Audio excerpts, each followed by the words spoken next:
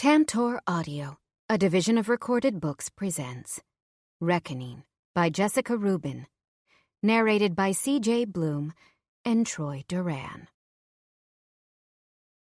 Chapter 1. Eve.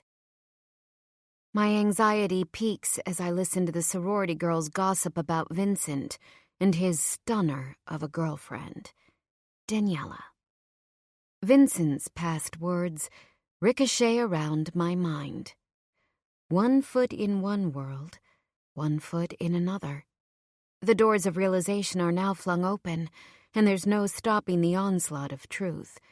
This man is Vincent Borignone, a member of the largest crime family on the East Coast. He is also a student at one of the best colleges in the country. My entire life is duality, he said. My head throbs. I try to calm down by focusing on my immediate surroundings, starting with my table in the dining hall. Claire, who I just met at the activity fair, sits on my right, with golden brown hair in a messy high bun, a light dusting of freckles on her nose, and a blue floral dress falling around her shoulders. She looks effortlessly beautiful. Her sorority sister, who I've nicknamed Preppy in Pink, because I can't remember her name, sits on my left. The collar of her rose-colored polo shirt is popped, and a string of white pearls sit around her slender white neck. She blends in seamlessly with the blue blood crowd of this Ivy League university. The conversation gets loud again, and I can't help but listen in. My heart pounds into my stomach as the girls take a poll about whether or not sex with Vincent would be hot or scary as hell. They're likening him to a sexy vampire, a man everyone lusts after, but who may or may not take a vein. My mind is in overdrive as they all crack up with laughter. I need to get the hell out of here and look him up. Ms. Levine's warnings ring in my ears. I should have done my research, but instead chose to stay in the dark. The truth is banging on my brain, echoing through every organ in my body. I jump out of my seat, interrupting their conversation with my unexpected movement. Claire and her friends stare at me in confusion. Sorry, guys. I forgot something in my room. I blurt the excuse, trying not to stutter. I swivel my head to Claire. Sorry, but I need to go. I turn to the rest of the group, my ponytail swinging. It was nice to meet you all. I smile, but I'd bet it looks more like a grimace. I drop down to the floor to grab my black backpack. Standing up too quickly, I smack the top of my head on the corner of the table. My eyes screw shut as I wonder what hurts more, the embarrassment or my skull. Finally getting the nerve to reopen my eyes, I see the girls staring at me, trying not to laugh. Are you okay? Claire's biting the side of her cheek. I resist the urge to rub the top of my head. I'm totally fine. My voice sounds higher-pitched than usual. She lets out a little chuckle. Listen, we're all going out tomorrow night. Maybe you want to come with? I shuffle from one foot to the other, itching to go. Sure. Text me? I don't take another glance at the girls as I pivot, running to the front door like my ass is on fire. At this point, I couldn't care less what they think.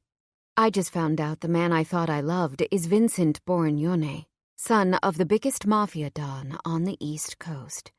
There's got to be some mistake. I get to the steps by the dining hall's entrance. Just as I'm about to leave, I pause. Maybe I saw wrong. Maybe that Vincent they're talking about isn't my Vincent. I turn my head to get one last look. Even sitting down, I can see how much bigger he is than the boys around him. My eyes cover his ink-black hair, styled in an undercut, his chiseled jaw beneath his high, widespread cheekbones, and his slight slant in the eyes, making him appear broody. The girls weren't wrong. He looks dangerous as all hell. I let out an involuntary groan as I spin back around, hightailing it out the door. I'm jogging to my dorm room as my mind runs in circles, Sliding my backpack from my left to my right shoulder, I plunge my hand inside the small zipper pocket, searching for my phone. I pull out the first hard thing I feel, and it's a tube of Janelle's coconut lip balm. Shit. I stuff my hand back inside again and pull out my cell. I'm about to open my browser when I realize I need to calm down and do my research in the privacy of my room. I don't want to open this can in public, which will most likely be full of something worse than worms. I know that what I'm about to see will probably annihilate me, but there can be no more hiding my head in the sand. Vincent's here, and it's time I face the truth. I drop my phone back in my bag, trying to walk the rest of the way calmly. A few extra minutes won't mean anything. I make it to my dorm room and fall into the chair at my desk. Flipping my laptop open and clicking on Firefox, I type in Vincent Borgnone. There are hundreds of photos of him with his girlfriend. Holy shit. My belly drops like a sack of cement. I move my mouse through the images. The first photo I see is Daniela, in a tight white nurse's jacket, tits pushed up and pouring out. Her thin arms wrap themselves around Vincent's strong neck. She makes a kiss face to the camera, showcasing high cheekbones and full blood-red lips. Vincent looks a bit rumpled, like he hasn't shaved in a few days. Dressed in green doctor's scrubs, he's the sexy doctor to her overly styled nurse. I continue scrolling through photographs, clicking on another one that catches my eye. The caption reads, Winter Wonderland Gala. Daniela is in a long pink sequin gown that pools by her feet. Vincent wears a gorgeous navy tux. It's dawning on me that they are socialites. The next photograph is of the two of them at an event for poor inner-city children. The irony that I'm that poor inner-city child isn't lost on me. I continue to surf the internet, weirdly feeling like I'm researching a complete stranger. After looking at hundreds of photographs, I enter the world of YouTube and click on a video of Vincent wrestling at Tri Prep Academy. He's wearing a black singlet with a yellow lion on the front. I swallow hard, staring at every perfectly defined muscle in his body as he takes down his opponent. Raising my eyebrows, I take a look at his gigantic package. My body immediately flushes. Why the hell did I never know how hot it is to watch guys wrestle? The crowd is going berserk when he wins. He looks up for a moment, and I can immediately tell that he was younger here, but still gorgeous. My stalking knows no bounds as I read and watch anything and everything I can get my hands on. Columbia seems to have a gossip column of its own, high and low, and Vincent and Daniela are on it weekly, spotted around campus like celebrities. The first story I find is titled, Vincent and Daniela. They're just like us. I assume it's a satire of Us Weekly gossip magazine. Photo 1 shows them drinking coffee at a local cafe. The second shows him holding her hand, entering the mathematics center. The third has them at a back table of the library, books scattered around the desk while they study. The fourth has them in side-by-side photographs at the gym. On the left, he's bench pressing a barbell. On the right, she's jogging on the treadmill. Her workout outfit is a white sports bra and matching white leggings with shiny stars. Finally, I find a photo of Vincent with an older man at a charity. My throat tightens. He's with Antonio Borgnone. They look so much alike, I can barely believe it. His father's eyes are electric blue, just as I remember from that day at the pawn shop. In fact, their physical similarity is so strong that it's almost ridiculous I didn't notice right away. Vincent is taller and more muscular, but he's his father's son. I drop my head, forcing myself to see the truth. Vincent is the son of Antonio Borgnone, the most notorious gangster on the East Coast, and his girlfriend looks like she's got the beauty of Grace Kelly and the brains of Einstein. I kick out my garbage can from beneath my desk, feeling like I'm going to puke. No, I'm stronger than that. I move my hand back to my computer, staring at the most recent photo of them on high and low. They're in the science lab conducting an experiment. Even with huge goggles and in front of a Bunsen burner, they look like perfection.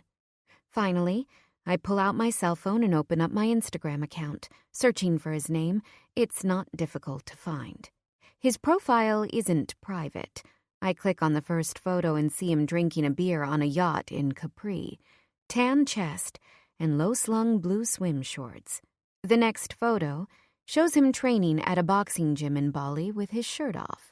My body feels numb as I scan picture after picture, but when I glance at my fingers, I notice they're shaking.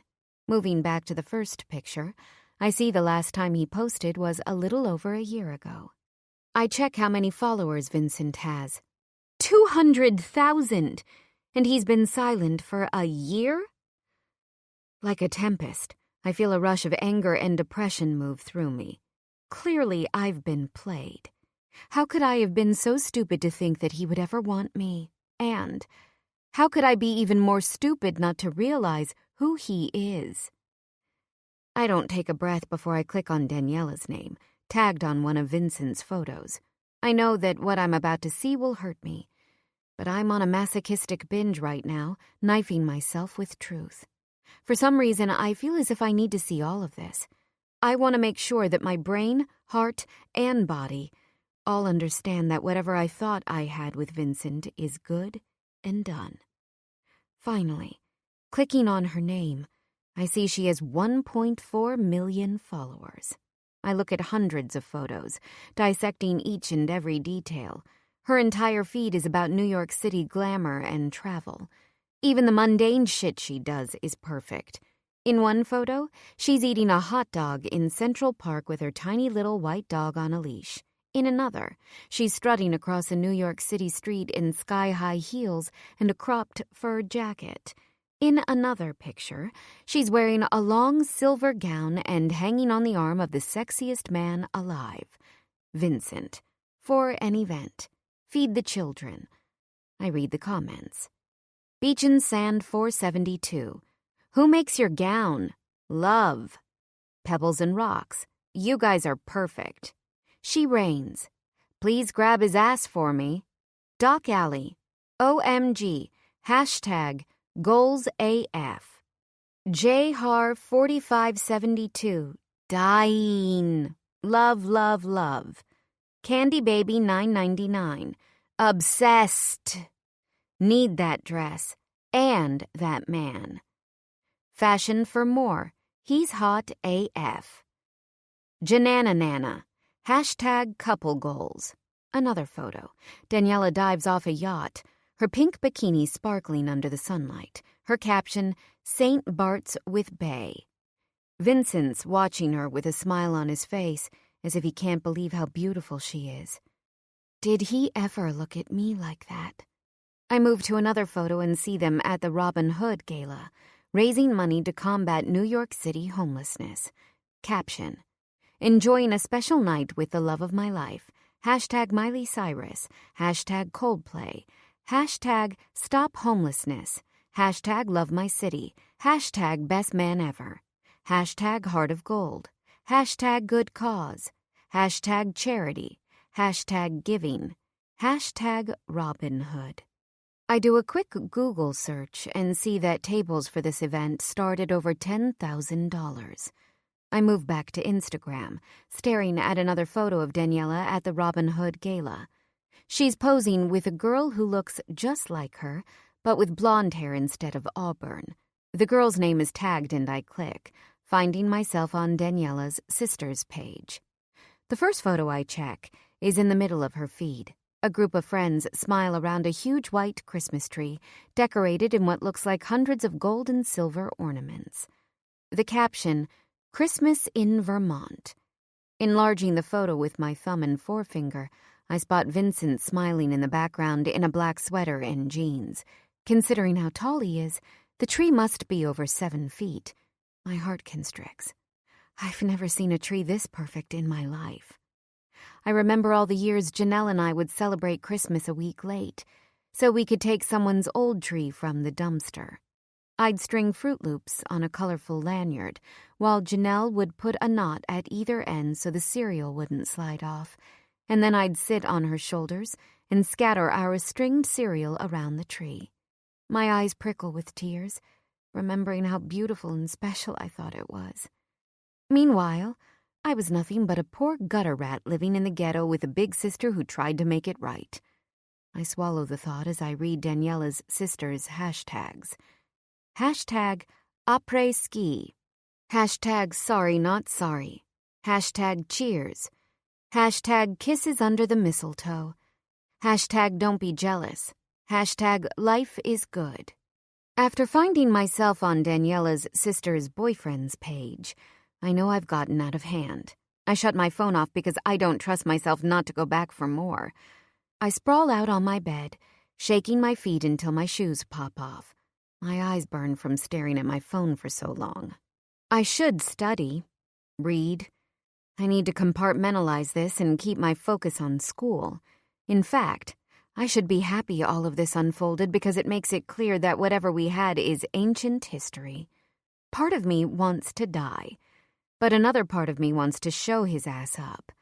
I never want to feel like this again, and I refuse to ever be that girl I used to be. I was naive and stupid. I spend the rest of my night with my eyes glued to my books, hoping if I just study hard enough, I can push the Vincent shit to the back of my head. I went through hell and back to be where I am, and I won't let a man stop me from succeeding. With the help of the school's guidance counselor, I've already planned out my path to becoming an attorney like I've always dreamed. The possibility of a safe and secure future, complete with money in the bank, is so close, I can practically taste it. As far as I'm concerned, nothing else matters. Vincent Borgnone can go to hell. Chapter 2.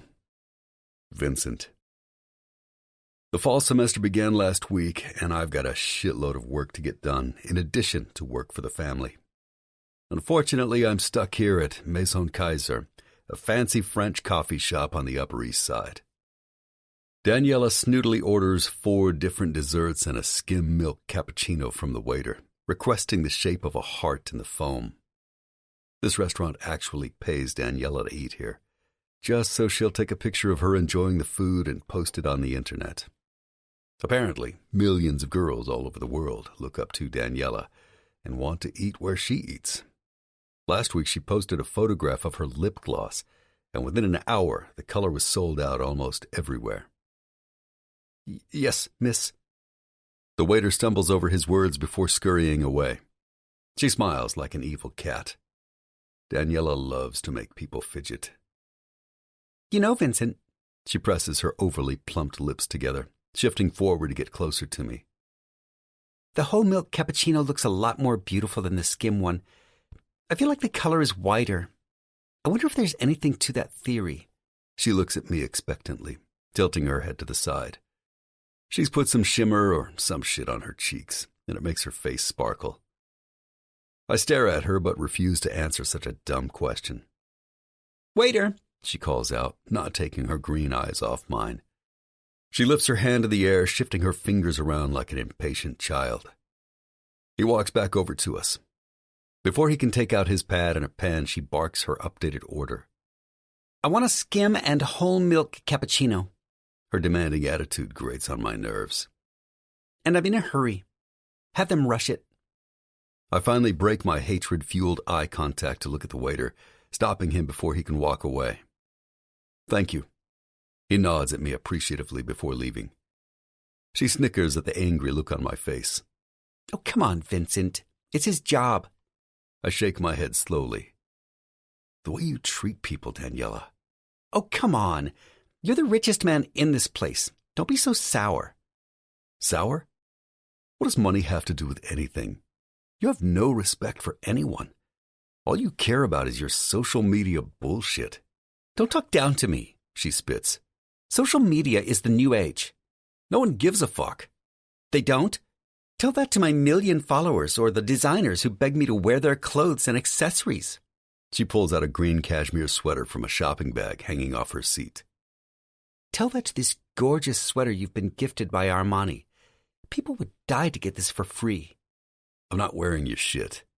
I crack my knuckles one at a time. You ask me all the time, and the answer is always the same. No. You need me to come out, smile for a damn photograph? Fine. But wearing the clothes you choose? Fuck no. I clench my jaw and she immediately pulls back. She drops her lips into a frown. I can sense she's going to try a new tactic. Daniela is nothing if not a great actress. Vincent, you don't have to wear any of it, okay? Her voice is 5 times higher than it was a moment ago, her eyes spelling out disappointment. But I know the only real thing behind her gaze is calculation. I let out a cutting laugh. I'm not your bitch, Daniela. I never will be. I don't wear what you tell me to wear. I do what I want, when I want. Feel me? I may be stuck in this fucking lie of a relationship to keep your father happy, but remember that you and I are nothing in real life. Don't delude yourself into thinking otherwise. She tries to put her hand on mine, but I tear it away before she can touch me. I know, baby. Calm down. You're too wound up. It's because classes have started, right? I know how serious you get about school. She looks around, making sure no one is watching us argue. The idea that anyone might see us gets her nervous. Tell me what I can do to relax you, huh? She licks the corner of her lips seductively. I practically snarl. You've got to be kidding me. I throw my napkin on the table and push my chair back, wanting to get the hell away from her. Come on, she purrs with a gleam in her eye. I know we haven't fucked in ages, but it doesn't mean you can't change your mind. I grip the side of the table, my knuckles turning white. I will never touch you again. Understand? I take a deep breath, doing my best not to flip the table and walk out. Luckily, the waiter brings the 2 cappuccinos and a tray full of gourmet desserts, none of which she plans to eat. I've actually watched her take bites of food only to spit it out after the photograph has been taken. The waiter glances at my hardened face and drops the dishes in front of us before speed-stepping to the back of the room. But why, Vincent? We were so good together. No, we weren't. We used to fuck like crazy. You loved it. I know you did. I just don't understand. My life isn't for you to understand, I growl in frustration. She can't take a hint. She sits up with her lips pursed, knowing no matter how much I hate her guts, I'm not going anywhere. Anyway, sit back. I don't want your shadow in the pictures. Oh, actually, do you think you'll eat a dessert for me? I think everyone would love to see you opening wide for something white and creamy. She raises her brows, smirking. Does she think she's funny? I breathe hard, trying not to tear the hair from her skull. You're a sick bitch. You know that? If I remember clearly, it didn't bother you too much before. In fact, I think you liked it. Danielle Costa is into some kinky shit, and that's saying a lot coming from a man like me, who has done it all and then some. When we started out, I was nothing but a cocky kid, willing to lay it on her for 2 reasons. 1, she was hot. 2, the family wanted someone to keep a close eye on the business we had with her father, owner of the largest bank in Central America. Costa houses and cleans our dirty money. Daniela and I went to school together, and it was damn obvious she wanted my dick. It was no surprise my father tapped me on the back to handle it. We all hate Alexander Costa, and everyone knows he's a loose cannon. There really isn't another option to working with him. Not yet, at least. As our operations continue to grow and give off cash, the small-time pawn shops and strip clubs aren't enough to launder all of our money. Costa, on the other hand, has the capacity to clean tens of millions a year. The situation seemed easy. I fucked Daniela, kept an eye on business, and all was well. And then I met Eve. She's genuine and smart and somehow perfect for me. She just got me. The real me. I knew I couldn't touch Daniela anymore. It's not that I was ever faithful to her, and she easily accepted it. Once I met someone real, the thought of another woman wasn't appealing anymore. Simple as that. I spoke to the family, letting them know business dealings between Costa and the family were functioning well, and we had no reason to keep such a close eye on him anymore. The man was making a huge percentage off our business. None of us thought he'd be dumb enough to jeopardize that kind of cash flow. But when I made it clear to Daniela that she and I were done, she went insane. I don't think anyone in her life has ever told her no before. It only took an hour for Costa to call my father and go berserk, threatening the family. Keeping his Princess Daniela happy was necessary, or he'd stop laundering and holding our cash. Apparently, she was in the midst of growing her social media empire, and my face was essential to her growing fame. A family vote was called, and everyone insisted I make it right with her. I was told to do whatever it takes to keep her happy. That is, until I build a new business to take over Costa's use of ours. I've spent this past year working to build out my own hotel and casino complex on the tribal lands in Nevada. As the son of a Masuki tribe member, I have some inalienable rights, which I plan to capitalize on. And if the numbers turn how I expect them to, our dirty cash can easily be laundered within the hundreds of millions we'll be making per year in clean money. Once I get the family out of Costa's grip, I'll be free of him and his leech daughter. And then, maybe, I can find Eve again. The terms between Daniela and me right now are simple. I have to look and act as though I'm still with her. She doesn't care whether or not we fuck anymore, so long as I play the part. But if I refuse to smile for the damn camera, she'll get Daddy involved and the family would be left with a boatload of cash that the FBI would love to get their hands on. I'm stuck being her public boyfriend until gaming gets off the ground. Daniela shifts a bony shoulder and shuffles in her seat, bringing my attention back to her. I think the red raspberries look best against the white cup, don't you? She moves the cappuccino slightly askew and snaps maybe 20 pictures of each dessert with a frothy drink. Standing up to get other angles, her jeans hug her flat ass. How do millions of girls look up to this shit? Daniela stops taking pictures, putting her fancy iPhone down on the table and bringing the cappuccino up to her glossy lips. Okay, talk to me. What's going on, Vincent? You're brooding and more pissed off than usual. She rolls her eyes, putting down her cup. I clench my teeth. Just take the fucking photo already. We both know why I'm here today, and it isn't to chit-chat. Okay, if you insist, she smiles. Turn to the side and lean back on the chair with your foot crossed to the front. The flash goes off, and I grind my teeth together. Chapter 3. Eve. The next morning, I decide I will do everything in my power to forget Vincent goes to school here. I do my best to focus on starting my day, one small step at a time. After washing up and getting dressed, I take a quick trip to the dining hall for a gigantic coffee and a bagel. Bringing the food back to my desk and sitting quietly to eat, I do my best not to get any crumbs on the floor. Finally, I crack open my economics textbook. My room is a simple square, located on the third floor of one of the old Gothic buildings making up the freshman quad. The desk next to mine is empty. I was supposed to have a roommate, but she decided last minute to defer admission for a year. After living in the blue houses, where I could hear my neighbors' conversations and smell everyone's cooking 24/7, this room has become my own little sanctuary. Staring at the supply and demand curve, I again reread the same passage. I need this shit to make sense. I drop my head on my desk and groan. It's only 10 in the morning, and I already feel tired. And then, like a three-dimensional puzzle with a gaping hole in the center, my brain finds the missing piece and places it right where it belongs. Oh, thank God! I exclaim out loud. I understand. I get it. I jump from my chair, dancing to music that isn't on, shaking my ass left to right. My phone buzzes mid-dance, and I smile wide when I see it's Claire. After my weird stunt yesterday, I was worried she'd write me off. Claire, meet me at my dorm at 10. Brearley houses. Come early if you want to pregame. Me, I'm planning on studying today, not sure if I'll be feeling up to going out later. Can I text you? Come on, girl. We'll have fun. Come out. I look back at the economics book. I deserve to go out, right?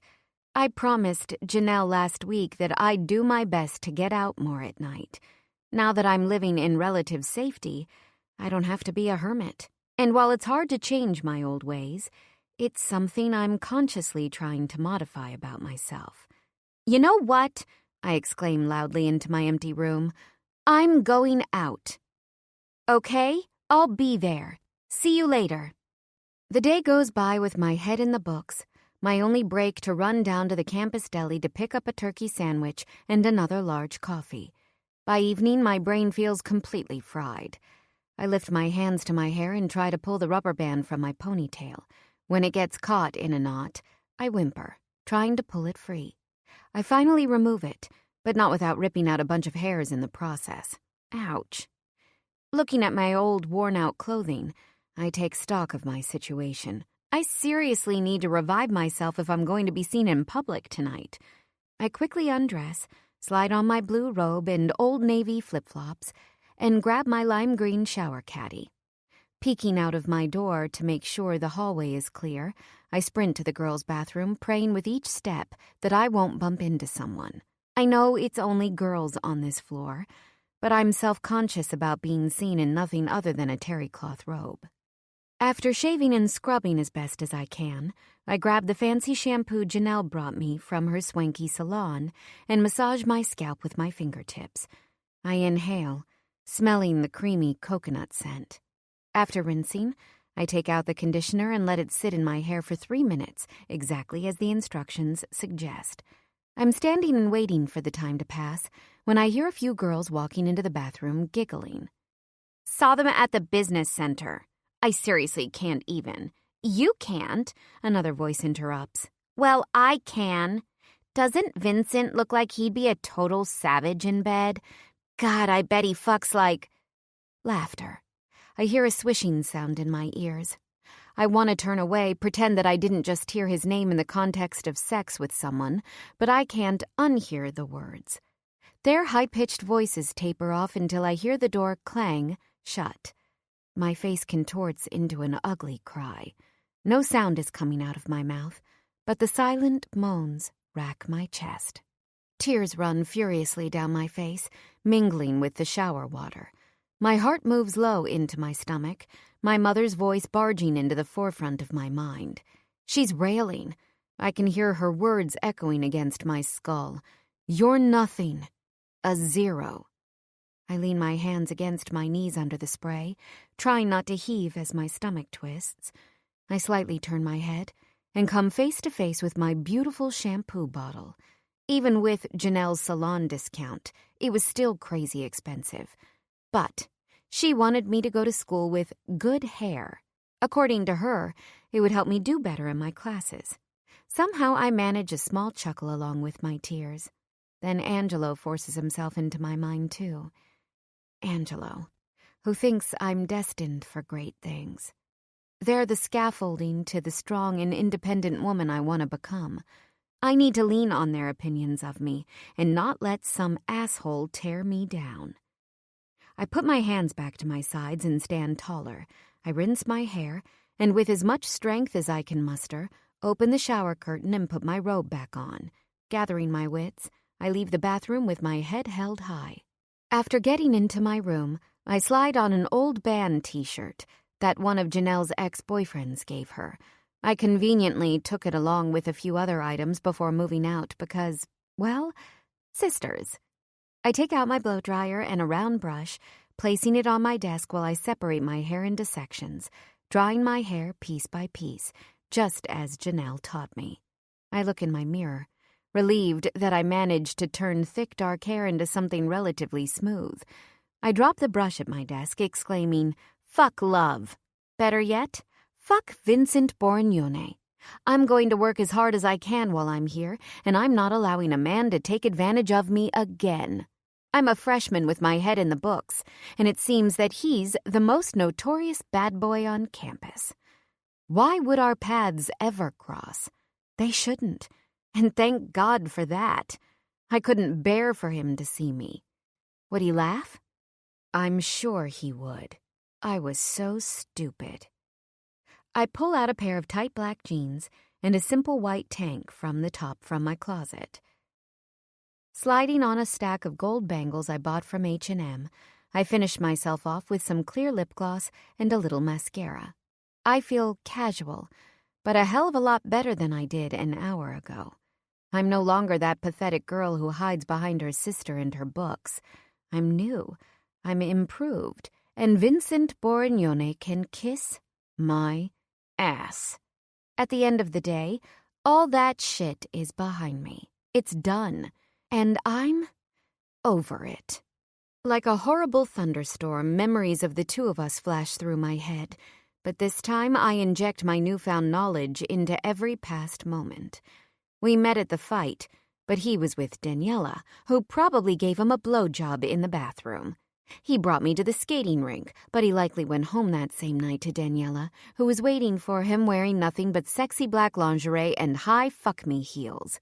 He took me to pizza, but shot those Russians in the head while Polly distracted me with conversation. The Borignone Mafia is nothing if not arrogant and powerful. Just last month, I read a newspaper article about an explosion killing an FBI agent and his wife in their car. Apparently, this agent was garnering evidence to bring forward a case against the Borignone Mafia, and Vincent is part of this?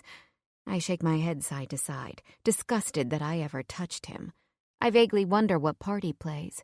Is he simply a soldier at the lowest rung? No way. He's too intelligent for that. Maybe he's one of the capo who reports to the boss? Even that feels like it isn't enough. As the son of Antonio, I have no doubt that he plays a crucial role in their sick schemes. I grabbed the small black bag Janelle bought for me as a graduation gift, filling it with some essentials, lip gloss, cell phone, my ID, and some cash. I leave my room, taking the steps to the lobby.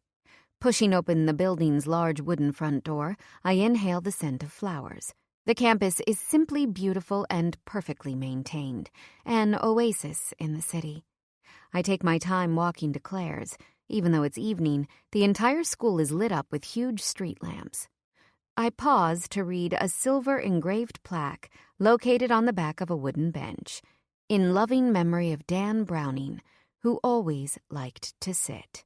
I chuckle, rolling my eyes to high heaven. These rich people have so much money and they spend it on this shit? I shake my head at the absurdity of it all and finish my short walk to Claire's dorm. Hey, the guy at the front desk stares at his phone intently. Who are you here for? His hair is long in the front and covers most of his eyes. I'm waiting for Claire. I'm not sure her last name, but she's a sophomore. He finally lifts his head and pauses, his mouth hanging slightly open and cheeks turning pink. I look down at my clothes, self-consciously wondering if there's something wrong with me. Do you want to, wait here or go up? His eyes flicker between my eyes, lips, and boobs. I'll just wait here, I mumble, pulling my tank higher to cover me better. I take a seat in one of the lobby's plastic chairs, typing out a message to Claire that I'm waiting downstairs. I try to relax. I'm still unsure about the best way to cope with this new world. It's hard enough to sit in class with these entitled rich kids, but it's even harder to have to go out socially and try to act like I'm the same as they are. In my heart, I'm still the poor girl from the ghetto. I know technically I've left my old life behind. I'm a student here, just like everyone else. But still, the past remains with me. The result is a sense of not really belonging anywhere. Maybe if I just pretend to be like them for long enough, my new persona will become me. Eve Petrov, Columbia-educated woman. Eve Petrov, attorney at law. I like the sound of that. I look back up again at the guy sitting at the front desk. He doesn't look much older than I am. I once read that every passerby has a life as vivid and complex as my own. I wonder if that could possibly be true. He looks like any other preppy white kid, but then again, he's working here tonight instead of chugging beers at a frat house. Claire walks out of the elevator. She looks beautiful in a fitted jean jacket and a long black cotton dress with a high slit in the thigh. Her outfit is casual but still manages to show off her toned body. When we look at each other, I feel a combination of relief and happiness. I know we've only just met, but it feels like we could be good friends. "Hey, girl, I'm glad you decided to come out." Her voice is upbeat. I stand from the chair and we head out into the night. "Where are all of your friends?" I rub my hands up and down my arms. Since I left my dorm, it seems that the weather has dropped 15 degrees. "They may meet us there later," Claire replies. "It's just the two of us for now. Oh, by the way, the party is close, so we can walk. Totally beats having to get in a cab, right? Maybe we should go downtown to a bar in the West Village later if the party here sucks. Did you bring an ID by any chance?" Her voice is hopeful. I nod my head, relieved that my age won't cause a problem. "Yeah, my sister called the DMV over the summer and told them she lost her driver's license, so they sent her a new one and I got to keep her old." "Oh my God, that's so lucky. Mine is just one of the older girls in Phi Alpha, and she looks nothing like me." We laugh. Even though we didn't drive, Janelle thought it was important for us to have driver's licenses. Somehow she got Vanya's brother to lend us his old Volvo once a week so we could practice. Claire and I finally get off campus. Everywhere I turn, college students are ignoring traffic signals or running drunkenly from one corner to the next. A group of girls, all in short skirts, walk ahead of us. Finally, we enter a small but obviously expensive-looking building. The uniformed doorman nods to us as we walk into the elevator. Claire pushes the button for the penthouse level, and we smile at each other excitedly. The door opens directly into a huge loft. Claire immediately steps out, but it takes me a second to realize this is the party. Hardcore rap music blares on the speakers. I step inside, doing my best to give off a casual vibe, as if this social scene doesn't scare me. But the truth is, everything around me serves as a reminder that I'm out of place. Floor-to-ceiling glass windows and an open floor plan give the apartment an airy feel. The walls are filled with beautiful black and white photography, framed in silver and gold. This place screams money. I turn my head to see a green ping-pong table along the wall by the kitchen. Some people are playing a drinking game on it, throwing balls into cups on the opposite side of the table. There's a beautiful brown leather sectional couch in the center of the room. A coffee table is littered with ashtrays, red cups, and empty water bottles. Random pockets of students grind their bodies together to the music. Before saying hello to anyone, Claire walks us into a large chrome and silver kitchen. Bottles of alcohol are spread out chaotically across a white marble island. She checks them out and finally picks up a magnum of vodka that's already half empty. She pours some into 2 large plastic cups, adding some Diet Pepsi to each. After handing one to me and taking the other for herself, we walk to the side of the living room. Clinking our drinks together, we take our first sips. The swallow burns, but I do my best not to flinch. "To new friends," she says. New friends. My heart actually warms in my chest. Claire checks her phone while I look around the party. I put my lips back onto the cup's brim when I lock eyes across the room with a familiar guy. He's big and built, but also really preppy looking. It only takes a moment for me to realize that we're both staring at each other questioningly, trying to place the other. Wait. Is this who I think it is? Oh my God. Does he remember meeting me? Vincent introduced me to him the night of the underground fight in the meatpacking district. Did Vincent ever tell him about us? Does he know anything? Is he also Borignone Mafia? He starts to move through the crowd, seemingly toward me. My heart thumps. Some girl stops him to say hello, and he barely gives her a second glance. He's on his way. He reaches his destination. Me. Standing tall and naturally imposing, I peg him at over 6 feet tall, and in this moment, I'm wishing I wore a pair of higher heels. I feel like a kid in front of this man. "Holy shit," he says not unkindly. "You're Eve." His lips quirk up into a smile, but I can tell there are nerves behind his relaxed demeanor. "Do you know Claire?" I point to her, deflecting. His eyes smile as he takes her in. "Of course I do." Claire rolls her eyes as if she's been there and done that. "Yeah," she says. "I know Tom."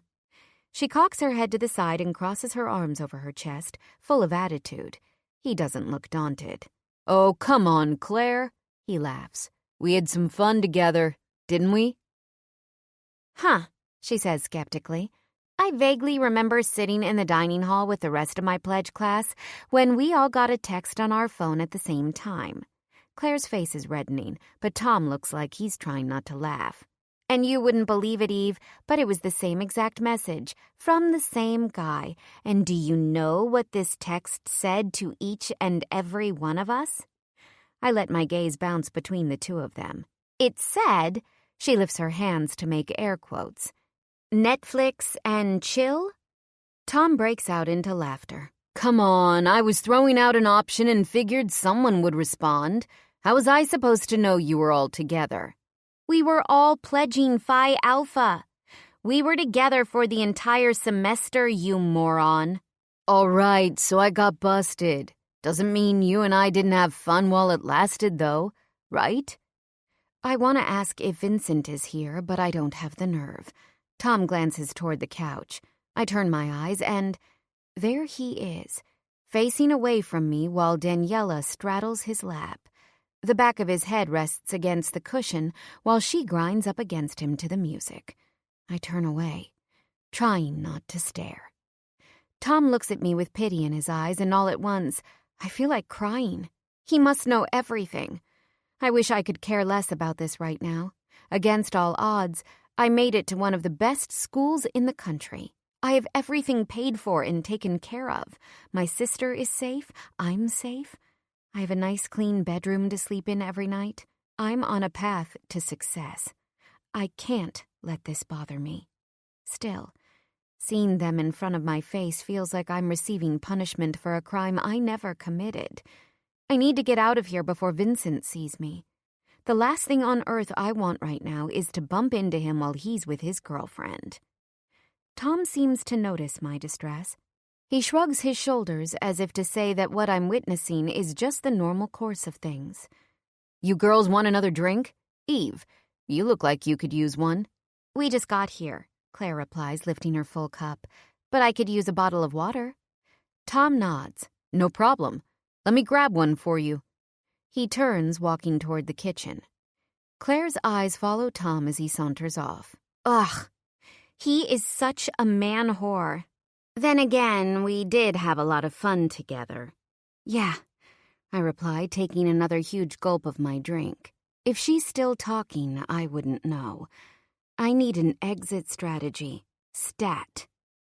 Claire turns her head toward Vincent and Daniela. "He's best friends with Vincent. That guy over there." She points to his back. "I know Vincent's gorgeous, but he's so intense. I don't know what it is about him, but he always looks so aggressive, so dominant. I obviously get the appeal, but sometimes he just, scares the shit out of me." "Tom looks pretty intense, too," I add. "Yeah, but not in the same way. Tom is sort of free-spirited. He messes around and makes a lot of jokes. He's definitely got that aggressive side, too, but not like Vincent. Vincent is, brilliant and huge and rough." She laughs, taking another sip of her drink. "They say he got a full scholarship, even though he's a gazillionaire." "Oh." I shrug and take a deep breath, my gaze falling back on the asshole who cared for me during my lowest moments, like no one else. I need to hold myself together, at least until I find somewhere private to cry. A girl I've never met before walks over to Claire. "Did you see the bag Daniela has?" She's huffing, annoyance written all over her pale face. "How the hell did she even find it? I looked everywhere for that bag and it was sold out. Barney's, Bergdorf, Net-a-Porter, everywhere." I've recently come to understand that in this rich people's world, where everyone has the money, the looks, and the intellect, connections and access are what reigns supreme. Because when everyone can afford the newest it bag, it's no longer exciting or special to have it. The goal becomes about having a bag that others can't get their hands on. "Who cares? I think it's ugly anyway." Claire looks at me and winks. "By the way, Alexa, this is Eve. Eve, this is Alexa. She's a junior in Phi Alpha. Alexa turns to me, giving a genuine smile. Nice to meet you. Are you planning to rush? Oh, I don't know. Maybe? I lift a shoulder in question. You totally should. We have a lot of fun, and it's great to have a smaller community within the college scene, especially since the city is so huge, you know. It's good to have that close-knit family feeling. She turns her body again to face Claire.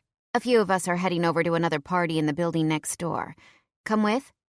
We just got here. I think we'll stay for a bit. The girls air kiss goodbye, and Alexa waves to me as she walks away. Claire plunges a hand into her huge purse, searching for something. I almost forgot. She pulls out 2 small bags of pretzels and hands one to me. I brought these for us so we won't get too drunk tonight. Carbs to soak up the alcohol. I take the pretzels from her hand, feeling like crying even harder now. The fact that she thought of me enough to bring this little snack is beyond thoughtful. I've never really had anyone in my life, other than Janelle, who I could call a friend. And in this moment, Claire is seriously coming close to that mark. Tom walks back over with a bottle of Poland Spring, and within seconds, they're shamelessly flirting. I drop the pretzels into my bag and hold my drink in a death grip as my eyes move back to Vincent and Daniela. I just can't stop myself. Watching him with her is like staring at an awful car crash. It's sickening to see, but impossible to turn from. Apparently, I'm not the only one with a staring problem, because Daniela's stripper dance is beginning to garner interest. Katy Perry and Rihanna's Black Horse booms on the speakers as a few preppy-looking guys move closer together, hooting and hollering as she grinds on Vincent. It's obvious she's loving all of the attention she's getting. Her seductive dancing only increases with their cheers. Her narrow hips slowly circle as her long auburn hair sways down her back. The look in her eyes is seduction. She spins around in an expert-looking move. While the front of her top was relatively modest, the back is entirely open and strung together with nothing other than a few delicate gold chains. The shirt showcases her milky white skin. I wish I could see Vincent's face, but he's still sitting looking away from me.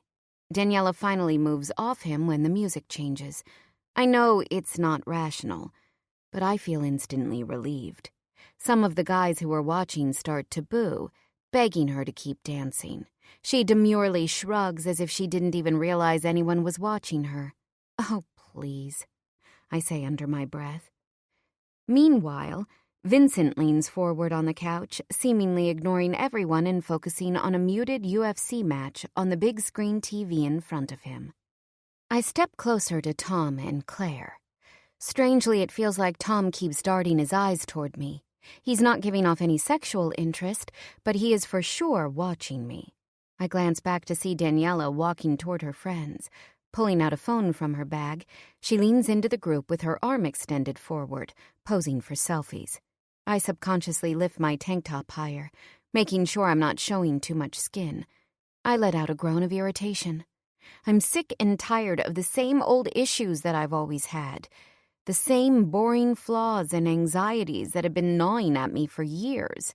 Every girl here is dressed sexy, and I can too.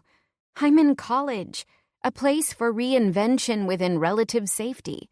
I have nothing to fear anymore. I pull my tank down just a bit so that the top of my breasts show. There. All of a sudden, Daniela and her friends turn to me together. Oh, shit. They totally caught me staring.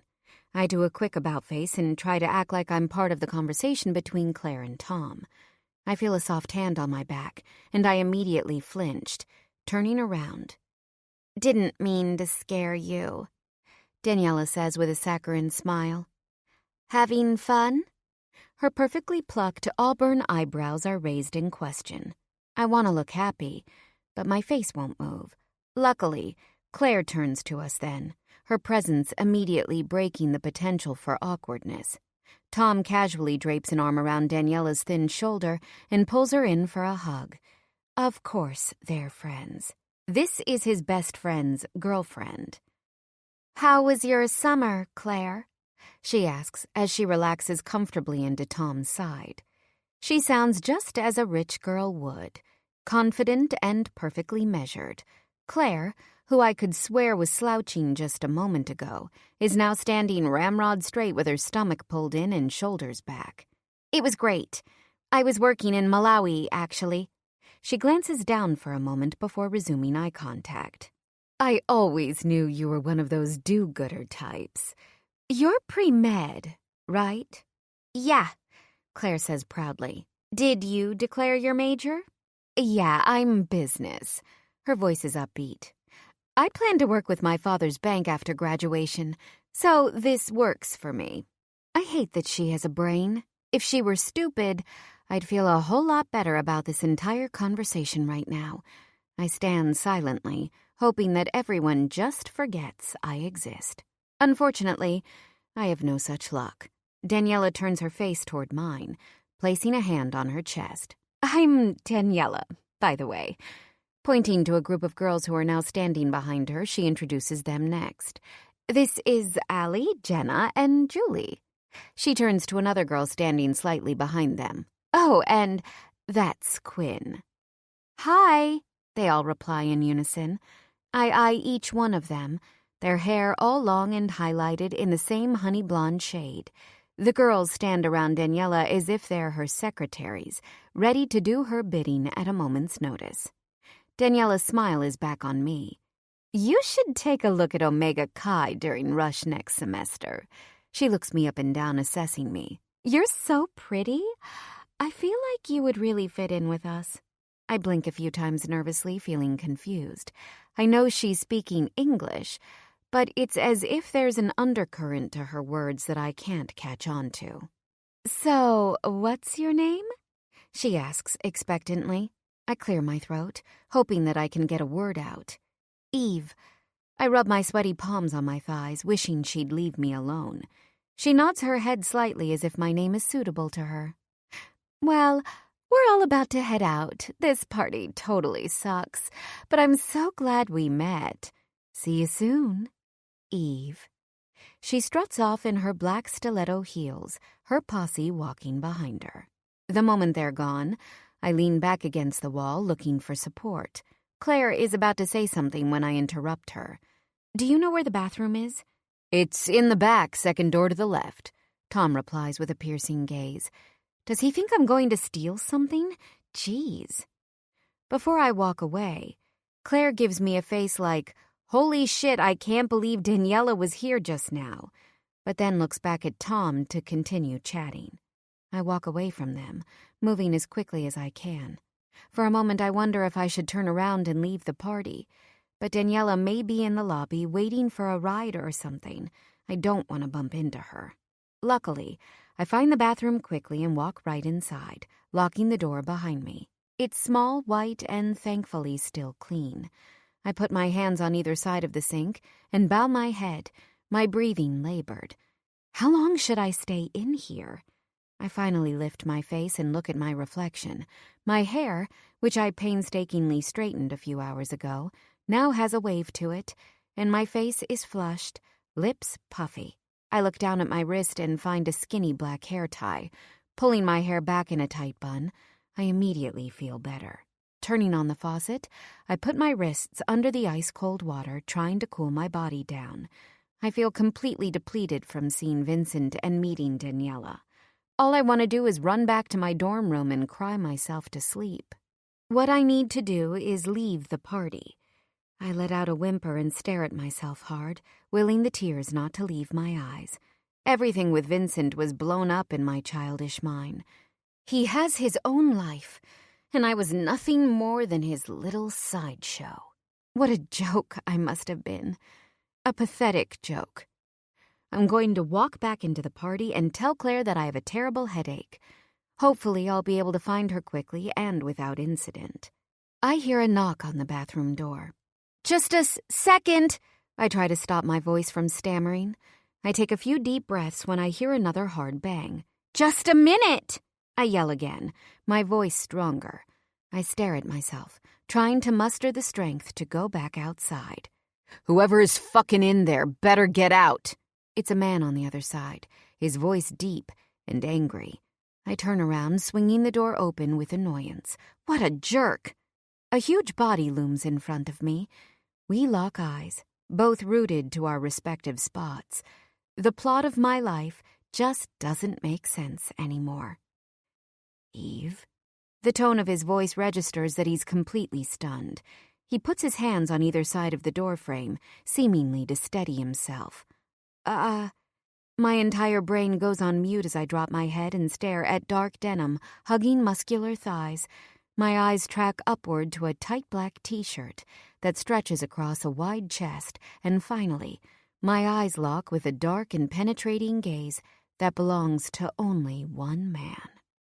Eve, he repeats. While I didn't think it would be possible, his stare deepens. All I can process is how vulnerable I feel in this moment. When Vincent looks at me, it's as if he can see within me. It's exposure I both yearn for and despise. In a blink, he steps inside and locks the door behind him. He bends down and lifts me onto the counter, dropping his head in my neck and breathing me in. My legs immediately spread apart to make room for him to get closer. He wraps his huge hands on either side of my head, keeping me in place, while he lowers his head to look straight at me again, as if to confirm that I'm real. You're here? But how? His voice breaks off. I listen to his shallow breaths mixed with mine. Seeing him face to face like this brings it all back in a rush. He's so intense. I swallow hard. How much time passes with us locked in the bathroom like this, I have no idea. I'm lost to him. All of my pain and anger seems to have gone up in smoke. I want to stay lost in his eyes and simply savor this moment and the way he's looking at me. He keeps his hands on the sides of my face, thumbs gently rubbing my temples. It's soothing and arousing. I'd clamp my legs together to stop the ache if I could, but his huge body is still between them, not allowing me any movement. I'm melting for this man, and it isn't the fact that he's insanely sexy. It's more. It's him. He wraps his arms around me again, pulling me into his chest for another firm squeeze. Did you know I was here? I take a deep breath, confused by his implication. Is he saying that I followed him here? To school? What? I didn't know at first, but I saw you. The truth comes rushing back into the front of my mind. Vincent has a girlfriend. Vincent is Borignone Mafia. I physically shrink back from him. His eyes change as if he notices the change in my demeanor and isn't happy about it. When did you see me? Lines form on his forehead. Clearly, Vincent isn't a man who is used to surprises. I shrug, trying my best not to sound as broken as I feel. I saw you with your girlfriend in the dining hall. I wish I were one of those girls who could look him in the eye and dare him to lie to my face. Instead, my voice comes out sounding insecure and small. I drop my eyes to the floor. Even though he's the liar, I'm the one who's embarrassed. He saw me as a girl who wasn't worthy to be his. He made me feel as though we had something special, but clearly, I was mistaken. He presses his thumb under my chin to lift up my head. There's a lot to that, Eve, but I'm just... He sighs, tracing my full lips with his finger, stunning me quiet with his gentleness. I just can't believe this. I need to explain everything to you, and I promise I will, but can we just chill tonight? He lets out a deep breath as I sit, staring at him in confusion. He wants to hang out tonight? What the hell? I stare at him like he's insane. I know you must be hurt by what you've heard. He has the decency to look down for a moment, but when he lifts them back to meet mine, his dark eyes are full of hope. Can we just pretend that we're all good and trust that I'll explain it all later? Nothing is as it seems. Trust me. My rational mind is saying no. Actually, it's screaming, fuck no, at the top of its lungs. But my heart is beating with the word, yes. He's here, and I can't believe how much I missed him. I almost forgot how good it felt to be looked at in this way. How could this Vincent I'm staring at be the man in the photos? It just can't be. The man I'm staring at is warm, loving, and gentle. He saved me from the hands of a madman. He doesn't gallivant around town with a socialite and then kill people after hours with the mob. I can't reconcile his sides. He seems to sense my hesitancy because before I can make a final decision, he steps forward, hugging me into his chest, essentially making the choice for me. He lifts me back into his arms and gently sets me back on my feet. I may not deserve this chance, but fuck if I'm not gonna take it. His voice is rough, and damn my traitorous body, but it melts a little more for him. Wait right at the door. Give me a second, yeah? I step outside and the door closes. A minute later, I hear the flush of a toilet and the water turn on, as though he's washing his hands. Finally, he exits. The look of relief on his face that I didn't leave is evident. Taking my hand, his steps are certain and strong as we walk. The crowd of people literally parts as he moves. I'm trailing behind, nervously holding onto his hand, but keeping my head down. We get into the kitchen when he picks me up with something that feels like tenderness, totally at odds with his hard demeanor. He places me on top of the marble counter. I move my lips to his ear, whispering, "Why do you keep manhandling me?" "Don't take that away from me," he whispers back, bending his head so we can continue to speak at eye level.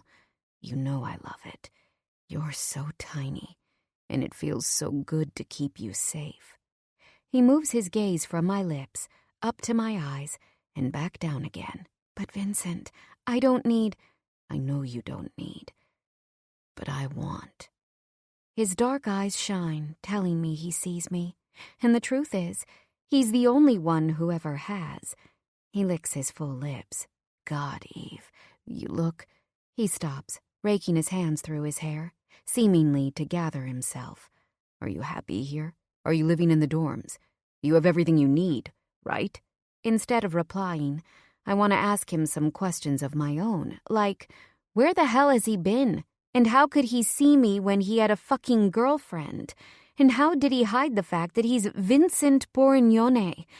I internally groan, feeling frustrated. Apparently, I talk a big game, but when push comes to shove, I have no backbone. Why the hell am I sitting here in front of him? If I were Janelle, I would have raged and caused a huge scene. I would make sure that he paid the price for lying to me. Better yet, she would have thrown one of these huge bottles of vodka at his head. But I'm not Janelle, and when I'm near Vincent, I lose all rational thought. "Breathe," he says, giving me a crooked grin. "I promise we'll talk about everything, okay? You didn't change your mind now about hanging out, have you?" His voice is full of question, and I manage to nod my head, albeit reluctantly. "Yes, no, I haven't changed my mind." I feel my face turning beet red. He steps between my legs again, moving his mouth to my ear. "Don't change." He grabs a bottle of water from the counter and drinks it down in a swallow. Dropping the empty bottle in the sink, he leans forward on his hands, caging me in. The party may be full, but we may as well be alone. His face is so close to mine that I can feel the energy coursing between us. Right now, it's no one and nothing other than us. My heart falters as he speaks to me with his eyes. Everything in this moment becomes so simple. I stare at his face, trying to memorize every feature. I can't believe how much I missed him. Tom throws his arm around Vincent, and I gasp from the intrusion. "Wake up, brother. You're at a public party, remember?" Tom laughs, but it seems there's a hard undercurrent to his words. He's looking at Vincent with a face that says, "Get the fuck away from her." I turn to Vincent, who is scowling at him. After their strange standoff, Vincent moves his face back to mine. "This asshole is always pushing me to come out to these fucking parties. Now that I'm here, he's unhappy." He shuffles to the side, shifting an enormous shoulder. For a moment I remember what he looks like without a shirt on, and I feel a throb in my lower belly.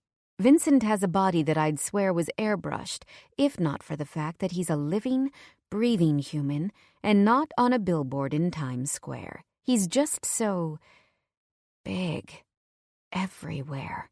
I touch my hand to my face and feel it heating up again. "Yeah," Tom replies. "You're supposed to come out to chill with your girlfriend, right?" He exaggerates the word girlfriend. My breath gets clogged in my throat. I feel like reality just came over and bitch slapped me. It's obvious Tom isn't happy that Vincent is talking to me right now. My hands grip the edge of the counter, wanting to jump off and escape, when Vincent grabs my thigh with his hand, essentially keeping me frozen to the spot. "You're a funny guy, Tom.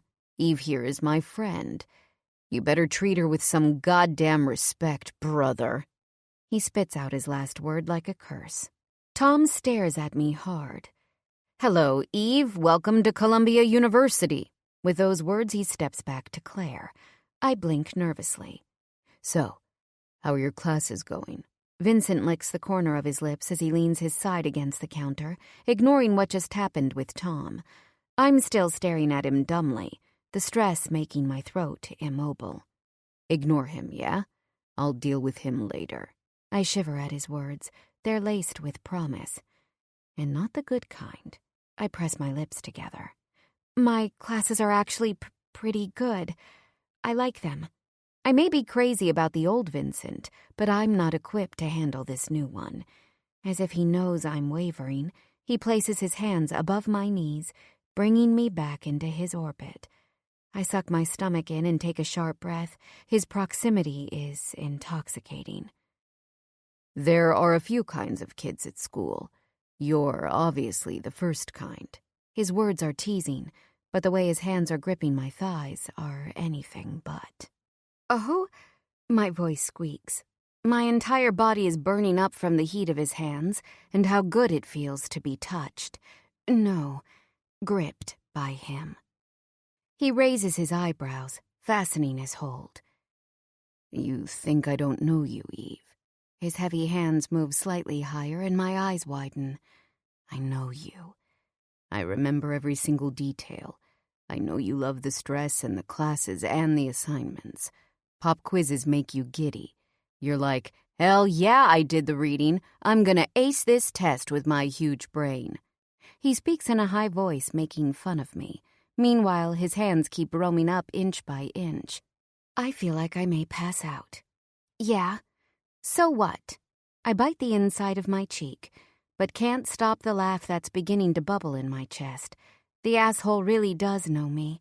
I try to cover my face with my hands, but there's no stopping it. He picks up his hands from my thighs and brings me into his chest to laugh with me. My laughter only intensifies, and I try to control myself, the result being a loud snort. He guffaws when he hears it, and I want to die of embarrassment. Moments later, he stops, his face turning serious. It's as if yesterday I were in his apartment, sleeping next to him in his bed, feeling like I was finally home. "Oh, Eve," he says on an exhale. "You're probably carrying your books around like a good little nerd. Tell me you wear a backpack. Wait," he pauses, moving back from me for a moment. "Are you as good in math as you are in English?" As usual for Vincent, I always want to rise to the occasion. I nod my head yes, excitedly, but then die a little inside that I do, in fact, have a backpack. I'm going to go home and throw it in the garbage. "Is Vincent laughing? Holy shit, but I never thought I'd see the day." Tom shakes his head in surprise, while Claire's mouth hangs open. "I laugh," Vincent says, his face like stone. "I just never laugh with you because, well, you aren't funny." It's clear Vincent is still angry over Tom's words from a few minutes ago. "I am funny as hell. Claire, tell him how funny I've been tonight." "You're hilarious," she deadpans, rolling her eyes as if he is the most unfunny guy she's ever met. Her eyes then move to mine, and they're saying, "What the hell is going on here?" Vincent chuckles silently and turns back to me. "Okay, Ms. Brainiac, what's 47 times 15? 705, I reply. He looks at me with surprise but continues. 122 times 7 plus 46? I picture the numbers in my head. 900. That's easy. Give me more. We're both laughing again, and I feel like we're inside this warm and gooey bubble.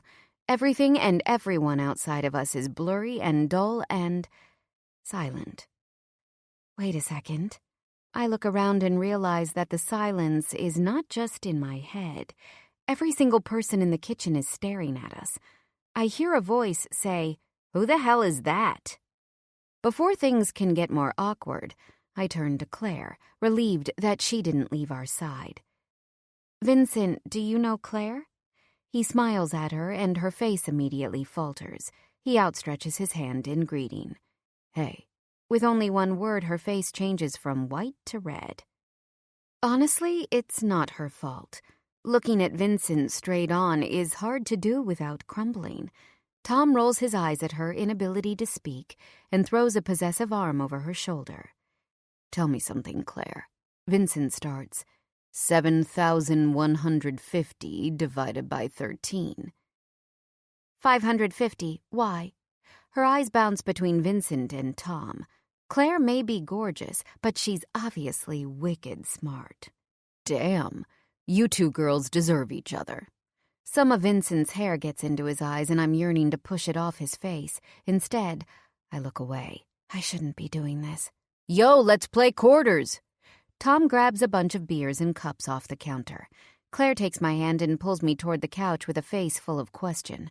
She glances back and forth between Vincent and me as if she's trying to understand what is going on. I shrug because I don't have any answers. We drop down onto the L-shaped leather couch, and the boys sit on the bottom of the L so that we can all see each other. Tom explains the rules of the game to me. We each get a chance to bounce a quarter off the table and try to get it into one of the cups full of beer. If you get your quarter into a cup, you choose who in the group has to drink it. The boys keep getting their quarters in and making Claire and me drink. Before I know it, we're drunk in the best possible way. I feel free and relaxed as I laugh at something stupid Tom says. The alcohol has thankfully shut my inner voice up. All I can see and feel in this moment is a blissful buzz and Vincent's warm gaze. Soon enough, the game is forgotten as Tom begins telling us stories about my economics professor, Ms. Williams. Apparently, she used to dance in a cage at Exit, a huge dance club in the city. Yo, Vincent, remember the moment you noticed it was your professor dancing up there? Jesus, her tits. I was ready to fucking sign up for college after that show. You don't go here? I ask. Nope, just come out to party with this asshole. I look back at Vincent and my laughter abruptly stops when I glance down at his pants and confirm that he's carrying a gun. Other people wouldn't notice, but I'm not other people. I was raised in the hood. How the hell did I not realize in the bathroom just now, or any of the times we were together last year? Vincent muddles my brain. The conversation is continuing, but I'm not listening anymore. Terror starts to move through my body. His last name isn't just a name. This is Vincent Borgnone. My heart thumps so hard I feel sick. He's killed people. He's a thug. Borgnone Mafia. He notices the change in me and sits up to move closer. I lean back, not wanting him to come any closer. The look on his face tells me that he knows what I'm thinking. I forgot how easily Vincent is able to read me. My eyes flicker down to his pants and he slightly nods, letting me know that yes, he's carrying right now. Shrill laughter breaks me out of my mental fog and seems to be coming from above me.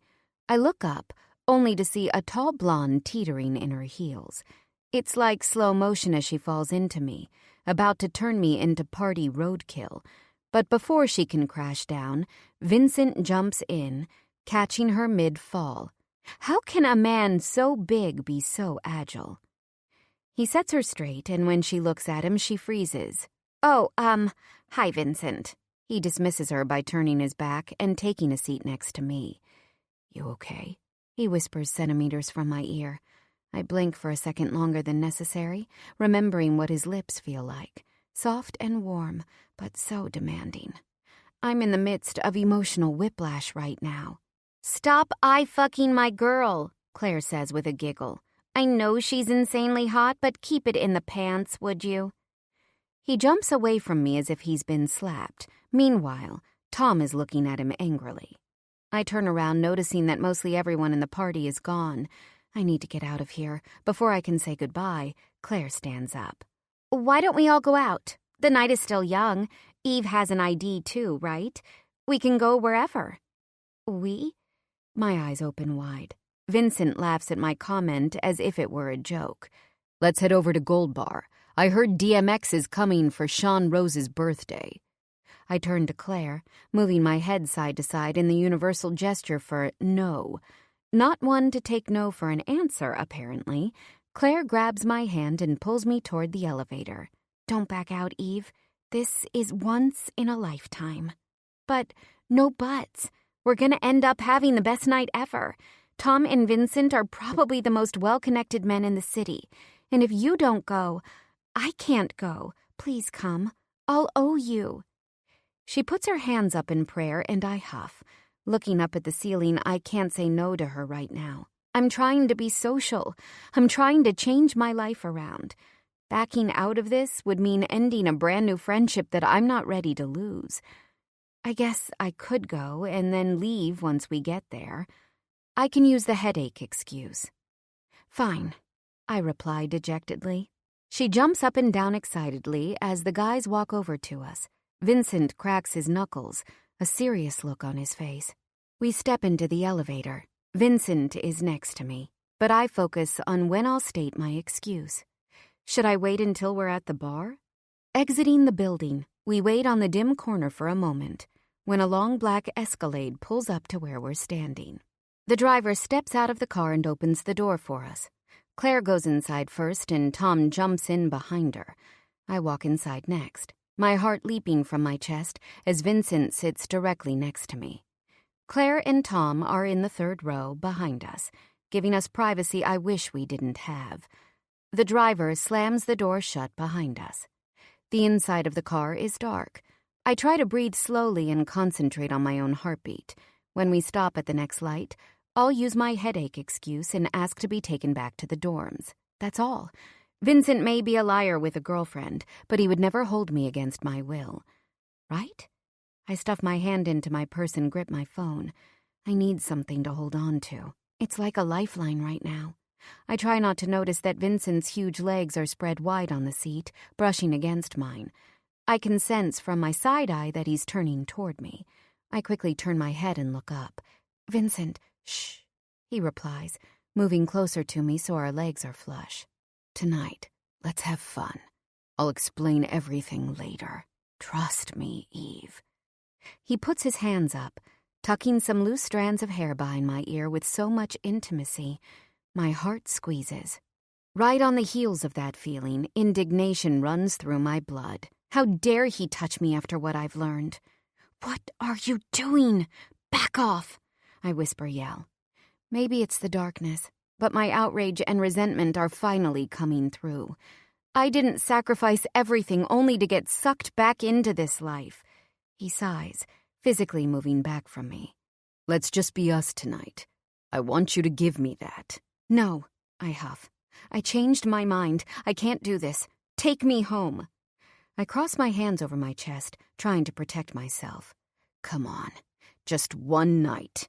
His voice is tight. It's obvious he isn't accustomed to pleading. DMX is playing. How can you say no to that?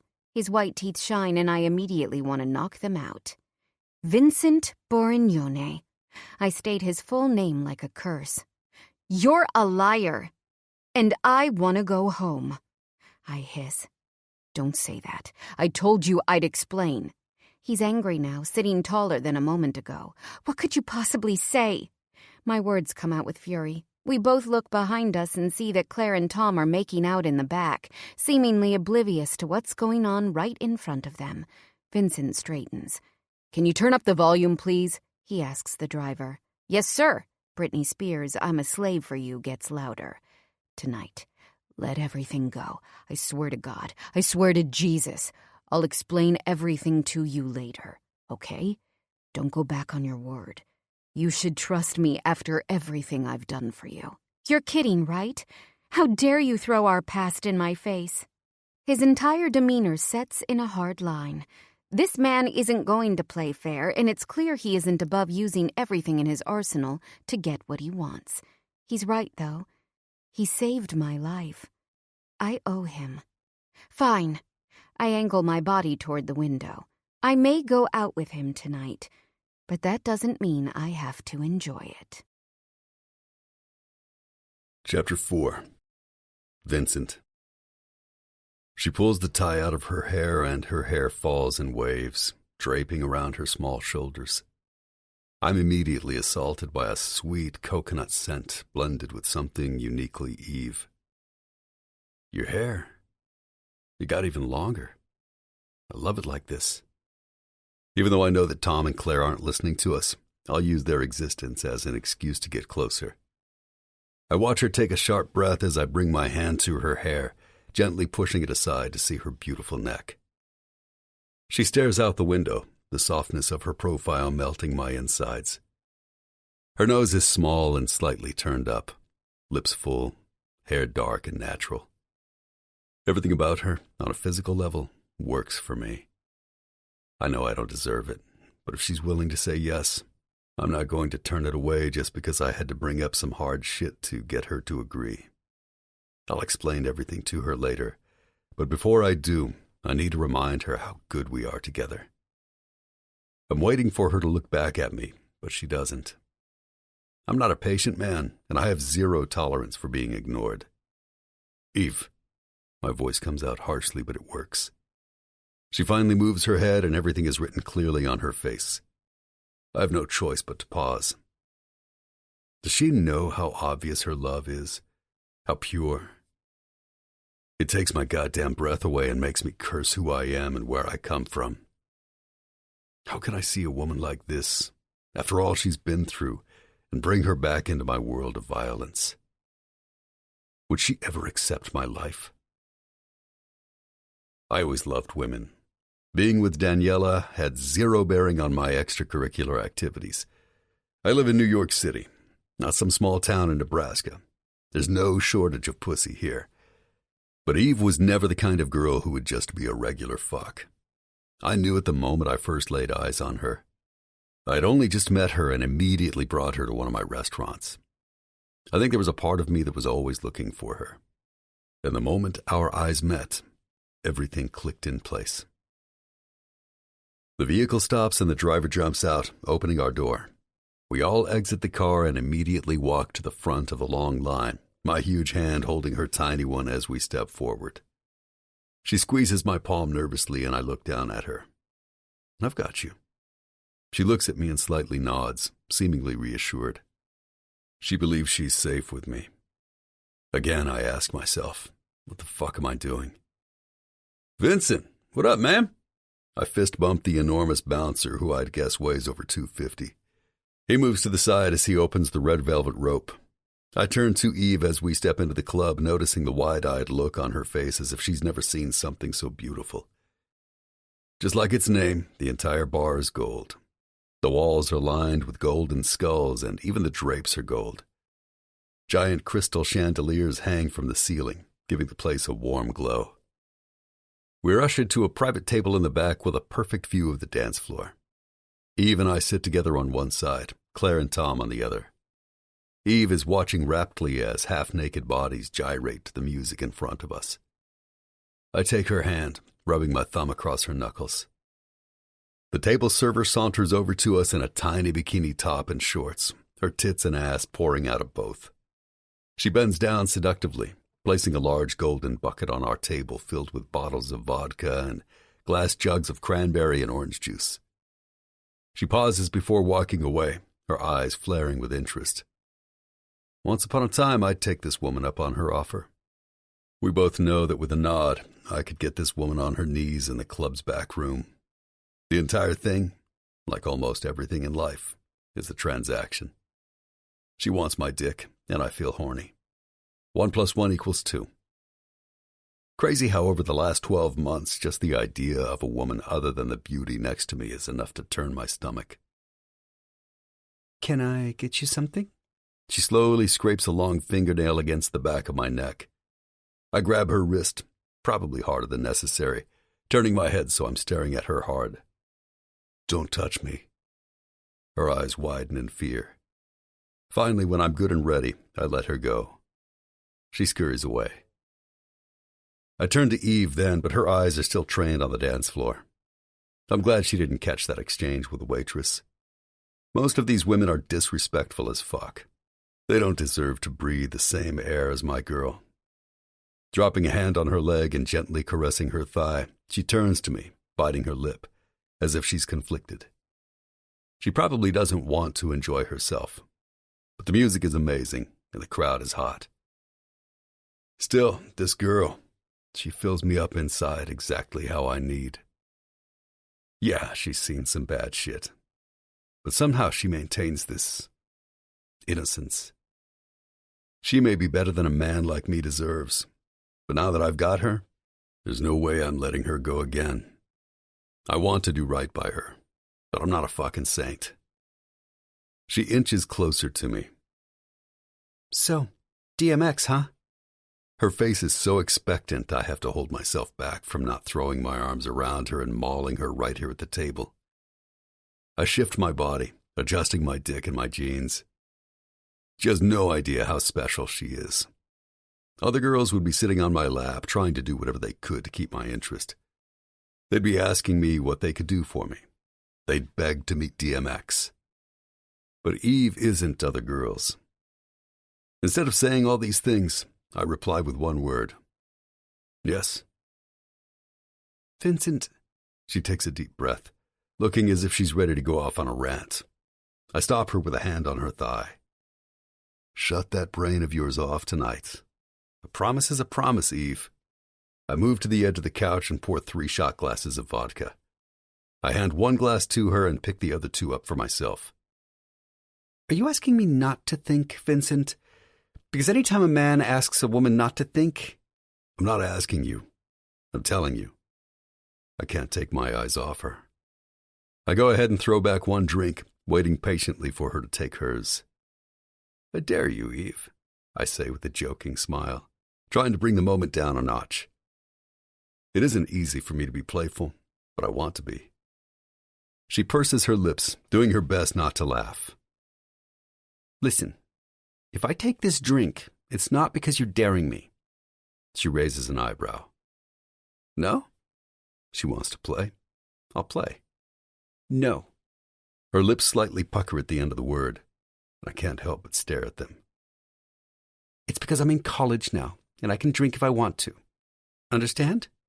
Her attitude and this newfound strength only turns me on more. By all means, college girl, be free to experiment. I pause. But only with me, when I can make sure you're safe. I can take care of myself, Vincent. I've been through a lot, in case you've forgotten. I haven't forgotten anything, not even a minor detail. I pause, looking her up and down until her face heats.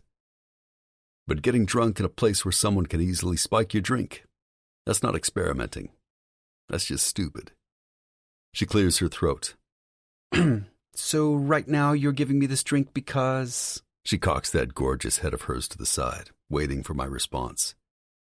Because I want you to relax and let go a bit. Have some of that college fun you deserve. Safely. She lifts the glass to her pouty lips, swallowing the drink.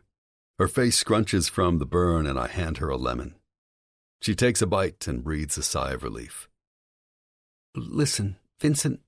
Her earlier bravado turns to hesitation. I know you took care of some stuff for me in the past, but I'm not that girl anymore, okay? I'm not looking for someone to run my life.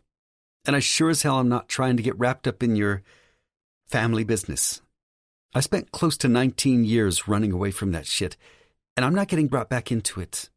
And I'm not looking to drag you into something you don't want. I helped you out as a friend. You don't owe me anything. You understand? I brought it up in the car because I wanted you to come out with me tonight. I felt like seeing you, not because I wanted compensation.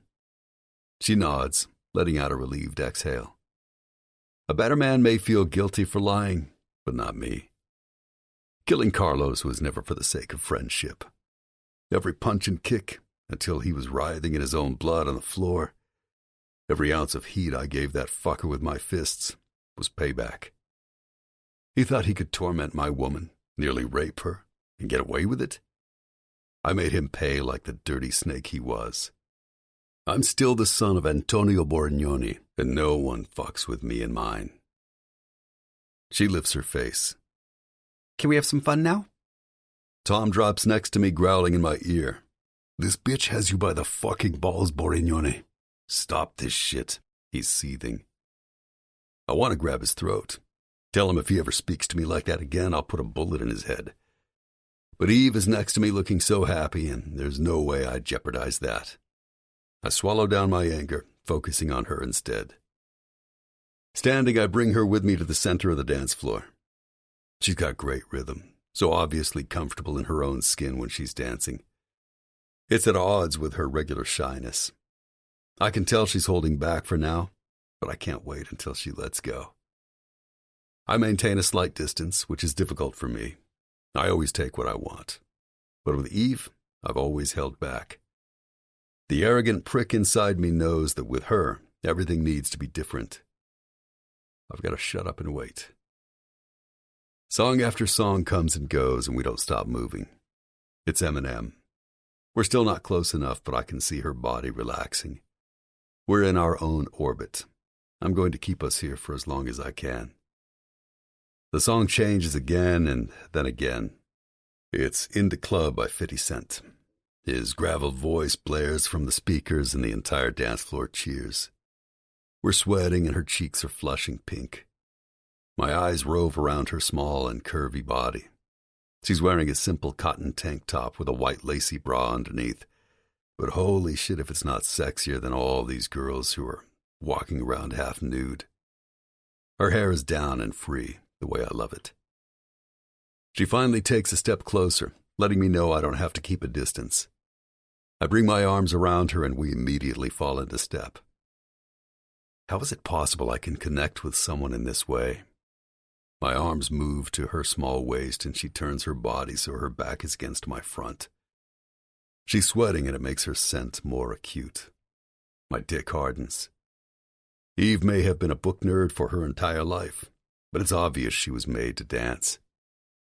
I stay with her, keeping control of our movements, but at the same time giving her room to do her own thing.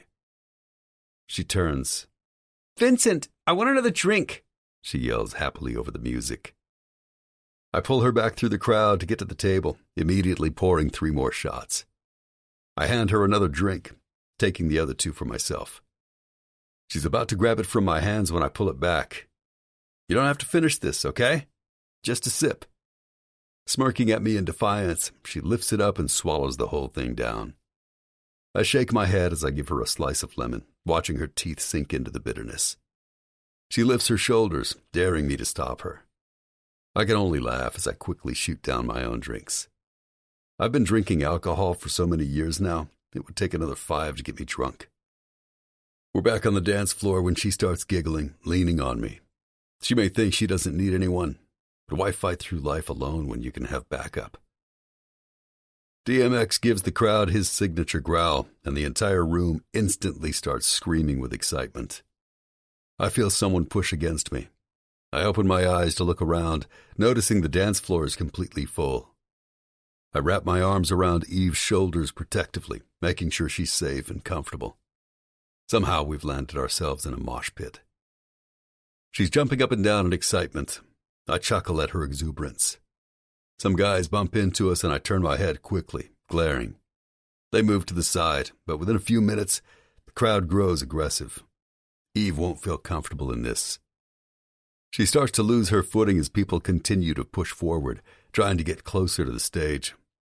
She looks at me with an anxiety-filled face and I immediately walk us off the packed floor.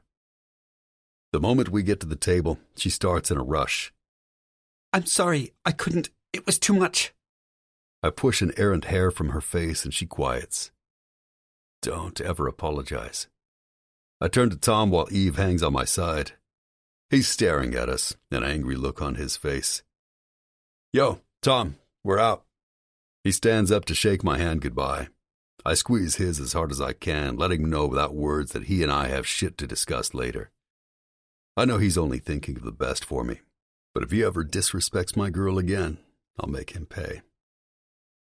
Eve and I walk out of the club. The cool air feels good. I'm about to take out my phone to call the driver when Eve, seemingly out of the blue, says, "I'm lost." She lifts her hands to her lips, surprised that she said that out loud. I turn to her. "No, baby. I found you, remember?" She stares up at me, all purity and trust. I need to get us out of here. I pull out my phone from my jacket pocket and type to the driver to come get us. Her eyes are trained on my face. She's studying me. Never in my life have I given a fuck about my looks. I know women like what they see, but my face was never something I had to work for, and therefore, it's not something I'm particularly proud of. But the way Eve is looking at me now, memorizing every feature of my face, makes me want to give God a high five. "Your mom was Native American, right? You look it." She blushes. She's drunk, staring at me with wide eyes like I created the damn universe in 4 days. I do my best to resist the urge to lift her into my arms. I put my phone away and pull my jacket off, draping it around her tiny shoulders. It hangs on her, falling to the middle of her calves. "Tell me you have a coat." I pull the sides of my jacket around her so that the wind won't get through. It's not too cold, but she definitely isn't dressed warmly enough for a fall New York City night. "Yeah, I do. I just bought a new coat from Barney's yesterday at the bargain price of $500. She deadpans. I chuckle. 500? Is that it? She pulls my jacket closer to her body, smelling the collar and tightly shutting her eyes. The black Escalade pulls up. As the driver moves to get out of the car, I shake my head, letting him know to stay put. Eve is mine tonight, and I want to be the one to hold the door for her. I open it, and she climbs inside first. Taking a look at her perfect heart-shaped ass, I groan at all the things I wish I could do. I follow in behind her and shut the door as I sit inside. Without another word, the car heads downtown. "Are we going to your Soho apartment?" She clasps her hands together nervously. The last time I brought her to my place downtown, she opened up to me about Carlos. Hopefully tonight, I'll be able to have another honest conversation with her. Moving my hands around her waist, I pull her to sit on my lap. She leans her head in the crook of my neck and shoulder as if it were the most natural thing in the world. When her eyes shut, I feel relief like I've never known. How can she fit so well in my arms? I ask myself for the 100th time, what the fuck am I doing? Normally, I'm calculated. I don't do shit without thinking it all through. Consequences, positive outcomes, potential disasters. I'm a numbers and logic man. And this is something I never do. Emotion. We get to my building. The doorman holds the door and I strut through, Eve following right behind me. I still haven't said a word to her since we got into the car. Standing together in the elevator, she barely reaches the center of my chest. She's biting her lip, and fuck if I don't want to throw her against the wall right now. We step off and walk to my door, where I type my security codes. Before pushing the door open, I pause to take a look at Eve and wonder if I'm not about to make an enormous mistake. She stares at me with absolute trust, and I know that I can't stop myself. I want this woman. Chapter 5. Eve. I want to act like he's the same Vincent I used to know, but he isn't. The Vincent I used to know wasn't this dangerous looking. Was he? I looked down at his pants again, noticing the outline of his gun. God help me. How can I be so afraid but so turned on at the same time? We get inside, and I try not to let my jaw drop at his perfect apartment. It's just as beautiful as I remember. We step into his open kitchen area, and he leaves his keys on the marble countertop. Grabbing 2 cold bottles of water from the fridge, he opens the cap before handing me one. I take a deep pull, letting the cold water wet my dry throat. He said we'd discuss everything. Is that why he brought me here? To tell me about Daniela? I can't handle it. I don't think I'd survive if he told me he loves her. If he told me that I was a mistake. If he told me he never meant to hurt me, or some other bullshit. It's bad enough to hear about Daniela through the gossip mill, and it's even worse to see them together. But to hear about their relationship from Vincent's perfect lips, it would break me. I'd rather just pretend we aren't at school together. Move on and let what we had be a good memory. He can continue being the hot guy on campus, and I can keep my head in the books. We stare at each other, time seemingly suspended. I'm desperate for him not to tell me more than I already know. How can I stop this conversation from happening? I notice his pupils starting to dilate and the quickening of his breath. At once, we both step toward each other. I look up into his face when he lifts me in his arms. Before I change my mind, I press my lips against his. He pulls away, his eyes searching mine. I slightly nod my head. He starts by slowly kissing every piece of my lips, as if I'm something to be savored. When his tongue finally enters my mouth, I grab a fistful of his hair and moan. It must register with him how badly I want this, because with that sound he finally starts to kiss me like his life depends on it. He consumes me with his mouth, moving to my neck as he nudges my legs wider to make room for his hips. "You're shaking," he tells me between kisses. I feel out of my mind. I'm hot, cold, soaked. He moves his hands down my legs, pulling the shoes off my feet. They clatter like dead weights onto the wooden floor. I'm trembling like it's 20 below.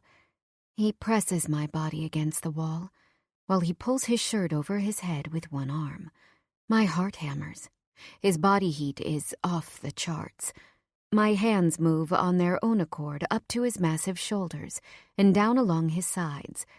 I pull in a hard breath as I trace the gorgeous V-shape of his back.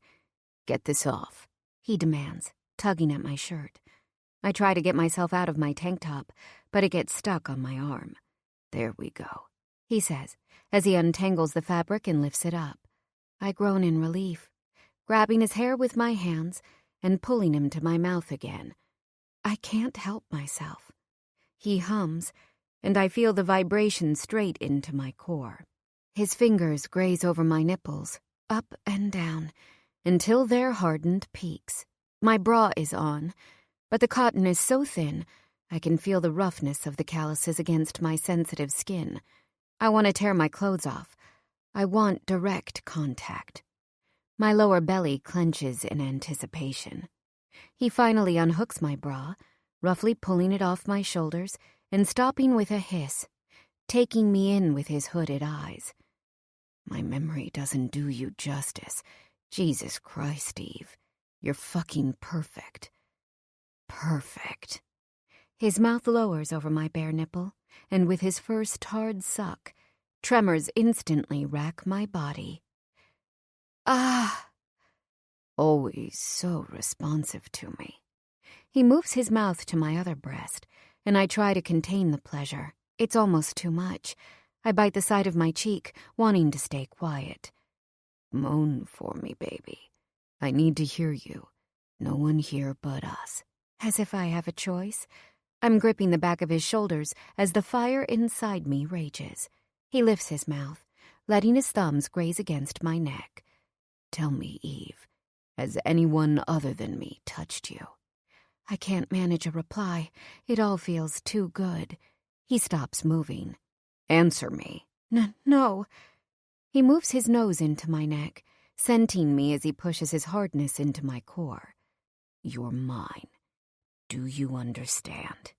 "Vincent," I cry, screwing my eyes shut. Chapter 6. Vincent. With the moan of my name from her lips, I'm brought back to reality. I pull my mouth away. "You can't do this," my mind echoes. I stare at her face, flushed from her high cheekbones down to her perfect cherry nipples. I want this so bad, but I need to control myself. It takes her a few seconds to realize that I've stopped. At first, her eyes open wide with so much joy. and then she blinks. The realization that something is wrong moves through her face. She must see remorse is written all over me because her smile falls. Eve, I pant, dropping my head into her neck, trying to slow myself down. She places her small hands behind my head, holding me close. She's comforting me when she should be slapping me across the face. What happened? She looks at me openly, her eyes and body so full of tenderness that it makes my knees weak. I touch her face, smoothing out the stress lines on her forehead. I'm angry that she'll allow me to do this to her when she deserves so much more. I haven't even explained things yet. I'm not going to fuck you like this, here against the wall. My voice comes out harsher than I had intended. I sigh, telling myself to calm down. It's not who you are. I set her down on the floor and she immediately bends down, picking up her crumpled clothes. Her dark hair is wild, draped around her shoulders and covering the tops of her breasts. She slides her shivering arms into her threadbare bra, hands moving to her back to shut the clasp. This is my fault. I step behind her, gently hooking her bra together. Her body trembles, literally shakes like a leaf while I put her shirt back on, adjusting her straps so they aren't tangled. I need to talk to her. We need to be open, and she needs to know what's going on. The time for withholding truth is over. If she and I have any hope for the future, we have to go about this the right way, with honesty. There are obviously things I didn't tell you. I need to start by saying that I shouldn't have given you those drinks. Tonight was entirely my fault. I was hoping for a little more time with you before I had to bring all of this shit up. I shut my mouth tightly, breathing through my nose. Her head is down as if she's embarrassed by her behavior. Doesn't she realize that this isn't one-sided? Eve, don't put your head down. I take her hand, bringing her to my couch. I maneuver us so that the height difference isn't as pronounced. I want her to feel like an equal. You're Vincent Borignone, she says, biting the side of her quivering lip. I need to get out of here. She makes a move to turn away, but I hold her in place. I move my thumb to her cheek, brushing the tears off with the pads of my thumbs. Her huge brown eyes have turned into a honey-hazel blend. How could I do that, Vincent? How could I, and how could you? She starts to cry in earnest, and I bring her closer to me. Don't cry, baby. I swear to you, I understand. What we have is difficult to control. What happened tonight is my fault, all right? Blame me. And you've got to... You heard things, right? About me and Daniela, too. What do you think you know? Tell me everything, Eve, and we'll sort it out together. The time for secrets is behind us now. I'm waiting for her to break down and tell me everything she knows. And then I want to wrap her up in my arms and tell her the entire dirty truth. She sniffles, trying to catch her breath. You have a girlfriend? Your father is Antonio? You're Borignone Mafia? The internet, and Daniela in particular, have a way of molding reality. She is very talented at giving just enough honesty in her photography that the lies become camouflaged. Vincent, I don't want to know, okay? I've learned enough through the gossip mill and the internet. So you used to hide behind your sister and your books, and you're trying to continue that? Eve, you can't live in darkness. If we're going to figure this shit out between us, you need to open your eyes. Figure out shit between us? There is no us, Vincent. This girl is mine. She can deny it all she wants, but I know what we have. You think I'm letting you go again? And what is that supposed to mean? You don't have me. She punctuates every word, but I hear the pain in her undertone. We're both here at school together. I'll never be okay with us pretending like the other doesn't exist. I don't want to hear it. Her chest rises and falls with her heavy breathing. I don't want to learn about how you treated me like I was your whore. Her tears keep falling, but she doesn't stop. I can't find out more about it because then everything I believe we had would feel like a lie. I thought we had something, when really, I was nothing to you. You knew me, but I didn't know you. Did you see my mother and think, well, she's just like her? No. You had a girlfriend the entire time. You turned me into a cheater, Vincent. I can't find out more. If you care about me at all, you'll just leave it as a good memory and move on. She is slashing herself with her words, but I'm the one who sharpened the knife. I need to find a way to dull the edge. I move closer to her, opening my hands in front of my chest. Eve, I swear to all that is holy that I never saw you that way. Look into my eyes and trust me. Let me just explain. My words come too late. Her pain is obviously spiraling. I can't believe how stupid I was. And you let me be the idiot. I can just imagine rich and gorgeous Vincent Borgnoni standing in my shitty stairwell with the lights flickering. She lets out a sardonic laugh. I've seen countless men do this to my mother. But you would know that already, wouldn't you? She does work as a stripper in one of your... I lift my hand, stopping her. No. You don't deserve to feel like I treated you like trash. I won't allow you to think poorly about what we had. The thought of never touching her again turns my chest hollow. But I calm myself, needing to continue. I will not let you believe that your first experiences with a man, with me, were tainted. What we had wasn't a damn lie. She looks at me, fury surrounding her. You won't allow me? I grit my teeth. I will not. I wait, letting it sink in that there's no way I'm going to walk away from this. From us. I see how you may think Daniela and I are together on social media. And yeah, we used to fuck. She winces, but I don't let it stop me from speaking the truth. But things are complicated with us. If you'd just let me... I move forward, trying to touch her again, but the way she's staring at my eyes makes it clear that she wants nothing to do with me right now. Eve stands up off the couch, backing away. Even though every part of me is telling me to grab her and force her to listen, I don't want to hurt her any more than I already have. Maybe she needs a few days to process. She got a little drunk tonight, and I want her to be straight when she hears me out. She turns her angelic face toward the ceiling, trying to look anywhere but at me. I get it, she hiccups, still refusing my eyes. You're the king and queen of New York, and all that, right? How could you throw something like that away for someone like me? No one is the king and queen of shit, I yell. Like I said before, it's a lot more complicated than that. It's family business. I try to soften my voice at the end, but nothing is working. I'm not used to feeling so out of control. I hate it. Oh, that's great, she replies sarcastically. Family business. Let's add that to the list, huh? You're Vincent Borgnoni, a member of the hardest mafia on the East Coast. You think I don't know what family business means? Maybe I'm an associate? Don't give me that bullshit, Vincent.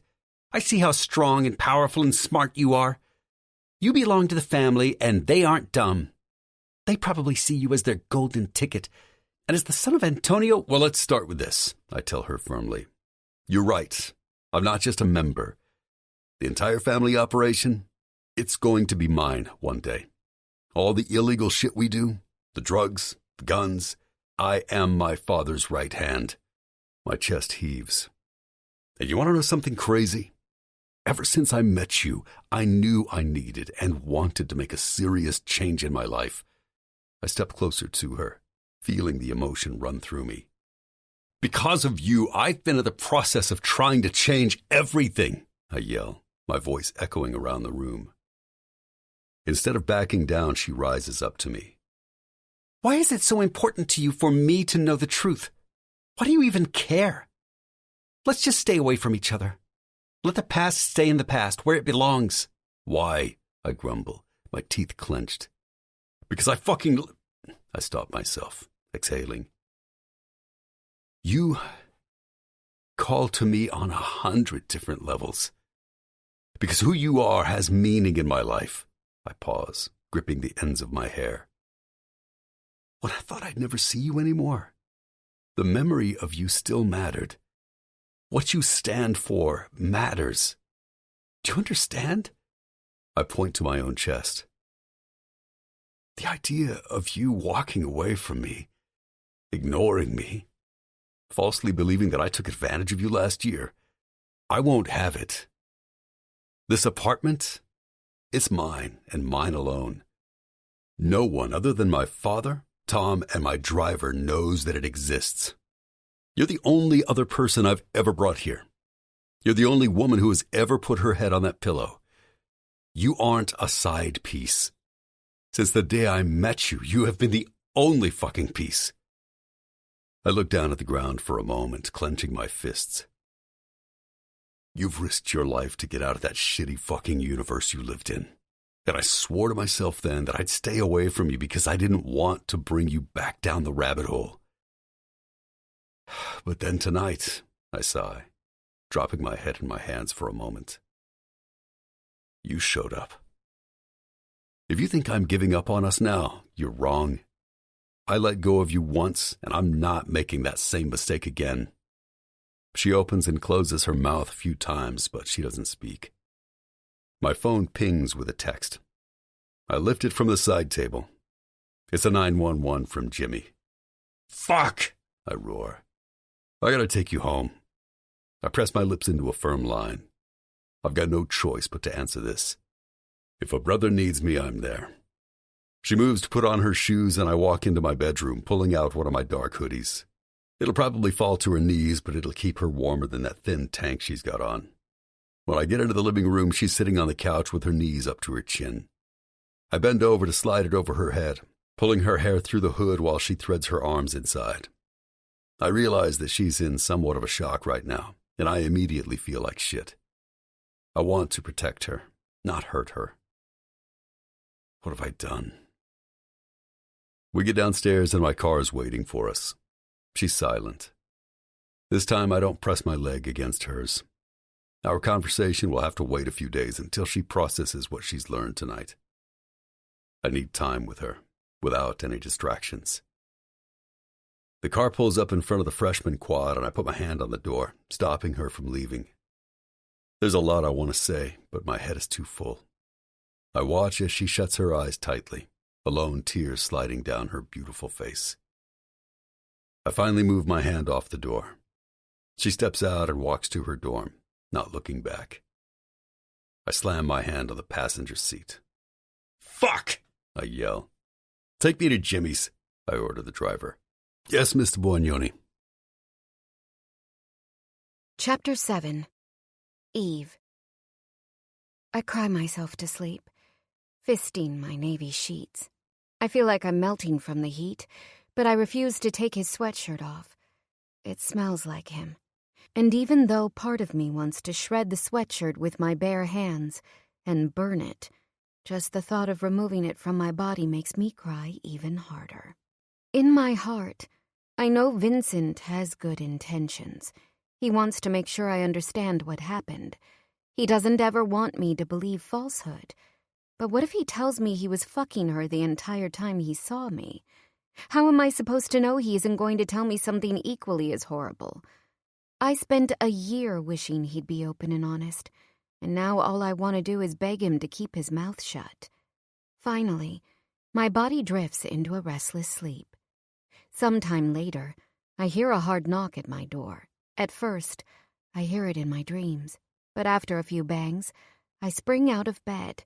Squinting at the clock, it's 1 o'clock in the afternoon. I stumble to my door and open it, rubbing the sleep from my eyes. Eve, I've been calling your phone all morning. Thank God you're here and not at Vincent's. Claire barges into my bedroom, shutting the door behind us. Vincent. Her eyes practically bug out of her head. Eve, you and Vincent. She's practically bouncing on the soles of her feet, actively waiting for a reply.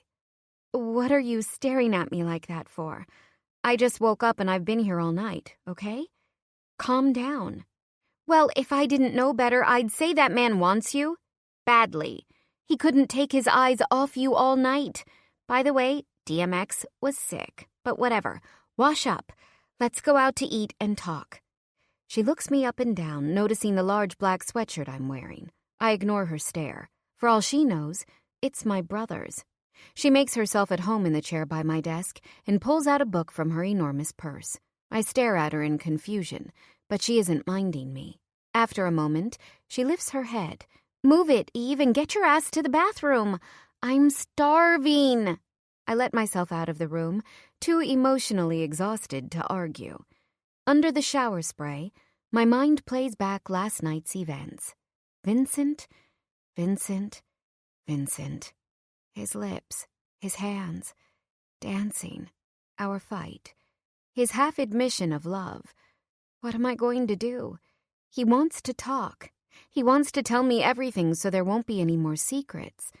Is he going to tell me about the family business with Daniela? And do I even want to know the truth? I've spent my life trying to stay away from that bullshit. How is this happening to me? I walk back into the room physically refreshed, but still unsure what I'm supposed to tell Claire. I change on autopilot, lost in my own head. She's so engrossed in her book that she barely registers I'm ready to go. I glance at the cover of the paperback she's reading, and my eyes widen in surprise. It's a hot guy with a naked torso covered in tattoos. "What are you reading?" I ask, suppressing a chuckle. She slams her book shut, turning red. Nothing. Tell me you're reading porn right now. I bite the side of my cheek, doing my best not to burst into laughter. It's not porn. It's really good, actually. I move closer to read the cover when she hides the book behind her back. It's about this guy in a motorcycle club and this girl, well, she was a stripper at first, but then she stops talking and we burst into hysterics. We leave the room to head over to the dining hall on campus. We both need coffee and greasy food badly. Taking a small booth in the back, my stomach growls louder than I thought possible. Claire tells me she'll get the food and I should grab the coffee in order to save time.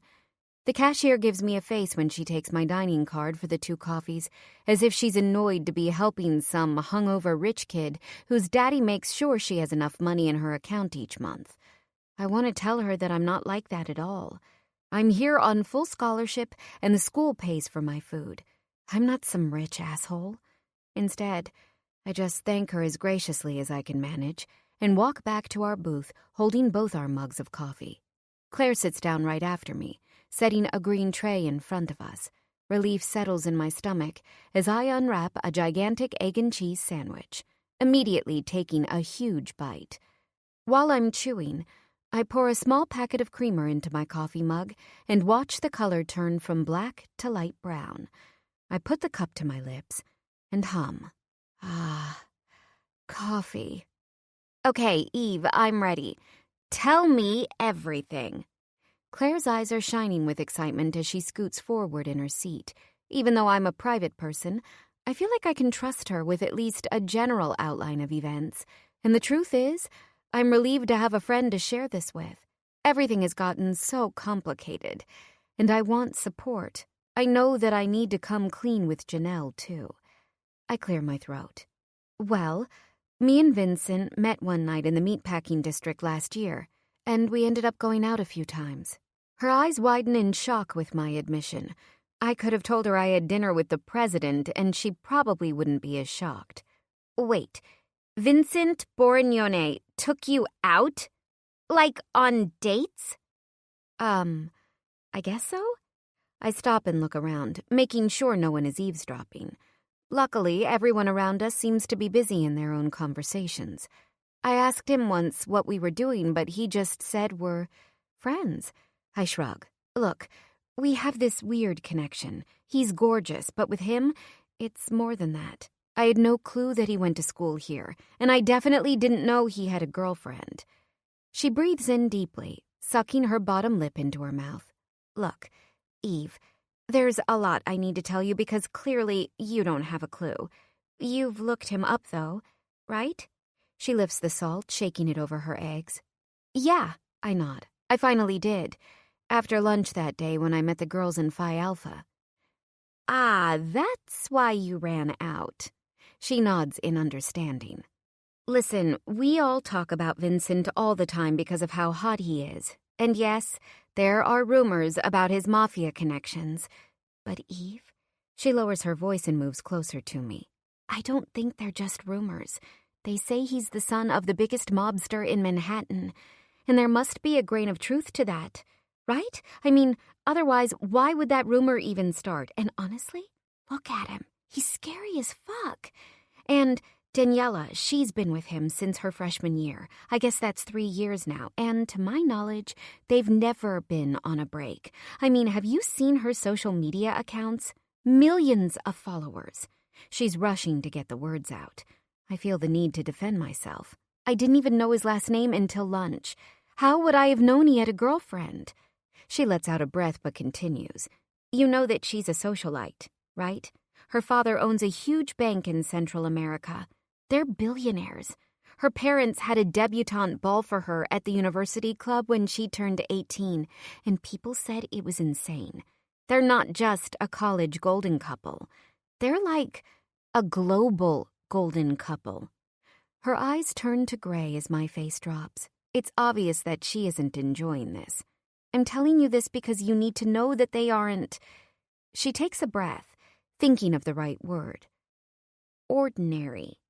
And it's obvious you and Vincent were into each other last night, but trust me, her claws are in him deep. And if Daniela ever found out about whatever went on last year between you guys, let's just say your life would be made into a living hell. She'd make sure you were blackballed from all of Greek life and probably every restaurant and club in New York City, maybe even beyond that. My throat tightens. I'm shaking from the anxiety of what I may have gotten myself into. Vincent knows I'm here and he isn't going to stop until he talks to me. He's nothing if not persistent. I'll take last night and our conversation to the grave, okay? Don't worry. Looking into her face, I see her honesty. But I really didn't know. I know. Let's change the subject now, yeah? Just promise me you'll stay away from him. Seriously, nothing good can come of it. I nod my head in agreement, and we spend the rest of our breakfast discussing classes and how to get the best outlines. Apparently, Phi Alpha has an entire room dedicated to notes and exams from almost every professor at school. When we're done eating, I hug Claire goodbye and get back to my room to crack open my books. Around 11 o'clock that night, I get a call from Janelle. Hey, love. How's it going? I let out a sigh and moved to my bed, swallowing back the tears that are resurfacing in my throat. I don't know. Something's come up and my heart starts to pound. There's a lot I need to tell you. Okay. Now or in person? Her voice is full of anxiety. In person. We'll do that. How have classes been this week? I hate hearing you sound miserable. Things were so good the last time we spoke. I sniffle. I actually made a new friend and she's pretty cool. Her name is Claire, but she's in this sorority and most of the girls seem like bitches. I'm not used to this. Just take it easy, she says soothingly. It's okay to have harder days. Nothing is ever simple, but this is what you've been waiting for. Just take it day by day and keep your eye on the prize. Your life isn't just a wish anymore. It's happening. Remember that, okay? I feel the tears welling up heavily in my eyes, and I know if I open my mouth again, the dam will burst. The last thing I want is for her to worry, so I keep my mouth shut. Have you spoken to Ms. Levine? I bet she can help you with what you're feeling. She told me that you'd probably go through something like this at some point. I drop my head and breathe in and out, and the tears start to drop. I want to tell her about Vincent. No, I need to tell her. I can't keep it in anymore. But it can't be over the phone. Janelle, are you free tomorrow night for dinner? Yes, and don't cry, Eve, okay? We'll be together and everything will be all right. I hear the kindness in her voice, and it makes my heart squeeze. She's always got my back. Okay, I managed to stutter out. Cool. I'll be at your dorm at 5. Let's also stop at Bed Bath. Get some shit to make your room more like a home. That's bound to help, right? Go to sleep now. Everything will look better in the morning. She hangs up, and I curl into my bed and stare at the wall. Images of Daniela and Vincent shifting in front of my eyes like a movie reel. Chapter 8. Vincent. Tom and I leave the meeting together. It's only 10 at night, but I'm so tired it may as well be 3 in the morning. Let's hang out and order some food. I'm starving. He opens a pack of cigarettes, grumbling when he realizes the box is empty. No, I need to be alone, I tell him seriously. I keep wondering how Eve is doing. I want to run into her room and force her to talk, but I shouldn't. She has to calm down before I speak with her. And something tells me that after our discussion last night, a few days off from me is the right move. Vince, he says emphatically, a nervous look on his face. I cock an eyebrow. Tom only shortens my name when he's broaching a sore subject. I still can't believe that Eve is actually here in school with us. What are the fucking chances? I mean, shit, I know how you told me how smart she is, but there are so many other schools. I mean, fuck. Talk about a turn of events. We've got to discuss this. I let out a grunt. After the shit that went down between Carlos and I had no choice but to tell Tom about Eve and what happened between us. I needed him to do some damage control for me since I didn't kill Carlos on behalf of the family. Tom may be family, but he isn't Antonio's son, and he isn't in the inner circle.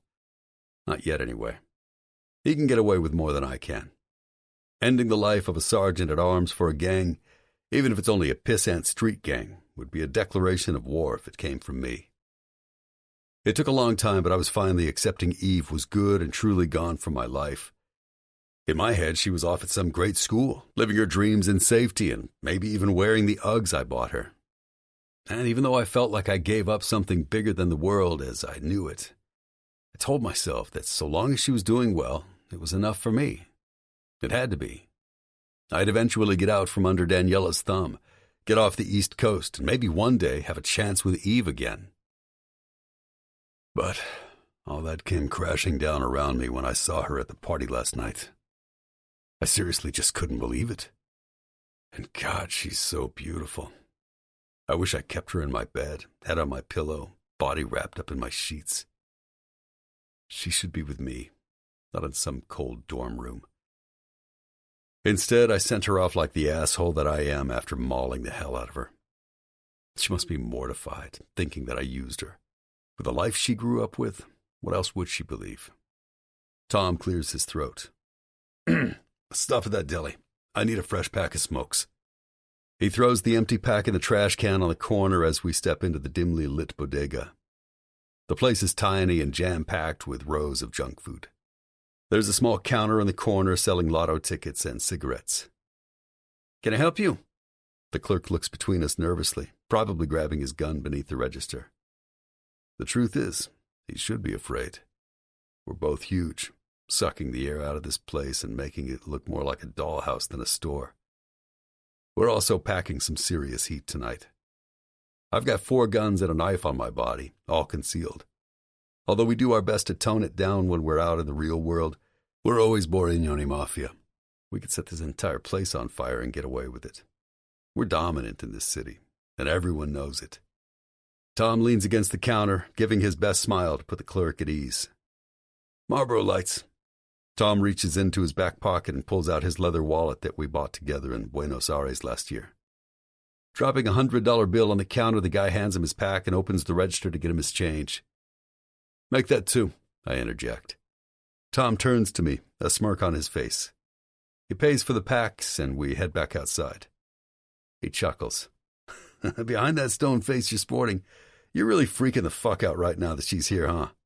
Tom knows I only smoke when I'm stressed. Shut up, man. I open my pack while he laughs. Don't worry. He throws a meaty arm around my shoulder. We'll eat and chain smoke on your balcony, and maybe we can even braid each other's hair while we discuss the girl you killed for. He's laughing, but behind the smile, I can tell he's mad as fuck. He moves his hands to the back of my head and I duck, shifting away from him. We walk to my building near school, talking shit until we finally get upstairs. My apartment here is a nice-sized one-bedroom. It has a black leather couch, nice big-screen TV, and a simple rug on the floor. It's totally different from both my room at my dad's townhouse and from my Soho loft. In a weird way, it's appropriate, though. All three sides of me are represented via different living arrangements. Tom takes out his phone to order the pizza while I walk out onto my small balcony for a minute of privacy. I pull out another cigarette. Lighting up, I let myself take a deep inhale. Most people in my world smoke. I try not to since I love to fight and don't want anything to slow my training down. But every so often it feels damn good. It's completely quiet on my block, and that's by design. I can't stand the stress and hustle of the city. The truth is, I can't wait to get the hell out of here. I turn to the glass door to see Tom laying back down on my couch and turning on the TV. Thank fuck. The last thing I need is for him to question me right now. Tom and I have been in the Borignoni family since before birth. My father grew up in Brooklyn, the American-born son of Italian immigrants. While his father didn't choose the life, two of his uncles rose to infamy in the early 1970s by taking bets on sports, eventually using their brand of muscle to manipulate games. Those uncles are the men who supported my father as he grew up. They bought him shoes when his were torn and gave him lunch money when his own father's pockets were empty. And so, after grade school, my father joined the family. And since his uncle's deaths, he's the boss. Gambling, guns, and drugs are our main sources of income. Tom's father, Enzo, is my father's consigliere. The hope is that one day Tom will be mine. Even though he's made, he isn't at the highest rung, yet. But I am. I've killed for the family, and I'd do a fuck of a lot worse if need be. I may be at a crossroads right now, but I'm a man of loyalty. Always will be. What's funny is that once upon a time, being part of the family was all I ever wanted. I desired all the benefits that came with the notoriety.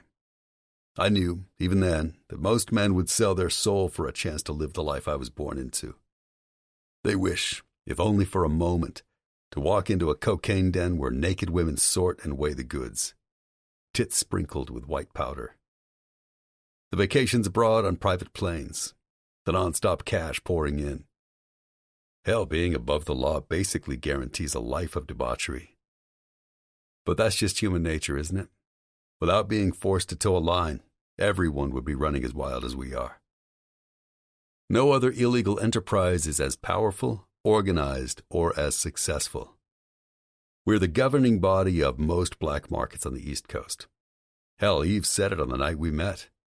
If the government turns a blind eye to illegal shit like fights, then control is lost and people get hurt. Well, she was wrong about something. Control isn't lost. It just falls into someone else's hands. And usually, it's ours. I swallow hard, letting my mind wander back to the night that would change the path of my life forever. We throw our blue caps in the air and cheer. Everyone slaps each other's backs, scattering to find family. My father comes to me, chuckling in both pride and amusement while 120 students gawk at us. People know who we are, and they stare in nervous fascination.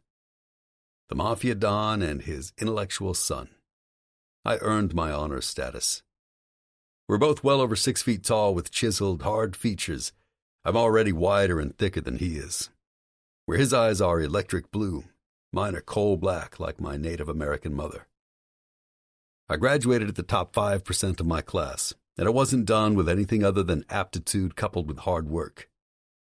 My IQ took me far, but to get to the top level here at Tri-Prep Academy, nothing but keeping my head in the books would get me the grades I needed for an Ivy League. My father always knew my potential, and he was sure to capitalize on it. If we want to take our business to the next level one day, we need someone in the family with the academic credentials, an inside man to be the face of legitimacy. Behind all the shit we do is love and loyalty. That's what we stand for, and it's something that regular society doesn't have. These boys around me would shorten their lives to be me. I don't give a fuck how many times they shrink back, talking shit about what we do. The truth is, they wish they were me. If they had the brotherhood as I do, People who have their back no matter what. I'd bet my life they'd never leave it. My father shakes his head, excitement in his eyes. Tonight's the night, Vincent. I nod, doing my best not to show how excited I truly am. Tom moves next to me. His typically fun-loving face turns serious as he puts his hand out to my father, showing respect. Tom never gave a shit about school and grades. He spent the last 4 years partying, fucking girls, and doing small-time shit for the family. Now that he's graduated, he plans to stay and work in the ports of New York and New Jersey with his father, who oversees our business there. The family dominates the waterfronts, and our stronghold could always use more loyal muscle. His father is a capo, a made man of the highest rank, beneath my father, of course. Most of the kids in school are getting into their limos to go to the Hamptons for post-grad parties, planning to get drunk and party. Meanwhile, my father and I step into the back of our Rolls-Royce, heading to one of our warehouses in Long Island. Sitting side by side in the back seat, my father takes a small black box from inside his suit jacket. Open it. The warmth in my father's tone from earlier has disappeared. I use my thumbs to pry the box open. It's a gold crucifix. I let my fingers touch the simple chain. Every member of the family wears this. Everyone's got ink, too. The Borignoni insignia. You aren't getting inked, he says, reading my mind. I move my head in confusion. When you're in college, you have to focus. I don't want people seeing you and automatically knowing you belong to us. You've got to be smarter, cleaner. I look into his electric eyes. Yes, sir. I keep my mouth in a firm line, my attention solely on him. Then you don't wear this until tonight is complete. I shut the box, sliding it into my pocket. I'm not sure what tonight will bring, but I'm ready for anything. I may have a propensity for books, but I take my fighting and gun skills very seriously. People like to think that today's mob families are less dangerous and powerful as they once were. Well, that's an utter lie. We're just better at cloaking ourselves in legitimate work. Regardless, behind the surface of intellect and schooling, I still have my father's blood running through my veins. During the ride, tiny pieces of doubt creep inside my head, but I shove them down, focusing on my future. It's time for me to man up and accept my destiny. Scenery passes by in a blur. Before I know it, the city skyline is behind us. The traffic, as usual, is ridiculous on the Long Island Expressway. I swear to God, Vincent. He lowers the window before taking out a cigarette and lighting up. They could add a 10th lane to this motherfucking highway and there would still be bumper-to-bumper traffic at any hour of the day. Fucking bullshit.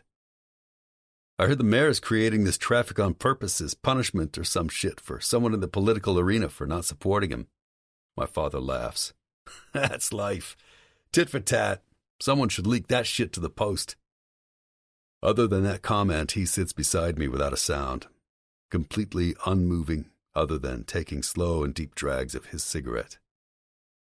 A lesser man may be afraid by his silent demeanor, by the way he's trained his eyes to show no emotion. The government would argue Antonio Borignoni is an enemy of the United States. They wouldn't be wrong. About an hour later, we step out of the car and stand in front of a huge warehouse. The combination of heat and recently smoked cigarettes permeate the air. Sweat drips down my sides, dampening my starched Armani button-down shirt. My father opens the heavy gray door and has me walk ahead of him. I'd be lying if I said exhilaration wasn't the primary thing I feel. The warehouse is dim and damp. We strut through towers of gun-filled wooden crates while my father's shoes clap against the concrete floors, echoing through the space. Standing at the top of a concrete staircase, my father taps my back. I look into his eyes and he nods, telling me in his own way that what I'm about to see and do will probably change my life forever. I stare at him, unblinking, communicating that I'm ready. I move ahead of him, my steps measured as I walk down the narrow staircase. I smell it first. A twisted mixture of piss, puke, and blood. Two young-looking guys, at least from what I can tell beneath their broken faces, sit in plastic chairs. Their arms and legs are bound together with cable ties. They're crying like little bitches, noses broken, eyes blackened and shut. Pools of liquid saturate the floor under their chairs. Jesus Christ, I say out loud, lip curling in disgust. A tightening sensation moves deep within my bones. I swallow hard and take a moment to look around. All the men in the family are here, jaws tense. My heart thumps. I crack my neck from left to right, relieving the tension before moving to my knuckles. Finish him. The order leaves my father's lips as easily as if he were telling me to take out the trash. I've beaten up plenty of guys in the past, but killing? This is something new to me. I neatly pull off my suit jacket and hand it to my father, as if I have all the time in the world. I look around the room again. If the family wants these men dead, they must have done something deserving of this ending. Borignoni Mafia doesn't kill for nothing, but if you fuck with one of ours, payment will be due. I nod at the 10 capos around me, giving my respect. And then I turn to the 2 men seated in front of me. Before I can question myself further, I pull out my gun and steady my hands, shooting each of them directly in the head. Their brain matter splatters around them, black and red, like some fucked-up Jackson Pollock painting. My father places his hand on my shoulder, letting me know without words that I completed the duty. I immediately turn the safety of my gun back on, sliding it into my holster. The men's faces register pride. These 2 gang-banged Sammy's daughter out in Central Islip a few weeks ago. I open and close my fists a few times. Sammy is an associate who we all love. He isn't here tonight, of course, but I know his daughter, Allison, well. She's a 13-year-old girl who I would guess is on the autism spectrum. No one talks about it since weakness isn't ever discussed within the family. Here we only strengthen our strengths. But she and I play math games together during Sunday night dinners. I've told my father already that when she's of age, we need to get her to help us manipulate some numbers. Her ability is off the damn charts. And these motherfuckers hurt her? Took advantage of a disabled child? I pull out my gun again, shooting each of these bastards again and again, picturing sweet Allison in my head. I wish I could revive them just to kill them again. When I'm finished, I see the back of my father's suit as he walks over to the bodies, his shiny black Ferragamos clapping against the gray concrete. He leans over the dead men, spitting on them. Chop them up before you burn the bodies, he demands. One by one, each man in the family steps up to me, shaking my hand. Single file, we walk toward another door in the back, entering a new room. It's small and completely wood-paneled, smelling distinctly of cedar. The table in the center is huge, taking up most of the space. My father pulls out a large knife with a jewel-encrusted handle and turns to me. This part of your induction will represent sharing of blood. This is the family, he says, gesturing to the men around us. Nothing else comes before it. Leaving is only possible in a coffin. He lifts my hand, slowly slicing the center of my palm with a knife. Surprisingly, it doesn't hurt at all. My adrenaline is so high right now, I can't feel a thing. My blood beads up to the surface of my skin. Taking a piece of white parchment paper from the table, he turns my hand over, letting it drip onto the sheet. The paper is then passed from man to man until reaching my father again. He lights a match, setting the bloodied paper aflame. Repeat after me, he says with a nod. Honor, allegiance, family. With a steady voice, I repeat the oath, sealing my fate. There's still a little more, Vincent. He taps my back, motioning for me to follow him again. He brings me into another room, crates piled low to the ground. The men circle me. We all know how fucking smart you are. You all know that my son graduated tri-prep tonight. Columbia is coming this fall. They do a slow clap at first, which turns into whistles and hollers. Sound mind, sound body. Now, show us what you can do in the ring. I turn my head left and right. A few men wearing ski masks walk inside the circle. I can tell by the way they move their feet that they are trained fighters. Luckily for me, I'm a machine. The family doctor stitches me up before sending me back to the townhouse. I walk up a few floors until I get to my bathroom. Dropping to my white tile floor, I vomit into the toilet bowl. What have I done? I sit up against the cold marble wall, willing my body to stop shaking. I feel my teeth chattering in my mouth, but I can't will them to stop. Dropping my head in my hands, I roughly grab my hair. The night's events need to be compartmentalized. I'm not a pussy. I can handle this. Somehow I force myself up to stand in front of the mirror. I grip the sink hard, my knuckles shaking with the pressure. I'm a made man. This is my destiny. My voice is quiet. I look at myself harder, moving closer to the glass and repeating the words. I need my brain to believe. I'm a made man. This is my motherfucking destiny! I scream, punching the glass with my fist, shattering the mirror to pieces. A taxi honks his horn and I'm brought back to the present. Shit, I need to calm the fuck down. I let an image of Eve float into my head and somehow I exhale the tightness in my chest. It's not just how stunning she is. It's more. It's the way she moves, thinks, breathes. How she sees more than just the sum of my parts. When people look at me, with the family or during my fights, they see the muscles and the anger and a good-looking face. When people look at me in school, they see an image that Daniela projects. Somehow my life has become increasingly fragmented. But with Eve, I'm whole. She's someone I can't afford to lose. I lean against the railing when the balcony door opens. It's Tom. He moves next to me, lighting up his cigarette. Fuck, it's getting cold. He mumbles, rubbing his hands together like we're on the Titanic. Why don't you bring yourself a sweater from inside? Maybe make a hot chamomile tea while you're at it. He laughs. Erez is coming in from Israel next week. How many of his men do you think we'll need? They'll have to be ready by spring. I expect things to be pretty tense when we get there. I already know the tribal council isn't down with us partnering up with them. We may need around 50 guys to convince them otherwise. Tom exhales smoke.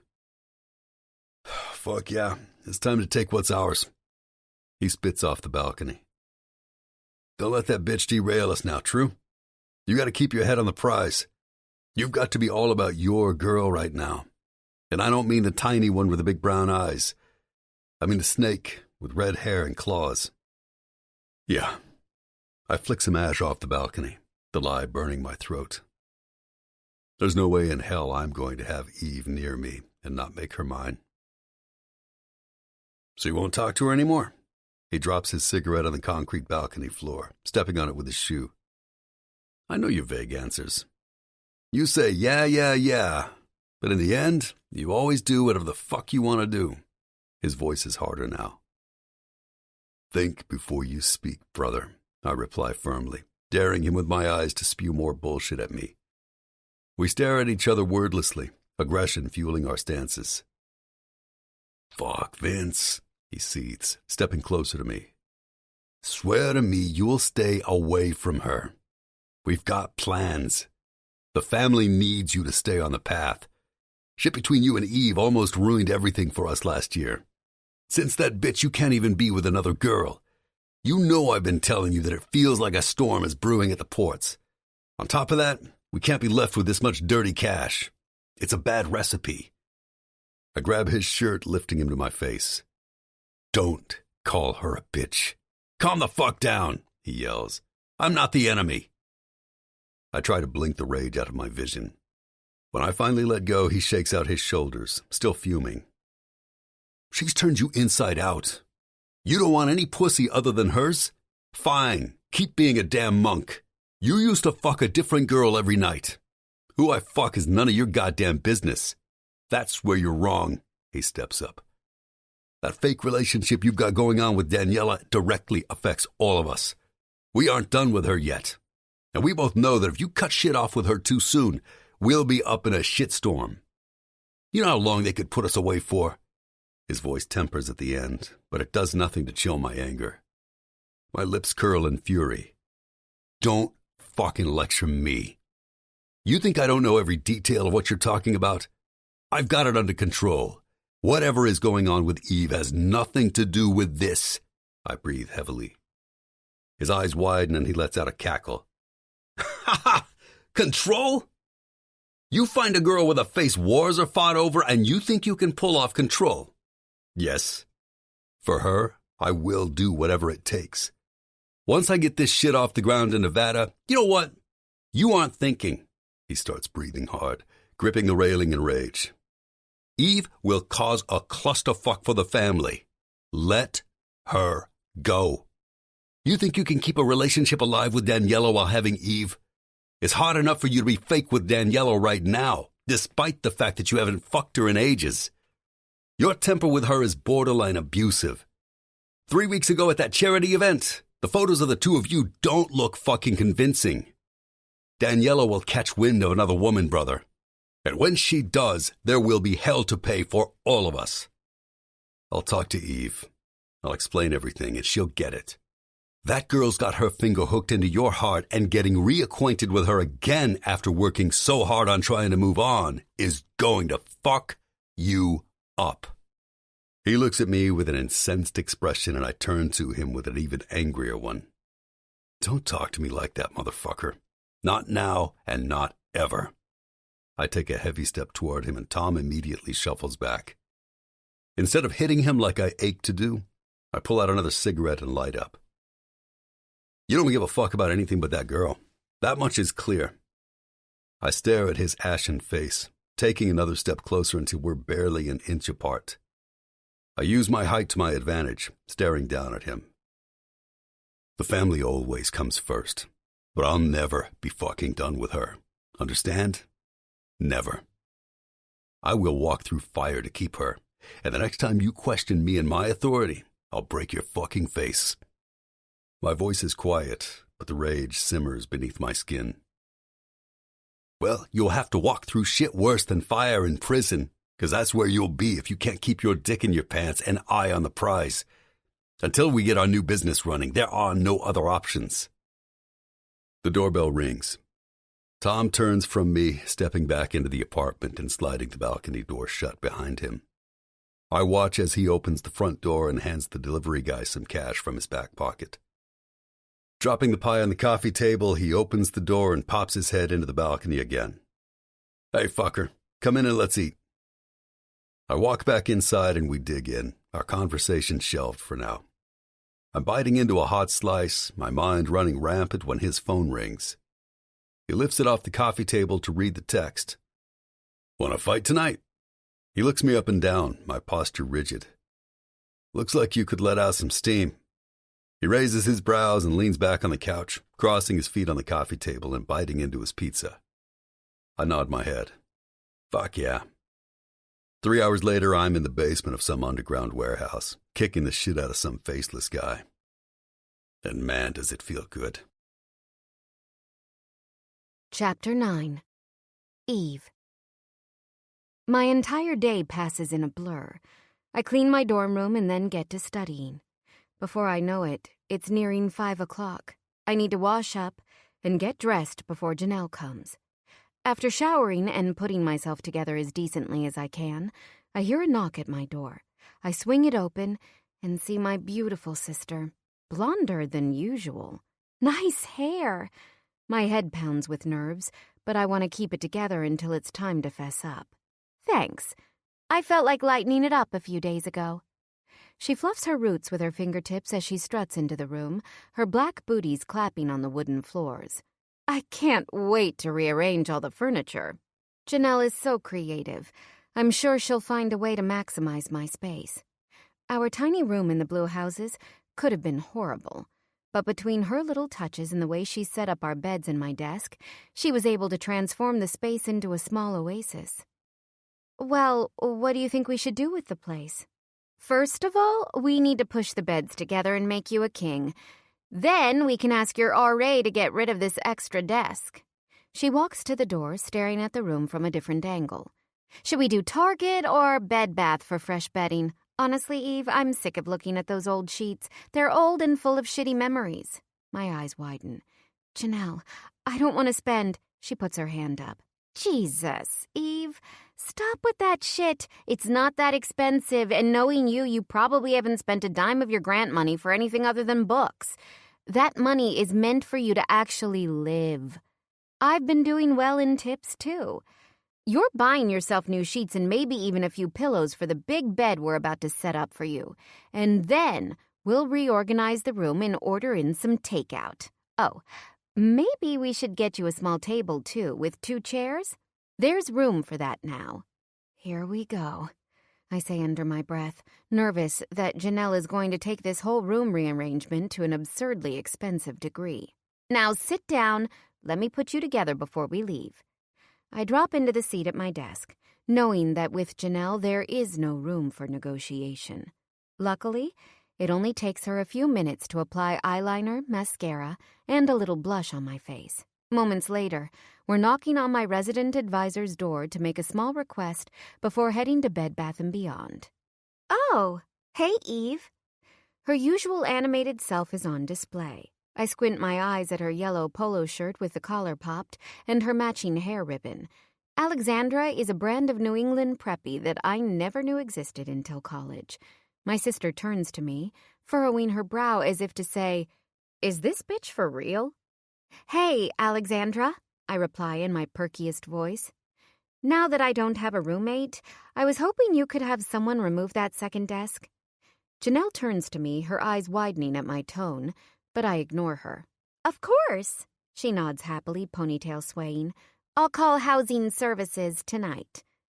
Janelle squeezes my hand 3 times and then turns to Alexandra. "Thanks for your help, sweetie." Her tone is so upbeat and unnatural that I have to bite my cheek not to laugh. "No problem," she exclaims, thankfully not understanding that Janelle is mocking her. She gently shuts the door and we turn down the hallway. We're barely 10 feet away when Janelle starts cracking up. "Seriously? Whatever Kool-Aid that bitch drinks, I need a sip of that." We continue our snickering as we walk out of the building.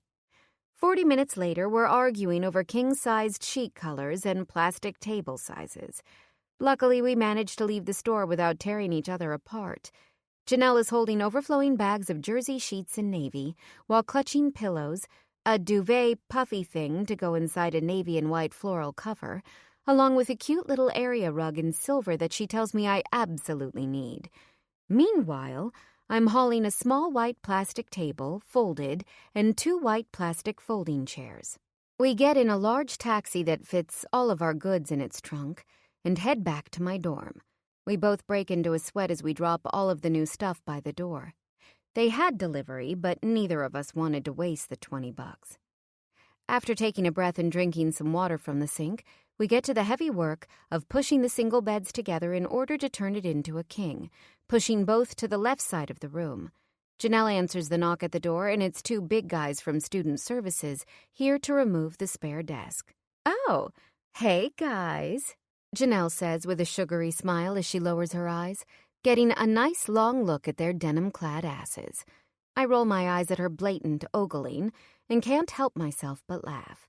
I do a cursory glance and have to say, they look pretty good in those jeans. Not like Vincent, but I quickly turn my head and breathe through the pain. Thoughts of him now are accompanied by agony. She hops up onto the desk that's staying and crosses one long leg over the other. "So, are you guys students here?" She cocks her head to the side, her eyes twinkling with mischief. The guy with blue eyes stares back at her, clearly liking what he sees. "Yeah," he shrugs. "We just do this shit for a little extra cash on the side." His accent is all Brooklyn. Janelle turns to me, eyes wide. "You see, Eve? Everyone here isn't a spoiled rich kid." I want to glare at her, but the guys laugh, and so I do too. After chatting for a few minutes about the uptight and spoiled kids at school, Janelle takes their phone numbers and they leave the room with the spare desk. We clean up the dust from the corners of the room, and Janelle finally unrolls the new area rug. My old sheets and comforter are now in a huge trash bag. Looking around my room, I'm in a state of utter surprise. "This looks amazing, Janelle."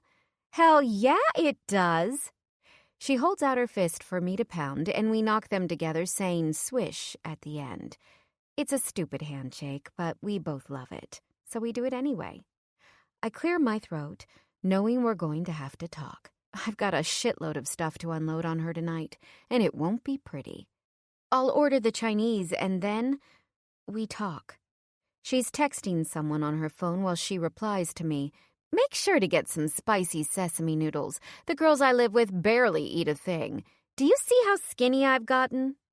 She tries to look appalled as she stares at her bony arm, but I know that she's actually thrilled. "I can see your bones," I reply in all seriousness. "Really?" She jumps up and down with glee. "You're crazy, you know that?" I can't help but chuckle at her exuberance. "Well, everyone can't just eat their faces off and be all perfect like you bitch." She winks. "Now, order that food before I eat you." I roll my eyes as I place the order. I decided I'd better wait until she's full before I give her the Vincent saga. The delivery guy comes and goes, and we sit at the small table to dig in. "You see? I told you this was necessary." She spears a piece of chicken with her fork and takes a bite. "I've got shit to tell you, Janelle." I look down at the food I've yet to touch, and finally lift my face to hers. My eyes must show anguish because she stops chewing. "All right, lay it on me," she says as she swallows her last bite. "Some bitches giving you trouble? Because if they are, I have no problem kicking someone's ass." I swallow hard, gathering the nerve. "No, but Janelle, I'm going to tell you something kind of serious, and you have to swear not to be angry that I've withheld all of it from you. But before I start, I want you to know that it's all over now, so really, there isn't a reason I'm telling you this except that I feel you ought to know." "Oh shit, you're babbling. That's a bad sign." "What is it?" Her no-nonsense stare propels me forward. Before I know it, I'm telling her every gritty detail I've kept close to my heart about Vincent. Once I start, I can't seem to stop myself. I thought that saying it all out loud would push everything farther from me. But it turns out the opposite occurs. Talking about him and what we had only makes the entirety of my memories more vivid. The dinner and club the night we met, making out in the stairwell, ice skating. I include the information about Angelo's pawn shop when I met Antonio. Hell, I say it all. I don't think I've ever talked so much in my life. When I'm done, Janelle sits completely frozen, staring at me with an expressionless face. For what it's worth, it felt amazing to unload, but watching the way her face is morphing into hurt and fury, I know I'm about to pay. She blinks her eyes a few times. "So you're telling me that the bull is actually Vincent Borignone, and he killed Carlos for you, and now he's at Columbia, here. But it turns out that he's had a girlfriend all along, and she's some billionaire's daughter, and she's gorgeous and connected and all over social media, and last night you guys made out, but he stopped you? And he told you he loves you and that he wants to explain everything." I shuffle in my seat, gathering myself. I guess that's the general rundown," I stutter. "So, you're telling me," she repeats a little louder, "that you never touched a man in your life other than making out with Juan, and then you almost had sex with Vincent Borignone and you never told me?" "Well, I was never technically with him." My voice sounds tiny to my own ears. "But I didn't know who he was at the time." "Eve, look into my eyes right now," she exclaims. "Whatever is between you and him is OVER. She punctuates every letter, making sure I understand. Am I being clear? That motherfucking killer isn't allowed anywhere near you." "Janelle, I think you're—" "Don't say I'm overreacting," she says angrily. I turn my head to the door and then back to her. "Shh! Someone might hear you. She takes a breath to calm herself down, but the anger is still slick on her tongue. No fucking way. No, Eve. You don't realize what's happening. You're too naive. She throws her arms up in the air. This man is fucking dangerous. She stands up, pacing back and forth in the room. I don't give a rat's ass if he's so smart that he wins that stupid Nobel Prize or whatever the fuck it's called. He is bad news. He should not be any news. Vincent Borignone is Antonio's son. Her words come out staccato like she's panting, talking a mile a minute. I never knew he was the bull, but I've heard his name a million times. He's dangerous as all fuck. He'll probably be running the family one day. She keeps moving, on a rampage. He isn't an associate like our Angelo. He's a made man. You thought the snakes were bad? The cartel? Her breathing turns rapid. Holy fuck, Eve. This man is 100 times those guys.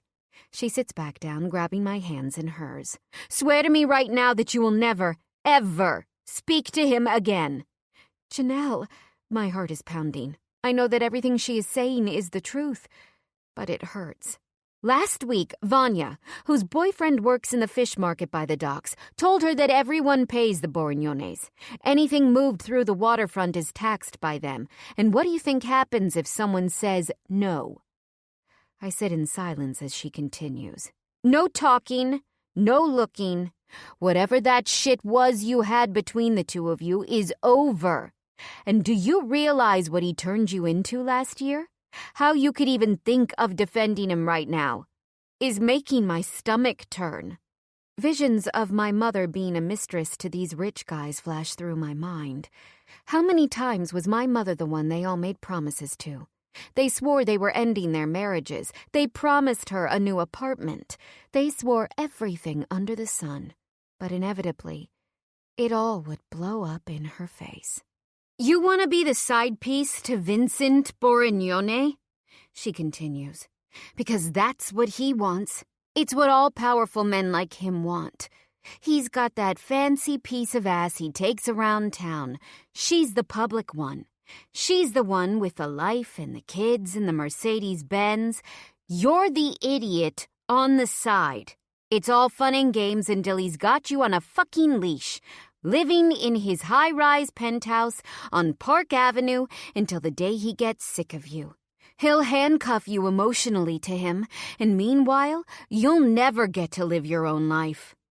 I gasp, as if I've been slapped. Janelle is hitting on every insecurity I've ever had.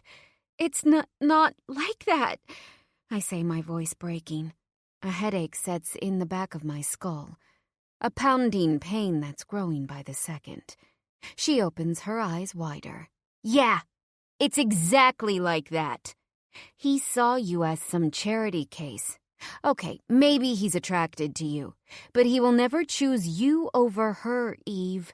Never. She snaps, crosses her arms over her chest. You can't understand what we had. He swore there's more than it seems, and... Carlos! Stop making excuses. Her eyes move wildly. Let me be clear. Number one. She lifts a perfectly manicured finger in the air. He's got a girlfriend. He had a girlfriend while he was hooking up with you, and he cheated with you on her. And I don't care that he didn't fuck you when he obviously could have. I mean shit, Eve. Did you listen to yourself recount the story? She lifts a second finger in the air. And secondly, he's Vincent fucking Borignone. He's a killer. He fucking kills people for the Mafia. Are you listening to me? How do you even know that he killed Carlos for you? Maybe it was because the snakes were rising in power and he had to take care of him. My stomach sinks. I know I have to hear it. And here it is. I'm serious, Eve. I refuse to allow this. I'm putting my foot down. If you can't stay away from him, or if he doesn't stay away from you, I'm calling Angelo. And I know for a fact he will go fucking insane on your ass. We all didn't bend backward for the past 4 years, only to have you back in bed with the enemy. My face feels like it's burning as tears stream down my cheeks. She lets out a sigh, her voice softening. You can't let him do this to you. She gently pushes some hair off my face. You can do better than him, Eve. I know it. A man like him will seriously fuck you up. The money and the power is an easy thing to get lost in. But at the end of the day, a man like him sees a girl like you or me. They see where we come from, and they try to take advantage. They make false promises. They lie. He has a girlfriend. I know that. I stalked the hell out of them. I lived my life running from these gangs, the streets. I'm done with that. And I'm done with him. It's over. Done, I say, as she looks at me pointedly as if she isn't sure she believes me. It's over and done, Janelle. I promise. Well, hallelujah. It's not like you saw him all that much anyway, right? I drop my head. Our timeline may have been short in the way we normally think about time, as 24 hours a day. But the way time managed to move with us was different, heavier, deeper, more. Chapter 10. Eve. It's Monday morning. I walk into my economics class, taking a seat in the center of the lecture hall. Jared, a starter for the school's football team, drops into the chair next to mine, giving me a grin that has most of the girls in class swooning. The girls on my floor put him on our hottest guys list, and seeing him so close like this, it's obvious why. With his shaggy blonde hair and sparkling blue eyes, he looks like the perfect farm boy who could probably tip a cow over with one of his bulging muscles. After talking to Janelle last night, I realize I need to force myself to move on. I know Vincent said he wants us to discuss it, but there's no way in hell I'm doing that. God knows my pain threshold has been reached. So, Eve, how's the year going for you? It's cool, I say with a smile, opening up my red spiral notebook and pulling out a pen from my backpack. Almost everyone in class is sitting with a laptop open in front of them, but I find that it's harder to concentrate with a computer screen in front of me. Instead, I take handwritten notes in class and then type them on my laptop once I'm back in my room. It's probably overkill, but it's been working for me so far. Do you live in the quad? His smile reaches his eyes. Jared's got swag, I'll give him that. He's really good-looking in that all-American way. I know I should feel excited, but I don't feel any zing. I take a deep breath, pushing these stupid thoughts away. What is a zing anyway? Zings are for naive girls who don't know better. I shrug my shoulders, feeling inexplicably shy. Yeah, I do. Are you there too? I give him my best smile. Yeah. He's looking at me with blatant interest, and I want to kick myself right now for not enjoying the moment. Guilt sits like a pit in the back of my throat. Why am I feeling like this? I need someone to give me the Heimlich. He shifts his thick, muscular arm so that it's flush against mine, and an irrational prickle of anxiety moves through me. I should feel thrilled, not frightened. Vincent must have changed my DNA or something.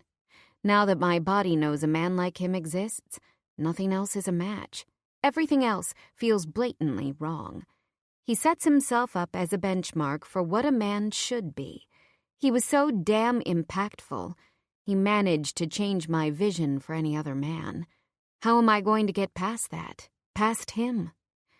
Luckily, the professor begins his lecture and I force myself to concentrate. Jared and I make eyes a few times while the professor talks, and the truth is that it feels good to be wanted. And even if I still think about Vincent, I know my actions will never follow through with what's happening in my head. I won't allow it. I'm stronger than that. So, a new guy who is single and normal? Bring it on. I can add him to my list titled, Fake It Till I Make It. Class is finally over. I slide my books into my backpack, laughing about something funny Jared says when I feel my skin prickle. I move my head up and immediately spot him. Vincent's striding toward me, confidently, as if he was expecting to see me here. A piece of his hair falls into his eye, but nothing can cover that piercing gaze. He's a hunter, and I'm the deer about to get speared. Jared is completely oblivious to Vincent's approach as he gathers his books. I want to grab him and beg him to take me with him out of the classroom before Vincent reaches me. My heart thuds as Vincent steps right between us, ignoring Jared's existence as if he was nothing more than dust.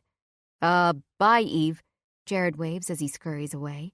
Vincent leans against my desk, his eyes practically black.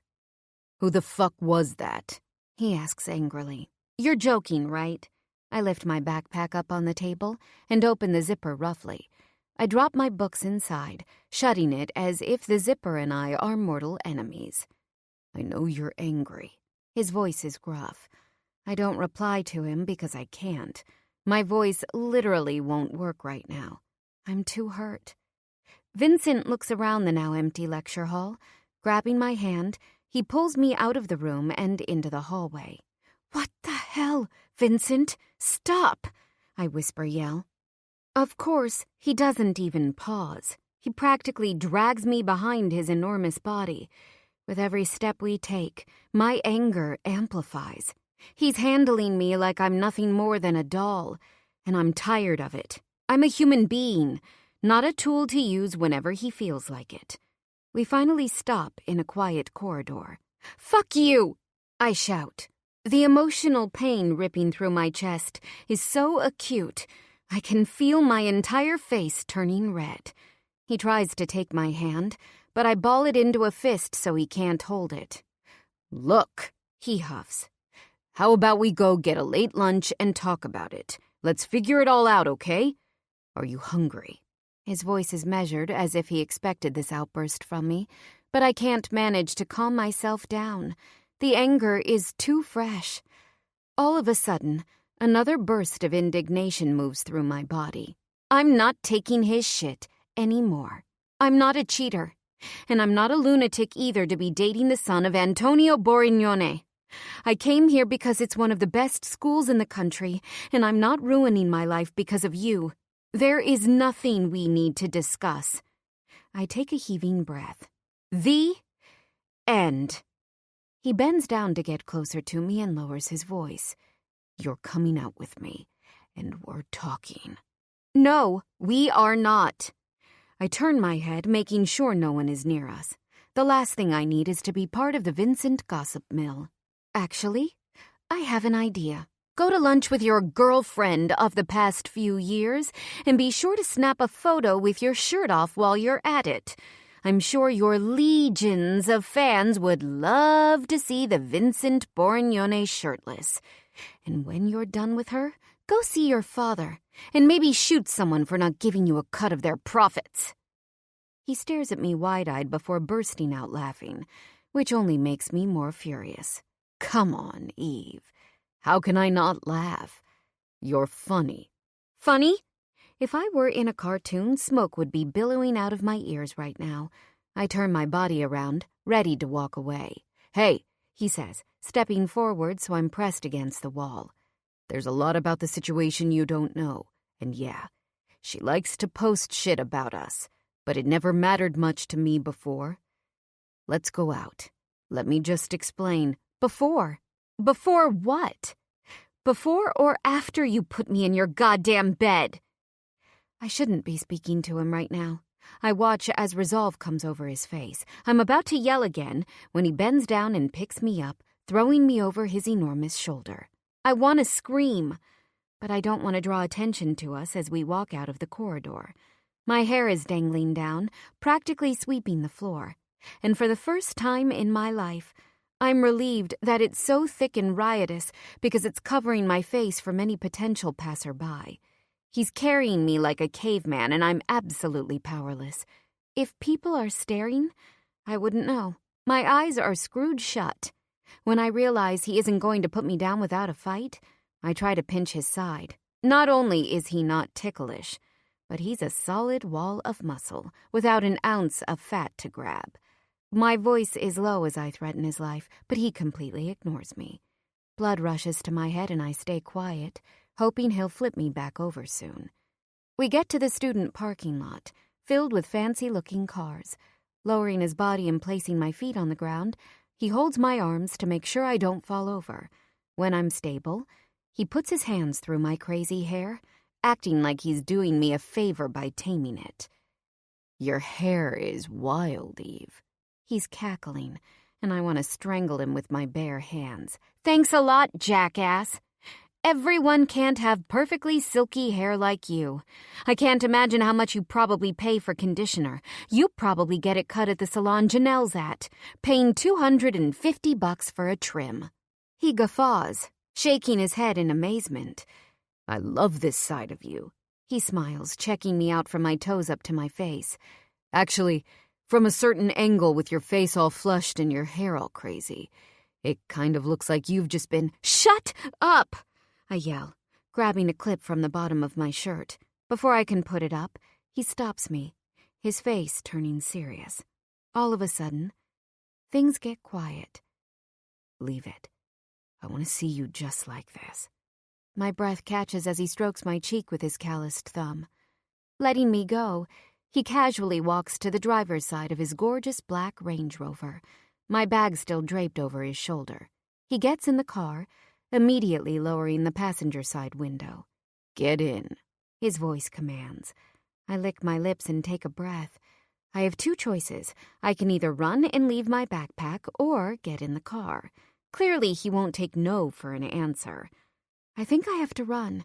I watch him unbuckle his seatbelt and I freeze in my tracks. He steps out, walking back around the car.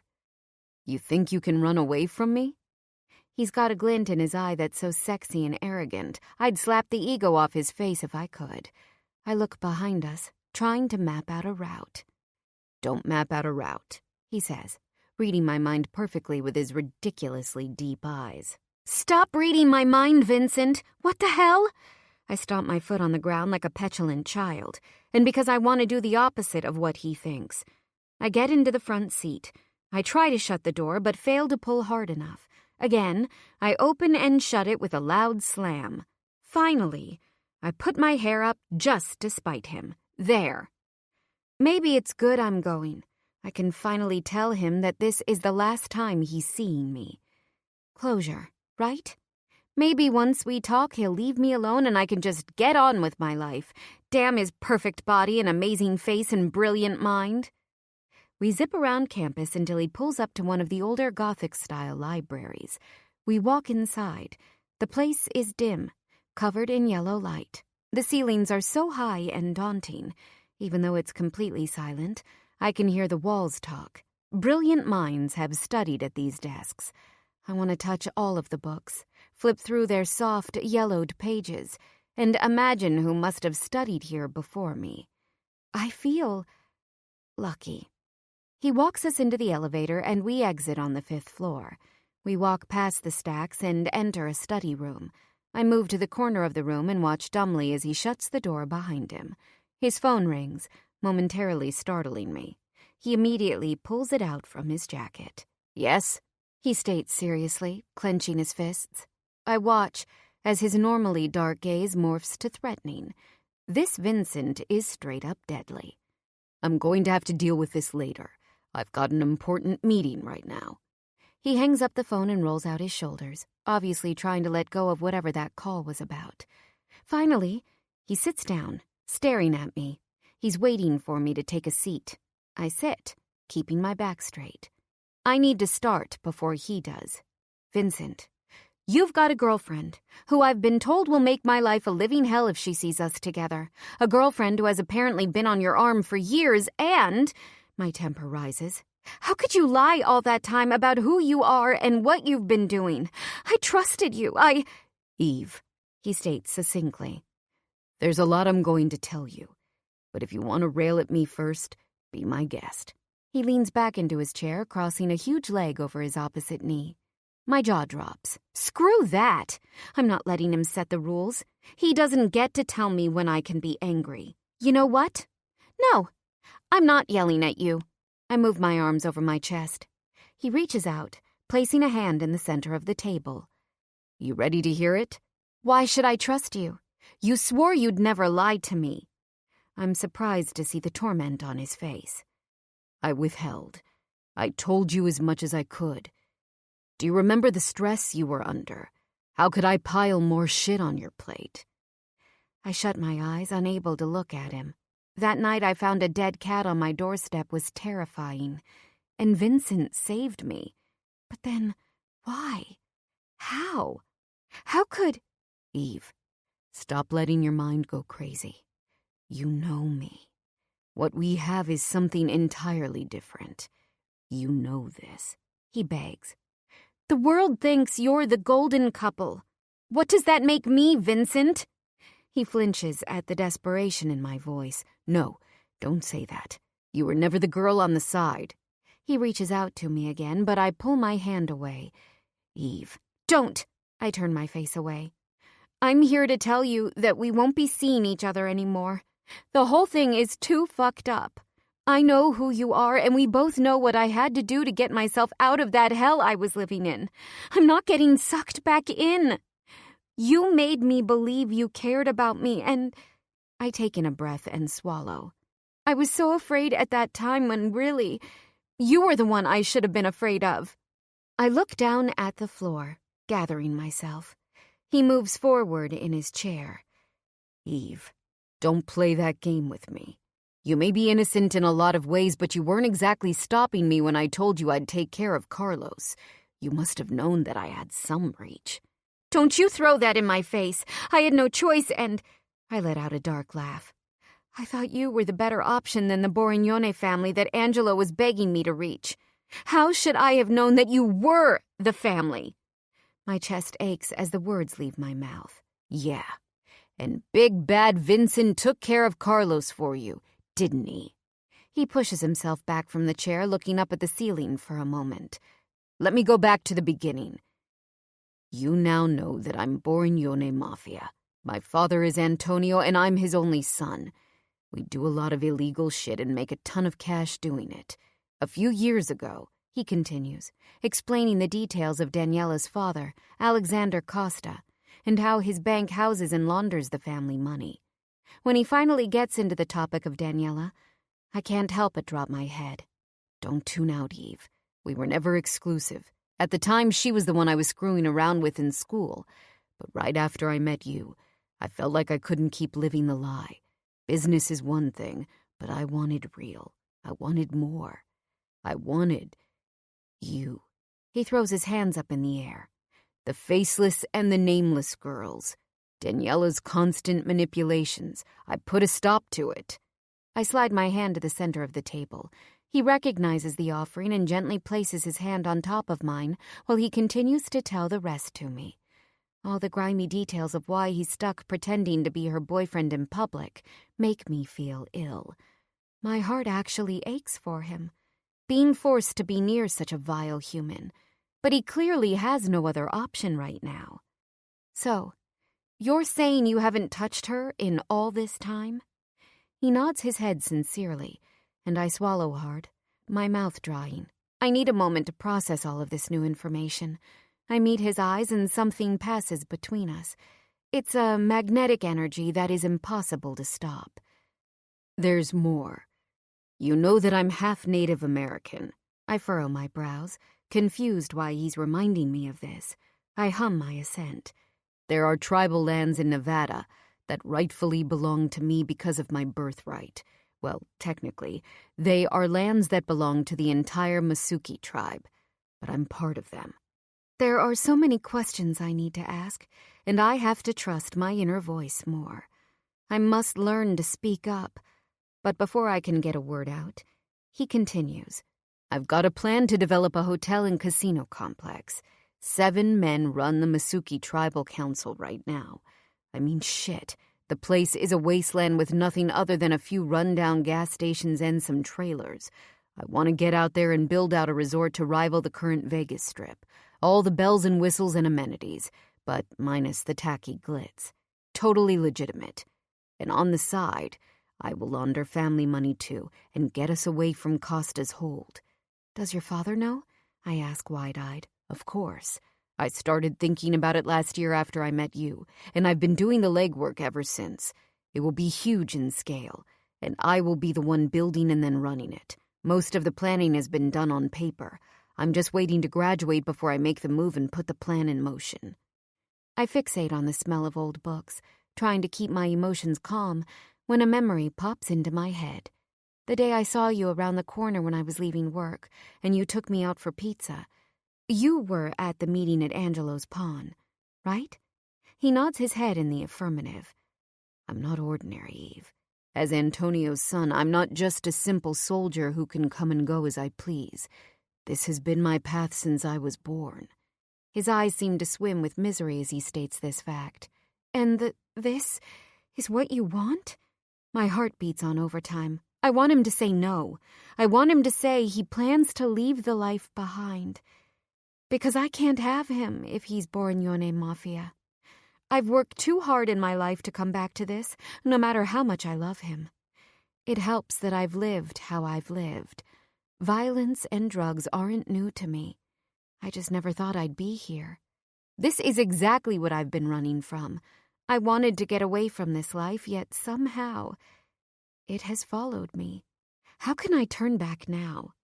He stands up from the chair and paces the room, stopping at the glass partition and leaning his hands on the sill, facing away from me.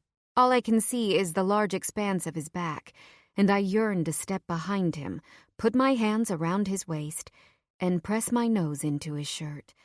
Instead, I grip the arms of my chair. He turns to me, his face settled in a grim line. The choice has already been made for me, Eve. I'm made. This is my path. But understand that when I leave the East Coast, the heat will lessen. We aren't like these shitty street gangs. Being cloaked in legitimacy is necessary, and I'll be the face of that honest business.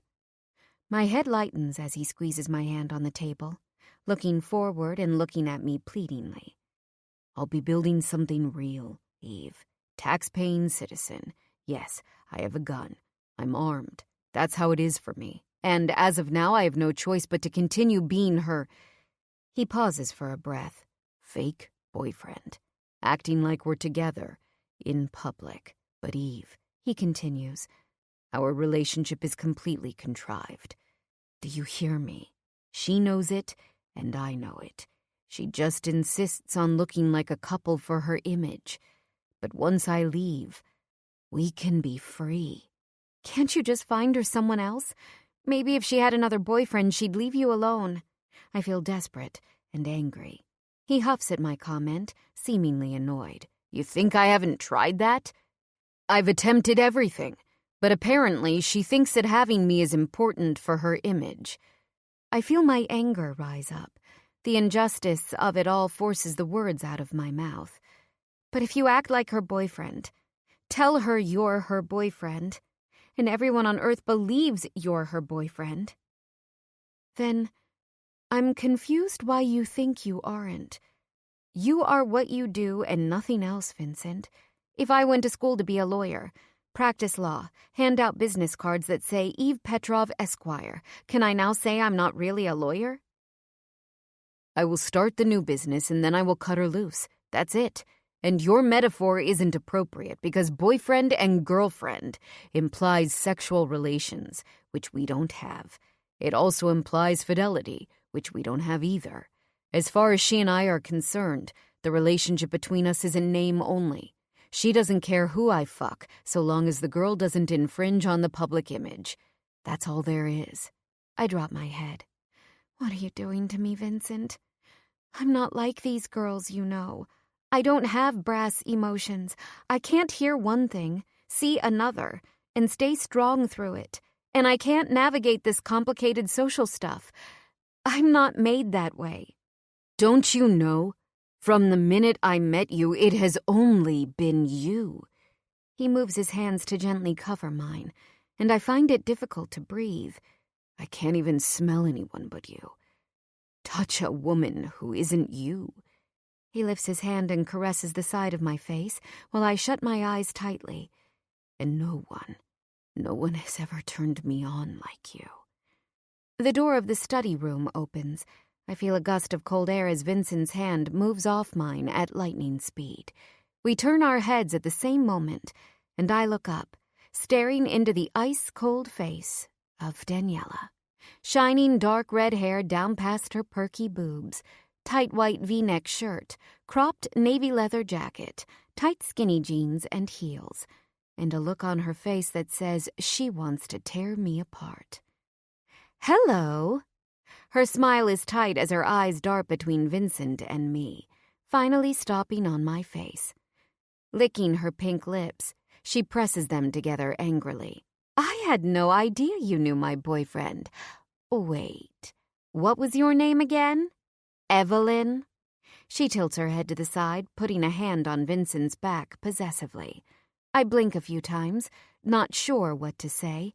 I introduced myself at the party, but I'm obviously forgettable. Vincent sits up in his chair. "Daniela, this is Eve. She's a freshman. Eve, this is my girlfriend, Daniela." Vincent looks at me coldly.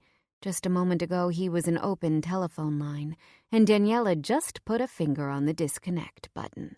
She sidles closer to him. In front of me is the best-looking couple I've ever seen. They're perfect together. I cower in my seat, feeling awkward in my Target clothing. The one who doesn't belong. Daniela turns to him, hand massaging his neck. "Vincent, what are you doing here anyway? Don't you usually go to the gym Monday afternoons?" Her voice is accusing. He leans into his chair confidently, turning his face away from mine completely. "Yeah, well, Eve has been hanging out with Tom. She's having a tough time in ancient philosophy, and he asked me to help her out." "Wait, you're Tom?" she says disbelievingly, moving her hair over her slender right shoulder. "Yeah, Tom. They met at Cohen's party Saturday." My heart starts to pound. Tom? What? Eve and I decided to get to know each other some before we cracked our books open. You remember how hard ancient philosophy is, don't you? And the start of the semester is the worst. He leans back and puts his hands behind his head casually, as if he's got nothing to hide. Meanwhile, she continues to stare at the two of us skeptically. "Hey," Vincent says to Daniela with a honeyed smile, bringing her attention back to him. "Want to sit down and study with us?" He glides his fingers over her knuckles in the same way he just did to mine. My heart feels like it's crumbling. She lifts the strap of her beautiful quilted black Chanel bag on her shoulder as she steps closer to him. "That's okay." She looks at me again warily. "Well," she continues, "I just came to grab a book for French. I need to get home and start this paper. Oh, I'm meeting with my father tonight." I watch as he slides his fingers between hers. "Make sure you get those questions answered for me. Okay, baby?" I want to tear her hair out and then run into a corner and cry. "Of course, Vincent. We're still going to the movies tomorrow night?" She puts her hands in his hair, pushing his gorgeous dark strands back. "Sure," he says with a smile. Casually leaning forward, she presses her lips against his. I swallow back a gasp when he pulls out his hands to bring her closer. He's telling me with his body language that they're together. No, they're better than together. They're in love. The most influential couple on campus is sitting in front of me, and it's not just a simple photo on the internet. Their relationship doesn't look like a ruse, and I'm watching it in real time. Everything he just told me goes up in smoke. What's genuine and what's fake? I can't navigate this. "Vincent." She gently pushes away from him as if she's trying to calm him down. "Not here." I've never felt jealousy to this degree in my life, as if she just poured salt on a bloody wound. She turns toward me again, her smile tight. "Why don't you and Tom come to the movies tomorrow? I mean, you are seeing each other, right? So why not all go together?" Her words sound calm, but there's a calculated edge. Is she testing me? He chuckles casually. "Sure. I'll make sure Tom's free. But are you free, Eve?" He cocks his head to the side. I have no way out of this right now. I can't think of an excuse fast enough. Although my mind protests, I shrug my shoulders in agreement. Good. She opens her bag and checks her phone. See you later. She walks away from our table and I feel totally shell-shocked. I won't look at him. I just can't do it. Seeing her makes the entire thing clear as day. He has a full-on faux relationship with this girl. And she's gorgeous. And she's tall. And she's rich. And she's smart. I've got to get the hell out of here and away from him. I stand up, and from the corner of my eye, can see that he's putting his jacket back on. Where's your coat? That scarf isn't going to be enough. His voice is concerned, but I'm too upset to give a shit. I roll my eyes and finally dare to look up at him. I didn't bring one, Dad. I open the door of the study room, and with one step, he's beside me. I refuse to acknowledge his question, even though the truth is that I left my jacket at my mom's, and there's no way in hell I'm going back there again. We walk outside into the fresh fall air. I'll just walk back to the quad, I say, still refusing eye contact, taking wider steps so I can get away from him. He grabs my arm, spinning me around so we're staring at each other. Pulling off his own jacket, he puts it over my shoulders. I'm driving you back to your dorm. The man doesn't ask. He orders. I'm not getting into your car again, I say with as much strength as I can muster, pulling his jacket roughly off my shoulders, handing it back to him. He steps closer to me, getting in my space. Take my damn coat and get in the car. You're cold. I don't want your jacket, I yell, shivering from the wind. My hurt is turning me into a crazy person. What you just saw wasn't what you thought. You aren't listening to me. I have to keep her off your ass. You're stronger than this, Eve. He moves closer, lowering his voice. I've got to keep up the facade. If she thinks I have something going on with someone else, if she even smells that I've got feelings for anyone else, she'll go insane. She's just a lie, Eve. She needs everyone to believe we're a couple. He stands unwavering, a block of stone. I walk to his car, slamming the door shut and throwing his jacket in the back like it's poisonous. I buckle my seatbelt and cross my arms in front of me. Anger comes off me in waves. As we drive, my emotions simmer. We arrive in the quad, and he pulls into a parking spot. Leaning forward with one hand resting on the steering wheel, he turns toward me. Why is it that right now, all I want to do is straddle him and kiss him senseless? I want to imprint myself into him so that the entire universe knows he is mine, not hers, but mine. My mind is fuming, but my body and heart are obsessed. Tom will text you about the movies. His mouth is in a tight line. I let myself out of his car, even with the tinted windows. I can feel his eyes on me. Chapter 11. Vincent.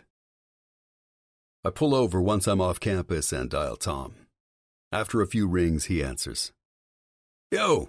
I hear the smile on his face and girls laughing in the background. I raise my head to the roof of the car, annoyed. What the fuck are you doing? It's 5 o'clock on a Monday evening. Yeah, so? Everyone isn't as serious as you, motherfucker. The giggling gets louder. Remember the days you used to actually enjoy pussy? I'd reply, but I don't have the energy to engage, dumb as fuck. Something's come up. We're going to the movies tomorrow night. Cool. Can we see that action flick? Sure, but you've got a date with Eve. The phone muffles for a second. Hang on, he says, a question in his voice. I hear some girls complaining in the background and a door slamming shut. Sorry, dude. Came into the bathroom to hear you better. These girls are seriously insane. Not that I don't enjoy the crazy, if you know what I mean. Anyway, what were you talking about?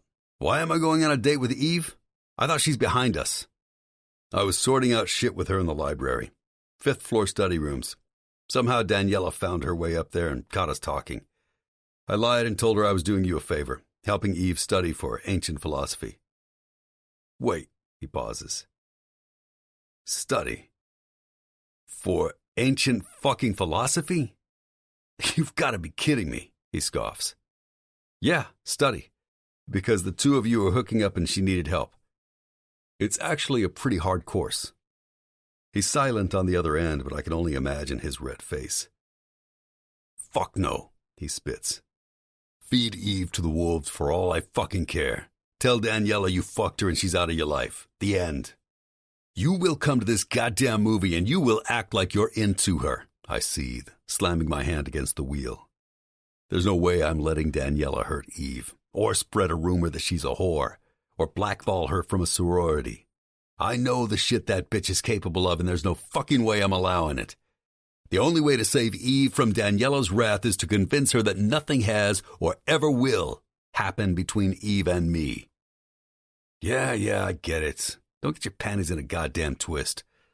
We'll all go out together. Make it look like she and I are hooking up. And then we're all moving on. I stay silent, fuming. I've got 2 girls begging to suck my dick right now. I'm not going to sit here on the phone arguing with you. You're a smart man. Use your head. Money is flying into our shit right now faster than a wildfire out in California. We've got the feds up our asses at the ports. Now isn't the time to ruin this connection with Daniela, brother. I've said it once. I'm saying it again. We're going to the movies, and I will make sure Daniela believes that the 2 of you are nothing. And you want to know why? I can hear his hard breaths over the phone. Because there is no Vincent and Eve. And then you will delete that girl from your mind so all of us can live in goddamn peace. He hangs up. I slam my hand against the steering wheel again, cursing. Chapter 12. Eve. Vincent texted me earlier with Tom's number, letting me know Tom will be picking me up for the movies at 7. It's 6:30, and I'm already dressed in a jean skirt and a simple black t-shirt. I was worried I'd be late, and so I overshot my timing. I'd pick up a book, but my nerves are too frayed. And every time I look in the mirror, I find something else about my face that I've recently decided I can't stand. After spending all my life trying to cover up what I look like, it's weird to all of a sudden give a shit. I know all I have to do is get through this movie, make Daniela believe the truth. That is, there is nothing going on between Vincent and me, and then move on. The fact that I'm going against my sister's better judgment has me feeling incredibly guilty. Still, what choice do I have? If I can just get through tonight. I pull up my phone and see Daniela's newest post on Instagram. She took a selfie of herself in a long mirror, showing off her outfit. Pointy blood-red pumps, light denim that's perfectly distressed with a hole at each knee, a plain white t-shirt tucked in at the front, a long camel sweater, and, of course, a gorgeous red-quilted Chanel bag. 25,000 likes. Out to the movies with Bae tonight. Not sure I'll be able to watch the movie, though. Hashtag luckiest girl alive. Hashtag hotter than Hollywood. Hashtag date night. I stare, unable to take my eyes off the picture. I know he told me this entire thing is for show, but it all looks so perfect. He told me he can't turn from me. Now he knows I'm here. But I don't have the type of personality to decipher between social media lies and truth. I can't understand the difference between what my eyes see and what my ears hear from Vincent. I just can't. My phone pings. Tom. I'm in the front of the quad. Me. Kay. I walk out of the building, breathing in and out. In front of me is a gorgeous white Range Rover, windows darkly tinted. I open the door, sitting in the passenger seat and buckling up. He's silent next to me. I finally turn to stare at him. He's wearing a black shirt and jeans. Holy crap, he looks scarier than I've ever seen him. Gone is the smiling playboy. Let's talk a second. I exhale loudly, mentally gearing up for what I know won't be a pleasant conversation.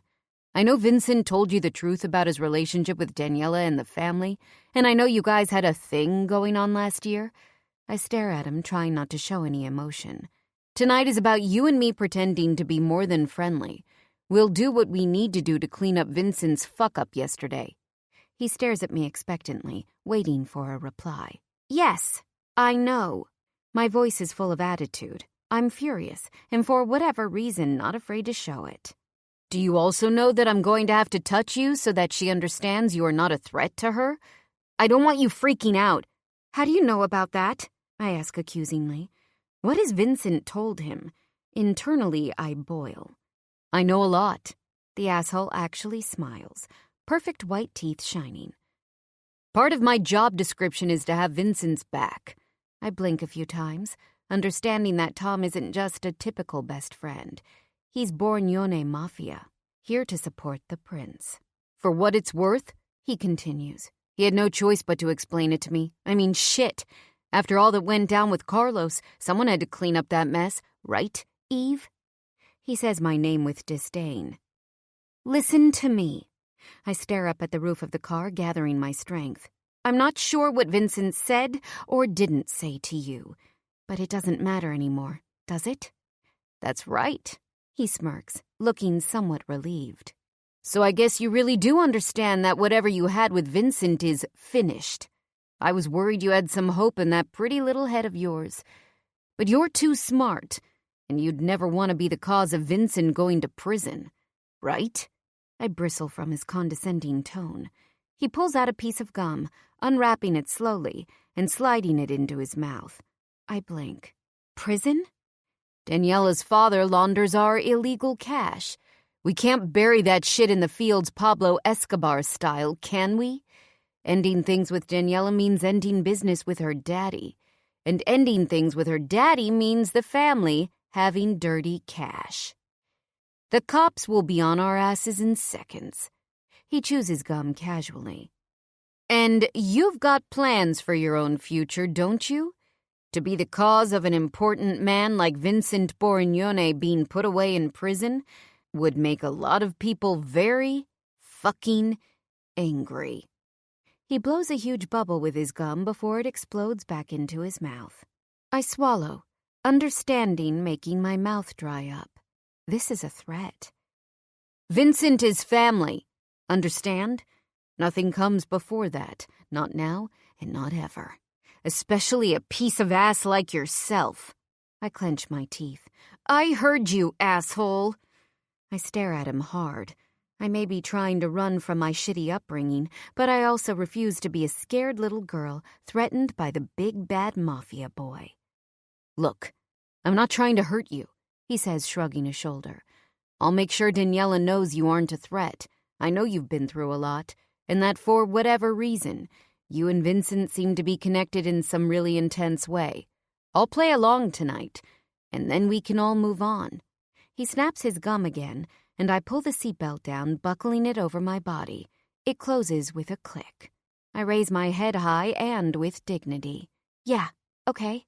I get it. No more Vincent or risk putting him in jail. Lie to Daniela. The end. My voice snaps. Quick learner. He smirks, facing the wheel. I see why Vincent is so enthralled. Behind that shy demeanor, you're a damn shark. We drive for 10 minutes down the West Side Highway and finally exit into the city streets. Pulling his car into a private parking lot, the sign reads $75 per hour. Holy shit! The movie is 2+ hours long. I can't believe what he's about to drop in parking costs. He throws his keys to one of the guys who works there. We finally get to the AMC theater and through the doors. The place is huge, but I immediately spot him. Vincent stands by the closest ticket booth to the door, with Daniela by his side. She's staring down at her phone in the same gorgeous outfit that I already saw, thanks to social media. Vincent and I lock eyes for a moment, and then I let my gaze take him in. From his dark jeans to his black hoodie, he's wearing a red and black baseball hat, showcasing his straight Roman nose and chiseled jaw. He's scary and huge, and sexy as all hell. My legs freeze up, but Tom grabs my hand, ushering me forward.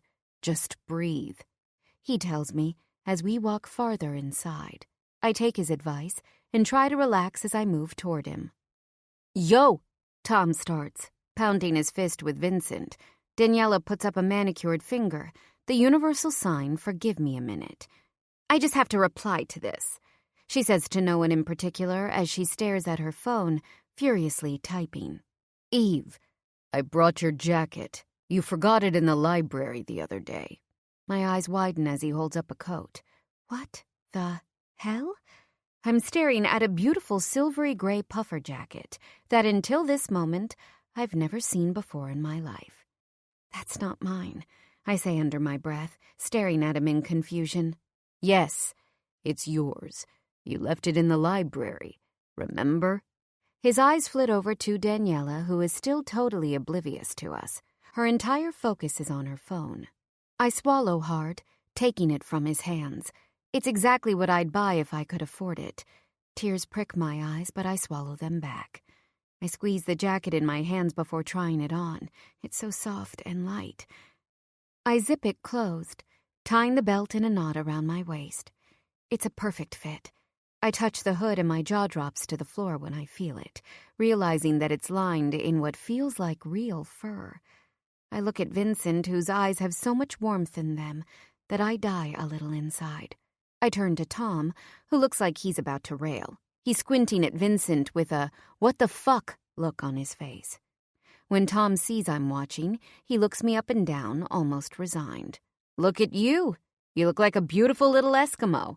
He smiles not unkindly, throwing the hood over my head playfully so I'm practically drowning in warmth and softness.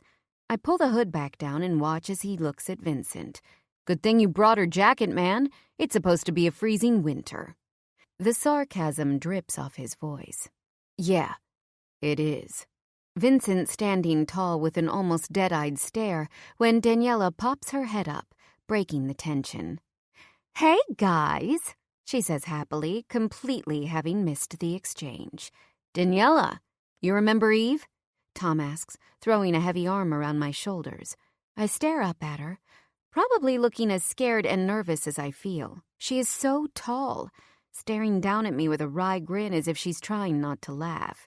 Insecurity blazes through me. "Yeah, of course." She raises a perfectly plucked eyebrow. "We met at a party and then the library while Vincent was tutoring her. Right, baby?" She holds on to Vincent's arm possessively, pursing her lips that somehow look bigger today than the other night. All of a sudden, her face morphs as she looks me up and down with something like shock. "Wait, where did you get that jacket?" A friend bought it for me." I dart my eyes to the side nervously. "How is that fucking possible?" she quickly replies. "I've been looking everywhere for that coat in that color, and it's impossible to find. Is it Monka?" She's fuming. I'm ready to rip it off my back and hand it to her if she'll just calm down and leave me alone. She puts her hands on the belt of my coat, and I guess it confirms her suspicions. "It doesn't make sense that you have it." "You're hilarious, Daniela. It's just a fucking coat. Go to Bergdorf or whatever and pick one up if you like it so goddamn much." "You're funny, Vincent," she says mockingly. "I can't just pick it up because that color is not available." She moves her hands to her hips, waiting for me to speak. "Well," I say, my voice quivering, "a friend of mine works at Bergdorf, so I'm sure that's how she managed to get it." I shrug, trying to act as if one of the biggest socialites in New York City isn't about to rip my head off. "What department?" Daniela counters. "She's, at the hair salon," I say with my head high. The lie twists in my gut, but I do my best to act like the words out of my mouth are truth, and since Janelle does actually work at the salon, I'm sure I could back up my story if need be. "Whatever." She pulls the phone back from her purse and furiously types, probably ripping her assistant a new one for not getting her this jacket before I did. Vincent grunts something that sounds like "the movie's starting soon" and gives the tickets to the bald guy at the ticket booth. He rips them in half, handing the stubs back to each of us as we pass. Vincent chooses seats in the back. No one is behind us. "Anyone want popcorn?" Vincent asks. I'd love some, but there's no way in hell I'm opening my mouth to say yes. I need to get through the night in one piece. "Get me a small, no butter, not even a little bit. Totally plain, okay?" I'm internally cursing Vincent. He couldn't just buy me a regular jacket from the Gap or something. He had to go and buy me something like this. God, it must have cost a fortune. Vincent leaves the theater. I think about the crunchy, salty popcorn and sweet fake butter, and my stomach grumbles. Too bad I won't be having any tonight. Tom takes my hand, lacing his fingers through mine. His hands aren't hard and calloused like Vincent's, but they are still warm. Daniela watches us with a smile on her face. One thing is for sure. Tom is in it to win it. I've got to get my head back in the game and make sure she believes that I'm here for Tom. I snuggle closer into his side. Aw, you guys are seriously cute together. Thanks, I reply, trying my best to act happy, even though I'm anything but. This movie couldn't start fast enough. Daniela clicks her tongue. So, Evelyn, where are you from? Tom laughs. Come on, Daniela, what is this, the Inquisition? And her name is Eve, not Evelyn. Tom squeezes my hand in what feels like solidarity. Get a life, Tom. I'm trying to make conversation. She smiles, and I feel my palms start to sweat. If she's your girlfriend, I'm going to be spending lots of time with her, right? She's from the city. Grew up downtown. Really? What part? She seems happy, but a nagging voice in my head reminds me that this is a test. Near Soho, he replies smugly, staring at me as if I'm heaven on earth. She looks at us skeptically, and I do my best to stare back at Tom as if I couldn't be happier. What school did you go to? I put my hair behind my ears. I went to public school, actually. Public? She says incredulously. And you still got into school at Columbia? Holy shit. You must be freaking smart then. Half of these kids got in because their families donate or went here themselves. Isn't she something? Tom says, staring at me with stars in his eyes. Daniela hums, looking me up and down. You're so small. Kind of like a little girl, actually. She's doing that thing again where she's laughing at me with her eyes. She hasn't said anything so bad, but the energy she's giving off is vile. Little girl? Tom stares at my boobs blatantly and my face heats. Not in any of the ways it matters she doesn't. She's definitely fresh, though, if that's what you're implying. He licks his lips and I'm so embarrassed, I can't bear to look up.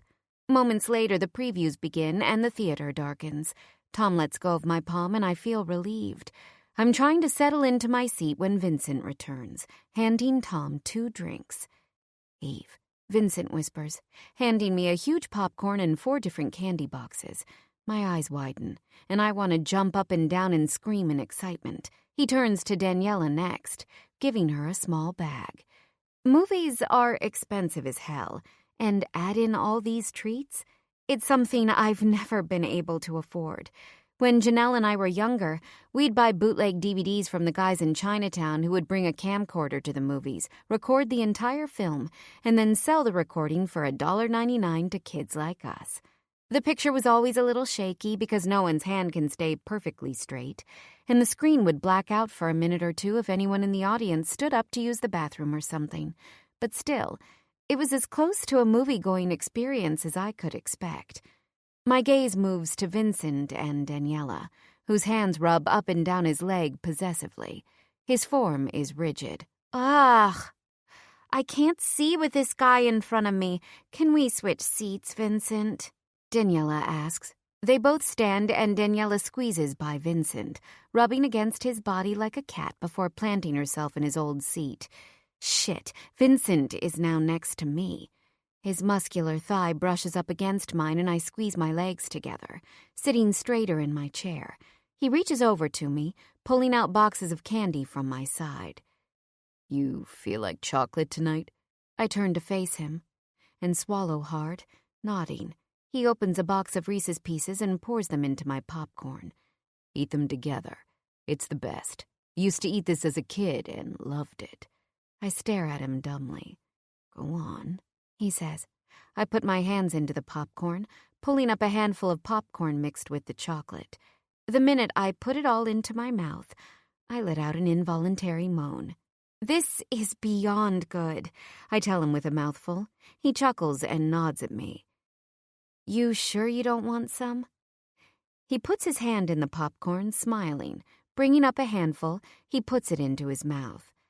Delicious, he tells me, staring at my mouth. The tension between us is so loud, nothing other than him registers. He leans over me, lifting a drink from the holder next to my seat. I brought you cherry Coke and regular. Try them both to see what you want. I bend down, wrapping my lips around the straw. Cherry, I tell him, my voice a whisper. Regular Coke for you, he tells Tom. His eyes don't leave mine. Damn, I love the cherry, Tom complains. You want mine? I immediately ask, turning my head. No, Vincent interjects, leaving no room for negotiation. I risk a glance at Daniela, who is thankfully completely focused on her cell phone. Finally, the movie starts, and I try to relax. Staring at the screen, Vincent leans toward me, shifting his arm so we share an armrest. Then his leg rubs against my leg. I want to concentrate, but it's basically impossible with him this close. I can smell him, all woodsy, soapy, and clean. With each passing minute, he inches closer until his enormous hand is wrapped around my thigh. I clench my teeth, unsure what is going on right now. I shift forward to see Daniela. Thankfully, she's totally oblivious and still staring at her phone. Vincent's fingers rove higher on my leg. I keep my head forward, staring at the screen, trying not to pant. My mind and body are engaging in a war right now. A little higher. I should make him stop. His hands are so warm. His fingers begin to move up and down in a steady rhythm, turning my body into a furnace. What is he doing to me? I turn toward him, wanting to give him a "what the fuck are you doing" look, but he's still facing the screen. I can see the outline of his dark lashes and the shadows across his sharp cheekbones and scruffy jaw. His face looks even more fierce in this dim light. I never thought it was possible for someone to be so captivating. His hand roams even higher now, and I lean my head back against the seat, all rational thought disappearing. I'm assaulted by memories of what these fingers can do. Sweat beads on my lower back as his hand drifts upward, centimeter by agonizing centimeter, moving closer to my core. I forgot how possessive he is, but he's showing me right now, loud and clear, that he's the only one in control. Holy shit, but I want to straddle him and then punch him in the face. I watch from my side eye as he lifts my cherry Coke, bringing the straw to his full lips. Tilting his head back slightly, I can see his Adam's apple move with each swallow. It's as if he is completely unaffected. Meanwhile, my panties are damn near soaked. I'm mindless, all rational thought exiting my brain. Tom stands, walking past all of us to, I guess, use the bathroom. Daniela stands up next. I've got to make a call. We turn to each other at the same time. He puts his hands around my ass and lifts me straight into his lap. Oh my God, he's so hard, insistent, grinding me against him and kissing me like his life depends on it. His tongue drifts down my throat. Before I can even process being on Vincent, he moves me back to my chair. Not a moment later, Tom and Daniela both shuffle back to their seats. Can they hear my heavy breathing? He doesn't touch me for the rest of the movie. When the film is over, Tom throws an arm around my shoulders. I know I'm supposed to act like we're together, but after that kiss with Vincent, I feel confused and dazed, my heart still beating erratically. We walk out of the theater as a group, and I try not to stumble over my own feet. Daniela seems relieved. As far as I'm concerned, mission accomplished. Now that I'm no longer an issue, I'm ignorable. We all say goodbye and Tom drops me off at my dorm. Before I can get out, he locks the door, keeping me within the confines of his car. I turn around, wanting to ask what the hell he's doing when he starts. Eve, stay away from Vincent. Our life and our lifestyle isn't for a girl like you. Go meet some nice normal guy. You deserve that. That's what Angelo would want too. I exhale. For a moment I forgot that my Angelo is an associate. He may be lowly in their ring, but he's still part of them. I hear the pop of the door unlocking. As I walk to my room, Tom's advice is on repeat in my head. Still, I can't ignore what Vincent does to me, not just in body, but in mind, too. I need to stay away from him because when we're together, the tension is too much to manage. How could I have made out with him like that, and in a public place, no less? He makes me completely mindless. I wish I didn't know who he was behind the Mafia man. I wish I had no clue how loving and caring and brilliant he is beneath the hard surface. I sigh, taking off my clothes and gently placing the jacket on my desk chair, and then sliding on an old band t-shirt I got ages ago from the thrift shop. I know I should give the jacket back, but I don't want to. Crawling into bed, sleep refuses to come. The thought of tonight being the last time my lips will ever touch Vincent's is killing me inside. I shut my eyes and somehow catch his scent. My heart slows down and I fall asleep, imagining him next to me. Chapter 13. Eve. Sometime later in the evening, I hear a knock. I wake up startled. Checking my clock, it's after 2 a.m. Must be some drunken frat guy. I put my head back on my pillow when the bang comes again. I finally stand to get the door, rubbing the sleep from my eyes as I drag myself across the room to open it. It's Vincent. He steps inside and closes the door, twisting the lock behind him. "What are you doing here?" My voice croaks as my eyes adjust to the man in front of me. I didn't shut the shades when I got home tonight, and the city gives the room a dim glow. My eyes finally acclimate from being awoken, and I notice blood trickling down his eyebrow. "Oh my God, you need a doctor!" I press my fingers to my lip in a gut reaction. He chuckles. "It's nothing a little TLC can't fix." His voice is sure but tired. I crouch under my bed and pull out a simple first aid kit that Angelo got for me. Vincent sits at my desk while I grab a washcloth and wet it at the small sink by my door. He sits while I clean off his cuts and cover them with ointment. With him sitting and me standing, we're finally eye to eye. "Your cheekbone is darkening," I tell him, gently grazing his face with my thumb. "What happened?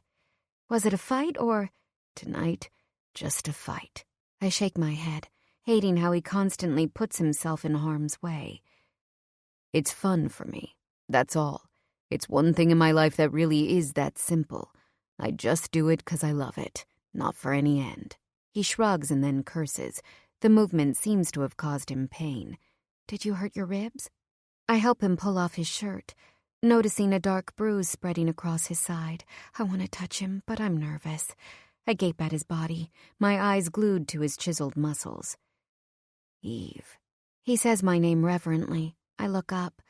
The small towel drops from my grip and onto the floor. His fingers move to my face, slowly grazing my cheek and down to my neck. His touch is gentle but possessive. I shut my eyes, savoring the feeling. I let out a soft moan as he continues to stroke me. "I can't stay away from you. I need you. Don't you need me? I can't be near you and not have you." Chapter 14. Vincent. Standing up from the chair, I move to sit on her makeshift king-sized bed. She comes next to me, biting the bottom of her lip. She's hesitant, but her face is flushed from my touch. My father was in prison. I'm not entirely sure why I'm divulging this information, but something inside of me needs this connection with her. I want to tell her everything. I was 7 at the time. Lived with Tom and his family for 8 years while my dad did time. She hums, letting me know she's listening, her body swaying toward mine as I speak. My mom died while giving birth to me out on the res. My dad barely knew her. He actually tried to get gaming off the ground, but the tribal council was against having anyone who didn't have native blood work with them. Even with a native wife, they didn't accept him. Once I was born, he brought me back to New York, back to the family. This violence and this life is what I was raised on, Eve. I shift, bringing her closer to me so that we're touching. I want to pull off her clothes, feel her naked skin on mine. But I have to get this off my chest. Make sure she knows what she's getting with me.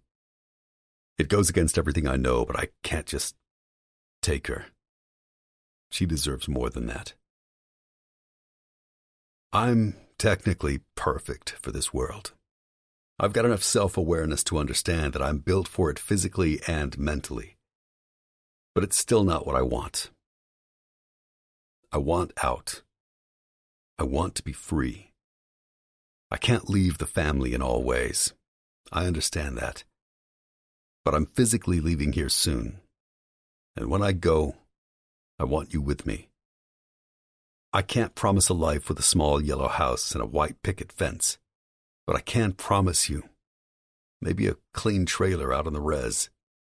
She pushes an errant hair from my eyes, a small smile playing on her lips. Nothing surrounding us for miles. I raise my eyebrows, looking at her with thoughts of the future in my mind. I'll buy us a motorcycle, and we can spend our nights riding free. I'll work hard and build out the hotel and casino. You can be my lawyer. What do you say? Let's keep this secret for now. I want the real, Eve. And you're it. I can't wait anymore. Vincent.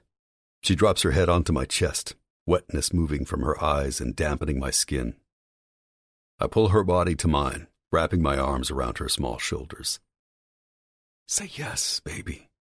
I'm practically groveling, the sound of my voice foreign to me. Trust me. Trust in me.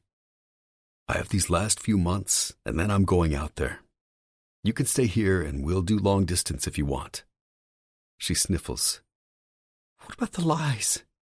And Tom told me about prison. And you're making it sound so perfect. Easy, even. But it isn't, Vincent.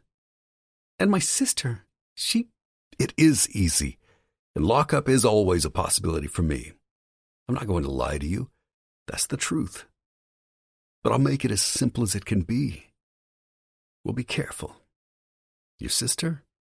She'll understand eventually. Just say yes to me, baby. Say yes. She grabs my head and presses her lips to mine, stunning me. I pull her closer so every part of me is touching every part of her. I slowly take off her t-shirt. She shudders, completely topless in my arms. Her body is my heaven. I want to worship it. She moves forward, grabbing the covers to pull them over herself. Don't cover yourself up from me. Not now. Not ever. She drops her hands and lets me take my fill of her body with my eyes. God, this girl. Mine. Thank fuck it isn't dark in here. The city lights have me seeing every beautiful inch of her clear skin. A thought crosses my head that maybe someone else can see through the window. I stand up hesitantly, shutting the blinds with a curse on my lips. It's a reminder that I won't be able to have her openly, and I hate it. I move back into the bed, pulling her soft and pliant body on top of mine as her small hands frame my face. She leans in, lips to my ear. Are we really going to do this? Her voice is a prayer. I flip her beneath me so she's lying on the bed and shift myself to the bottom, sliding off her underwear with my hands. Yeah, baby, we are. Moving back up, I press my hands against her core. She immediately pushes herself toward me. I know what she wants, but I need to drag it out as long as I can. I palm her, feeling wetness straight through her simple cotton underwear. She's soaked. Always so ready for me. Fuck. I'm going to give you everything I have tonight, and then some. She's panting now as I shift my hand rhythmically against her. Every single cell in my body is yelling to get closer, to brand her. I want to get so deep inside her I'll become part of her. She stops for a moment and my brain registers there's something she wants to say. What's wrong? Vincent, All at once, I decide I can't let her continue. I put my thumb over her lips to quiet her. I can tell from her expression she wants to say a million things. She's angry with me for withholding all of this from her last year. She's furious I have this bullshit girlfriend. She's mad I have duties to the family. I stare at her intently. I know, Eve. I feel all your anger too. Hang on to me through this, and we'll make it out together. All we need is time. How do you read me like this, Vincent? She asks quietly, grabbing my hair. I read you because I listen to you. I listen to your body. I listen to your eyes. I lift her face and start kissing her, bringing the focus back to the moment.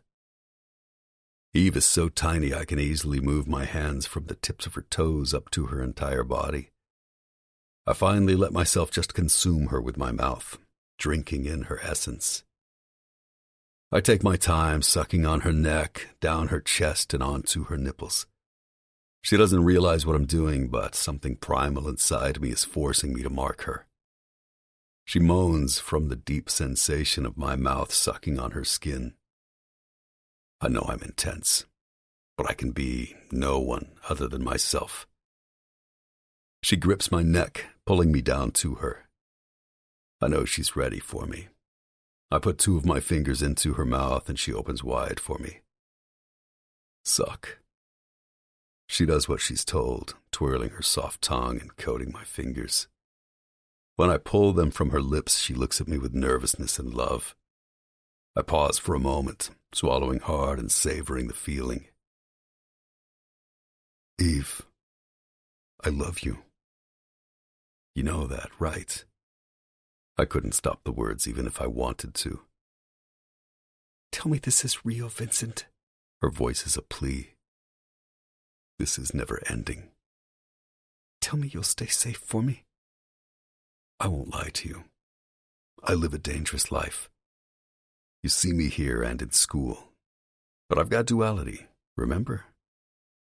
I slide one wet finger into her core and she immediately gasps, gripping my shoulders. She's so fucking tight, I groan, adding a second finger and curling them up, hitting that spot. I can barely believe that a girl this beautiful has never been touched before. She was made for me. Every second of this moment is mine, and mine alone, and I plan on making sure I set a benchmark so damn high no man on earth could ever compete. When I look down, her entire body is coated in a light sheen of sweat. Fucking perfect. I finally move up over her. You still want this? I need to hear it. My voice is a raspy whisper. Oh, God, Vincent, please, she begs. I slide a pillow underneath her butt, giving me a better angle to enter her. Eve's skin, Eve's dark hair, Eve's lips, so pouty and beautiful. Eve's nipples, a perfect shade of rose. I see the red splotches all over her chest from my mouth, and it spurs me on. Mine. Come inside me. Don't wait any more, she begs, hooking her legs around me in an effort to keep me in place. I laugh at her attempt to stop me from moving away. I'm so much bigger than her. There's no way she could physically restrain me. But the truth is, with just one word from her, I'd bow at her feet. She's the queen, and I'm nothing but her servant. She doesn't want me to tease her anymore. Her wish is my command. I'm clean, but I want to get a condom on until we get you on the pill. I try to move off the bed, but she grips me tightly. Just a sec, okay? I kiss her forehead and move off. Pulling out a condom from my wallet, I slide it on. She watches with a wide-eyed stare, looking at my dick with anxiety. I chuckle. Don't worry, it'll fit. Are you sure? I don't know, Vincent. I don't think that's possible. I mean, I obviously didn't realize before how enormous it is, and I'm so much smaller than you. What if I break? I laugh out loud. I swear it. You were made for me. Nothing will make you feel as good as this. Lay down. She does as I ask, but I can tell from her body language that she's tightened up. I kiss her lips and neck until she's rolling her body beneath me. She moves her lips to my ear. Do it now, Vincent. I'm ready. I don't listen. Instead, I slide my fingers around her clit, swirling them until she's writhing in pleasure. With a breath, I sink into her heat. It's been a while and I freeze, willing myself to hold back. You okay? My voice sounds strangled, even to my own ears. Vincent, it's too much. It's okay. Just breathe through it and let your body relax. I smooth the hair away from her face. I know my dick is the first she's ever seen. But if Eve really knew how big I am compared to other guys, she probably would have run away at the sight of it. I don't want to hurt her any more than I have to, so I will myself to be as slow and gentle as possible. Sweat gathers on my forehead, dripping from my head onto her chest. She grips my shoulders, staring deeply into my eyes as I finally push in all the way. The moment I feel the breakthrough, I have to stop. It feels too good. I hear her suck in a breath. It hurts, Vincent. I know, baby. Keep breathing. We're all tongues and groans. Never in my life did I kiss like this during sex. Holy shit, but every inch of me is begging for this connection with her. My body is tense from going slow. My movements driving us both to the brink of euphoria. I want to make this good for her. Make it last. I watch as the electricity enters her bloodstream.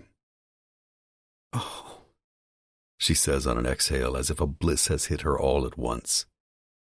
She's so close. I track every movement she makes. When her pussy starts to tighten, I think I may pass out. With every thrust, I'm marking her slow and deep. My ribs are aching, but nothing short of a gun to my head would make me stop. Finally, with a groan, I finish. She holds on to me with her legs still wrapped around my waist, and I can sense her unwillingness to let me go. Pressing another kiss on her shoulder and then her lips, I stand again. After taking care of the condom, I walk to her small closet and pull out a fresh washcloth, wetting it with hot water from her tiny sink. Before getting back into bed, we lock eyes. She's waiting for me with her legs closed, looking at me expectantly. She's unsure what she's supposed to do, and I can't help but laugh. Open up for me, baby. I think things may have gotten a little messy. When she opens her thighs, what I see turns me from possessive to wholly insane. I clean her off gently, making sure not to miss a spot. You're in me now, she whispers. She has no idea how badly I want that to be true. I want every man who ever sees her to know that she's taken. I pull her flush against me. I want to own every single part of you. I grab her waist tightly. But you do, Vincent, she replies. You have me. The look I see in her eyes, it's more than love. So much is moving between us that I feel high. I shift, kissing her entire body. She's giggling as I find her ticklish spots, nuzzling between her breasts and behind her ear. We kiss and play around in bed, and it's so innocent, and yet it's ecstasy. Something I never imagined possible. Sometime around 4 a.m, I stand to leave. She's watching as I dress myself, first with my pants and then sliding on my shirt. My ribs feel like they're on fire, but my heart is too damn happy to care. Vincent, don't leave yet. Why do you need to go? I hear her distress, but I need to leave before anyone sees me. The truth is, we should have done this at my place in Soho. I crouch down by her bedside. This isn't goodbye, okay? I just don't want anyone to see me leaving here in the morning. I love you. Have words ever felt more natural rolling off my tongue? She nods her head in understanding. I lift my hand, scratching the back of my neck. I'm a selfish fuck, Eve. I couldn't help myself last night. If you're bruised on your neck and chest, don't be afraid, okay? It's just from my mouth. You also might be sore down there. Just take it easy the next few days, yeah? I know that Eve knows nothing other than me. She was so innocent before I came into her life. Jesus, forgive me. She pushes the sheet down, staring at her skin. You like marking me. She states it as a fact, and she's absolutely right. I do love it. If I could, I'd go back over them now and make the bruises darker, last longer. Everyone on Earth should know she's taken. I drop to my knees and put my forehead against hers, breathing in her breaths. She lightly pushes me back, forcing eye contact. I want to take the risk. I press our lips together, pulling back for just enough time to get a few words out. I love you. Kiss. I fucking love you. Kiss. So much. I don't let go, even when I taste the salt from her tears. I finally slow us down and push myself back up again. Vincent, you're everything to me.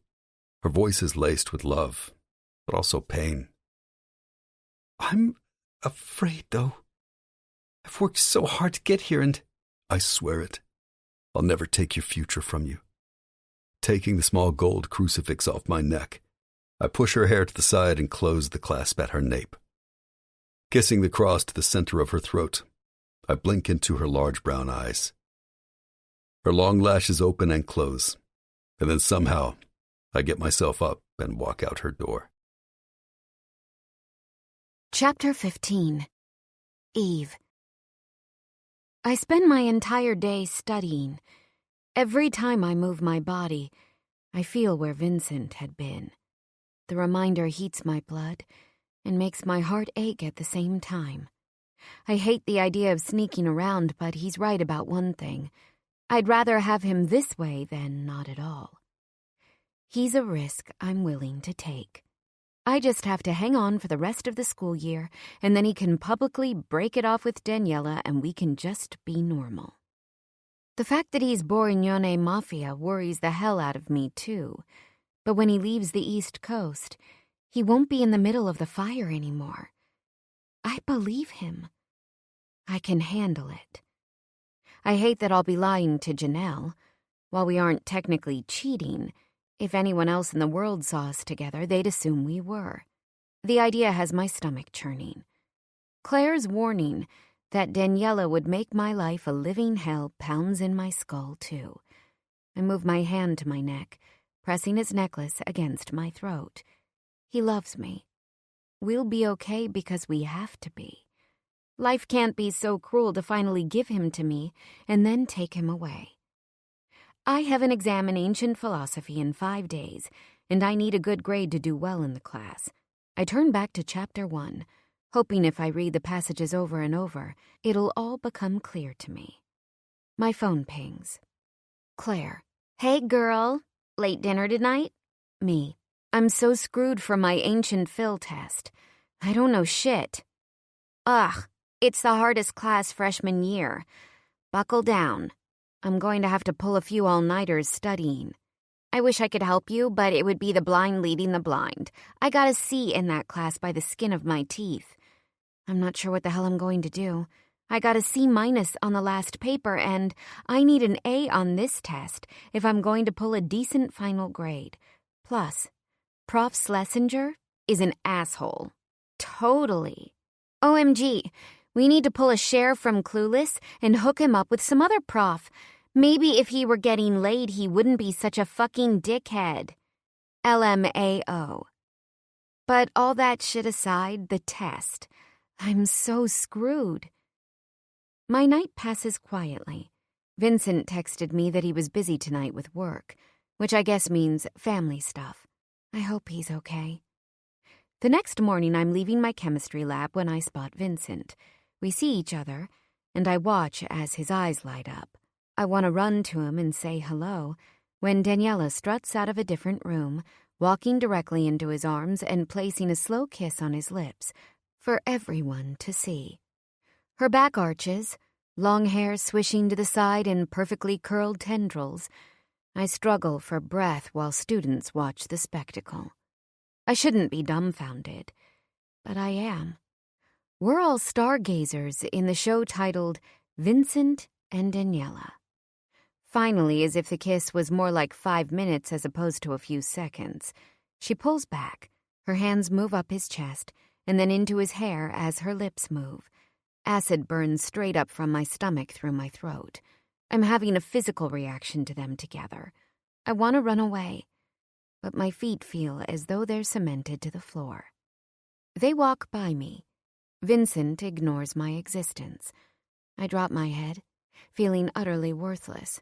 I check myself for the time and notice I'm going to be late for calculus. I scurry on to my next class, my backpack heavy on my shoulders. I can't think of him now. I have class to attend. I knew seeing him with her would be like this, but watching it in real time is more painful than I ever imagined. Now that we've had sex, it's as if everything I felt for him before is amplified. For a moment, I imagine if this is how my mom felt when she was the girl on the side for so many men. But then, I push the thought away. Vincent and I aren't like that. We aren't. We really, truly aren't. I run out of the science center and enter the mathematics building. Thankfully, it's my last class of the day. I jog up to the third floor and about to turn the corner when an arm snakes out, pulling me into an empty classroom. I want to scream with fear as the door slams shut behind me. But when I turn around, it's Vincent. He lifts me up and presses me against the wall.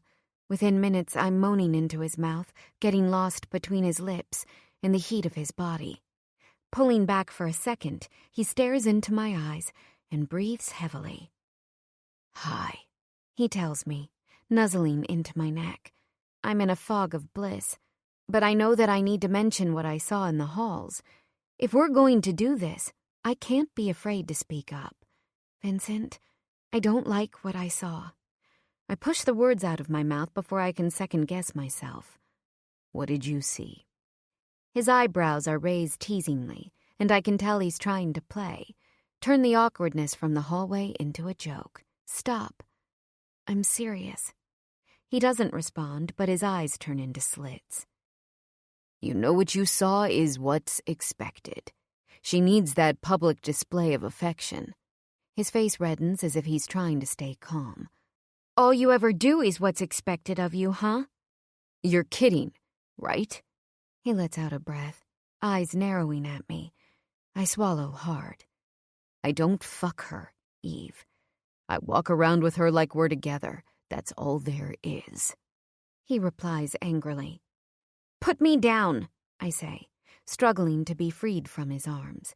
He slowly lowers me to the floor and then runs his hands through his thick hair, pulling on the ends as he walks away from me to the other end of the classroom. "You're unbelievable, Vincent. You're the one who kisses Daniela around the halls, and I'm the crazy one for being mad? How about I have lunch with Jared today?" He pivots around, and in a blink of an eye, he's back in front of me. I forgot how fast he is. The look on his face is terrifying, but I'm not afraid of him. "You touch another man and I will fucking end him. Are we clear? We have gone over this already. Daniela and I have to look like a goddamn couple. You can't get upset every time you see us together. It just won't work." "I can't stand it. Just stop touching her." I stomp my foot on the ground as hysteria rises in my chest. He lifts me, putting me on a desk, and leans into me, his hands on either side of my thighs. "Look at me, Eve. I cannot, under any circumstances, end shit with her right now. I need to keep her happy. This is non-negotiable." "I know." I hear the whine in my voice, but I can't help it. I know I'm not being fair, but seeing them together guts me. "Tell me what you want. Talk to me." He moves his hands around my waist, lifting me up and pulling my butt to the edge of the desk, closer to him. I put my fingers on his lips. "I don't want her touching you here. Your mouth is mine." I move my fingers to his hair. "Or here." I run my fingers through his dark strands. It's wild and sexy as hell. "I need a haircut," he tells me with smiling eyes.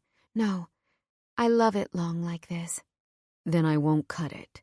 He presses me to his chest, and I let out a long exhale. I move out of his arms. "Actually, how does Daniela like it?" "She likes it long too, I think." He grunts. In that case, I want you to shave it all off. He laughs out loud and I can't help but giggle. I put my nose into his chest, smelling him. I love you so much, Vincent. You don't understand. He lifts my head with his hands, forcing eye contact. I swear I do. He pulls me against his lips again, and I do my best to kiss him with every ounce of myself. But you can't keep allowing your insecurities to affect you like this. Promise me you aren't going to get upset every time you see us together. I love you, and only you. My eyes inadvertently glance up at the classroom clock. Oh shit, I'm missing calculus. He shrugs. Take the skip. You don't need that class anyway. Don't be a bad influence on me, Vincent. I need an A. I wouldn't have taken you out of a class that you were struggling in. You're going to get an A. And you're going to get into law school. And all of your dreams will come true. We breathe each other in, our mouths so close, but not touching. He lets out a playful growl. Lips only belong to you. Hair only belongs to you. Dick only belongs to you. I slap him in the chest, laughing. I can't help the flush that comes into my cheeks. I love this man. Come downtown with me tonight at 4. We'll study together. Really? Of course. I'm doing shitty in ancient philosophy. I think you jinxed me that day in a library. I lift my brows. It's a good thing I wasn't lying when I said I got an A in that class. You're kidding me. Nope. You have Schlesinger? My eyes bug out. Tell me there is something on this earth you suck at. I raise my head to the ceiling, looking for God. But when I bring my gaze back down to earth, all I'm met with are Vincent's laughing eyes. Not the way to speak to your new tutor, Eve. Oh, hell no. I'm not letting you tutor me. I pull my hair back with my hands, tying it back with a black tie from my wrist. He stares at my lips and smirks. Why not? I'm a good teacher. I have a paper due tomorrow, but I can get it done easily now that my outline is done. I give him a face as if nothing sounds worse. Don't look too excited, Eve. He deadpans. I sigh. All right. 4 o'clock? 4 o'clock. Don't be late. Oh, or what? I sass. Or you'll get punished. He winks before pulling me in for another kiss. Chapter 16. Eve. When it comes to Aristotle's Nicomachean Ethics, the most important thing to understand is his explanation of a good life for a human being. Aristotle's approach is a practical one. He sees the one big purpose of human existence is to reach the highest good, which must be both intrinsically valuable and self-sufficient. Remember those prongs. Vincent is lecturing me right now about ancient philosophy. We're sitting together at his dining table, books spread out around us. My feet are bare, resting against his legs. Okay, but I don't understand how he understands those two concepts. I bite my bottom lip. If something is intrinsically valuable, then it's good in itself and never pursued for the sake of something else. For example, if you study to get an A, then studying isn't intrinsically valuable. If you study for the sake of studying in itself, then it is. Okay, so, your underground fights are intrinsically valuable? Exactly. His lips quirk up in a smile. Okay, and what about self-sufficient? This means that by itself, it makes life worth living. The good life for Aristotle is a life in which we flourish. Make sure to use that word on the test, yeah? Schlesinger will love it. Anyway, all activity should be directed in such a way to give us that life. I take a deep breath, feeling like everything is finally clicking. Okay, Professor Borgnone. So, what is the flourishing life? Easy. For Aristotle, it's performing your specific activity, which is distinctive to human beings in general, in a state of excellence. Aha! I exclaim happily. Let's move to the mean. For Aristotle, the mean is not about balance or moderation. Instead, it's about what is appropriate. Sometimes it's appropriate to be angry. The mean for Aristotle is one which varies. This is where you use practical judgment to know what's right, using deliberation and calculation? Yes. His smile is blinding. He takes another huge gulp of water as he turns the page of the textbook. How do you drink this much and not have to pee every other second? He chuckles. I'm just replenishing. You can't imagine the amount I sweat when I work out. I made the mistake a few years ago of not giving myself enough water, and I passed out naked on the locker room floor. I bite my cheek, shocked at the fact that something that crazy both happened to him and that he'd tell me about it. Then the image of naked Vincent hits me like a train, and I have to bite my cheek to stop myself from cheesing from the visual. That mind of yours. Always in the gutter, Eve. Didn't your mama teach you any manners? His terrible southern drawl has me doubling over in laughter. Finally, I stop, letting my eyes roam from his neck down to his perfectly cut chest and then back up to his dark eyes. Don't look at me like that. I'm trying to help you learn, he says, kissing the top of my head. Plus, you need a break after yesterday. I nod my head in agreement, but internally, I'm begging him not to give me a break, because the truth is, I don't want to wait. Now that I've had him once, I want it again and again. He pulls back and I let my fingers trace his face. He has 2 old scars through his right eyebrow. Where did you get these? Bad boys have scars, Eve. He winks. Well, apparently, bad boys aren't very bad these days. They like to be gentle and sweet. Gentle and sweet. Lifting me in his arms, he runs full speed into his bedroom. Let's see how gentle and sweet I can be, huh? Throwing me onto his huge bed, he lifts up my shirt and blows onto my stomach until I'm crumbling with laughter. The playful side of Vincent is so incredibly unexpected. His face turns serious as he moves me to the edge of the bed, sinking down on his knees to take my pants off. Next, I raise my arms as he takes my t-shirt over my head. For whatever reason, I'm feeling braver today than ever before. Maybe it's because I saw him in the hallway with Daniela, and I want to remind him of what he has. Or maybe it's because I'm tired of being the shy girl I used to be. I stand, removing my bra and underwear. I'm completely nude in front of him. With hooded eyes, he swallows every inch of me with his gaze. Shaking his head as he lifts me up, he carries me into the bathroom. I have no idea why he brought me here, but any questioning thoughts in my head exit my brain as he places me on the marble countertop. What starts as our mouths moving in a gentle caress quickly becomes frenzied. He's kissing me so deeply that my lips turn numb. I'm mindless from the pleasure. Letting go of my mouth, he lowers his head, licking and sucking on my nipples, moving from one side to the next. You like that, baby? All I can do is whimper. My body is humming, core pulsing with need. Releasing one breast with a pop, I feel cold air take the place of where his hot mouth was. I open my eyes, wondering where he's gone, and why, of all places, he brought me to the bathroom when we were just in a perfectly warm and comfortable bed.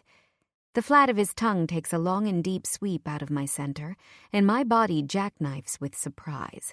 Holding my legs open with both of his hands, he starts out slowly, taking his time. You taste like fucking heaven, Eve. Better than I ever dreamed. Any embarrassment I may have had disappeared with his words. It isn't long until my moans grow loud. I'm shaking and can't stop. Sweat beads between my breasts, the heat of his mouth consuming me. My body is undulating, completely out of control. Grabbing my hips with his enormous hands, he keeps me secured to the earth as he sucks and hums. Just as I'm climbing toward a high, I feel his calloused fingers trailing down my body and pressing where his mouth is sucking. I'm seeing stars. All I can do is grab onto his shoulders as I ride out the most euphoric feeling of my life. I can't possibly handle anything more, I say to myself. But he brings his tongue back inside me, not stopping until he sucks every morsel of pleasure from me. With glazed-over eyes, I watch as he kisses back up my body. The warmth of his lips feels like heaven, and I want to curl into a ball and sleep for eternity. The thought that Vincent may end up running the biggest mafia in the country passes through my head. The photos I've seen with him and his Daniela enter my mind. And just like that, straight behind the most pleasurable experience of my life, I start to cry. Eve, you're crying? I nod my head, unable to control the torrent of feeling. I'm that good, yeah. My tears stop and I stare at him for his asshole remark when a smile spreads across his handsome face. He's joking. Oh, you, I exclaim, laughter mingling with staccato breaths. Tell me. Talk to me. It's just Daniela and your family. And my sister would go insane if she knew, and I feel so guilty. We're together now. I'm going to find a way out of this shit with Daniela. We just have to be patient. Can't you be patient for me? He's talking, but I only cry harder, body racked with tremors. My mind registers Vincent is fully dressed. Meanwhile, I'm sitting here on a bathroom counter completely nude with my huge boobs that are way too big on my small frame, out in the open. I cover myself up with my arms. The strong girl from a few minutes ago is gone, and, in her place, sits a nervous 19-year-old. He uses his hands to lift my chin. I think you need to hear it straight. I'm a man with lots of needs, and I want it all from you.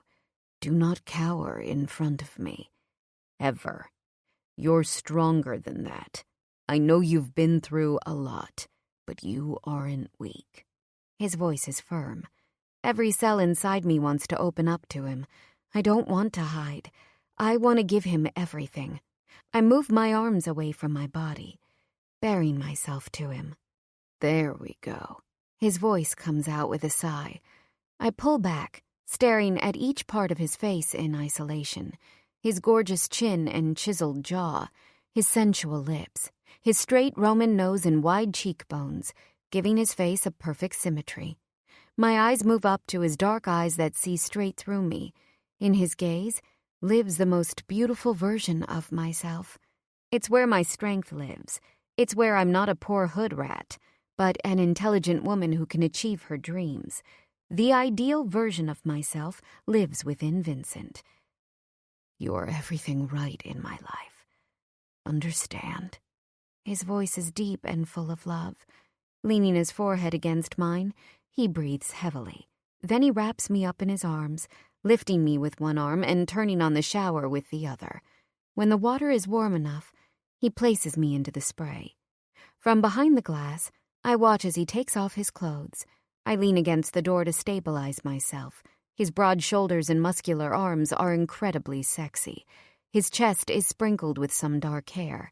My eyes move downward, and I literally gasp, shocked again at how huge he is. There's no way in hell he's normal. The combination of seeing him naked after what he just did to me makes my legs weak. When he finally joins me, my breath hitches. Our eyes lock as he lifts me up again in his arms, my hands finding the back of his hair. Steam billows around us as he presses me against the cold marble wall. I'm searching for answers within his kiss as we claim each other with wet mouths and water-slicked bodies. My soft body rocks against his hard, asking for more. More. More. Please, I beg. I want you. He pulls away from my lips and looks at me, pushing my wet hair out of my face. I know what you want, but I don't want to hurt you. It's too soon after yesterday. No, now. I need this now. Want this now. His eyes darken, turning almost black. I'd kill for you. To make you a part of me, I'd do anything. I'm a selfish man, Eve. I'll never let you leave me. With my legs wrapped around his waist, he enters me in one push. I can feel him deeper than I ever thought possible, his dick pulsing and growing larger inside me. My throat aches from how loud I'm moaning. Let me hear you. Let me hear how badly you want it. One of his hands is splayed on the tile behind me. The other grips my ass. When I feel myself building up for another orgasm, he holds me tight against his chest. I unravel right into his arms. Not a moment later, it's his turn. He pulls out before he can finish inside of me. Eventually, he lowers me to the ground, dragging my naked body down his. Turning me around, he squeezes some shampoo into his fingers and washes my hair. The act is so gentle and loving. I have to put my hands on the wall to keep from falling. After my hair is clean, he drops himself down onto one knee, turning my body toward him. When he lifts up my right foot, I lean my hands on his massive shoulders. He soaps me from the tips of my toes up my thigh toward my center. I gasp as his hands move upward, gently cleaning a place only he has ever been. When he's done with my lower half, he rubs his soapy, calloused hands over my breasts and down the sides of my body. Then he turns me around and soaps my entire back, gently massaging me. When he's done washing me, he cleans himself. I can only stare in wonder as he lathers, raising his arms up one at a time to clear away the soapy suds. Turning off the shower, he steps out before me to get fresh towels. He places one around his trim waist and then opens the shower door, wrapping me up in a second. I've never had someone take care of me like this. I'm trying not to cry again, although this time it would be out of sheer happiness. Holding my hand and gently walking us back into his bed, I move to my side as he joins me. We're face to face, lying together all cozy, wrapped up in his covers. He's smiling and my heart is soaring. So you think you'll ace this test? You need philosophy for law. Make sure to take logic next semester with Professor Weiss. I brush my nose against his, breathing in his breaths, taking him in. I slide my legs between his, wanting our bodies to touch in every possible way. I press my lips together. You know, I've watched like every single Law & Order episode in history. I thought that one day I'd be prosecuting gang members. We start chuckling, and before I know it, we're laughing so hard we're wheezing. When I let out my signature snort, his laughter intensifies. We calm down and our eyes turn serious. Vincent, how many weeks until you leave? I stare at his chest, swallowing hard. 16. I finally look back up at him again, and he nods his head. What's it like out on the res? I heard it's pretty crazy out there, like third world in some parts, right? I want to discuss this with him, but I also don't want to say something wrong. I'm hanging on to his every word, just hoping he tells me everything. You wouldn't believe this, but there isn't any water there. People literally drive their trucks an hour back and forth just to get fresh water to drink. I mean, sure, there are watering points, which are just hoses in towns bordering the res, but there's still no groundwork or infrastructure to bring water directly to people's homes. There are some windmills and wooden buildings which house wells, but they are totally contaminated, and people drink from that. His eyes are registering something like distress. I can tell he's passionate about this. So yeah, I want to get back out there. A casino complex on the lands would change the face of tribal economics, and if I can get in there and make that difference, I'll do it, even if I have to let the waters run red for a while. One of my main goals is to find a way to bring that infrastructure onto the res. I'm sure Nevada would be willing to help out if I gave them a cut of profits. Tribes in other states have worked out deals like that. Sounds like some plan, Vincent. I stare at him in absolute awe. Don't look at me like that. I haven't done anything yet. His face is serious, and for a moment, I get a flash of Vincent 10 years from now. He's already so powerful and magnetizing. This man is going to be someone important one day. I can just feel it. Yeah, but you will. It's obvious that you'll do this. People do incredible things all the time. Why shouldn't it be you? You're looking at me right now like I'm a savior. But if you know half the shit I've done. He lets out a breath. I'm not a stranger to the life, Eve. The corruption out on the res and what I'll be doing to get the tribal council to go into business with us will be extreme. I'm not going to lie to you. Even the most gripping tales need a moment of rest. Let this pause refresh your senses.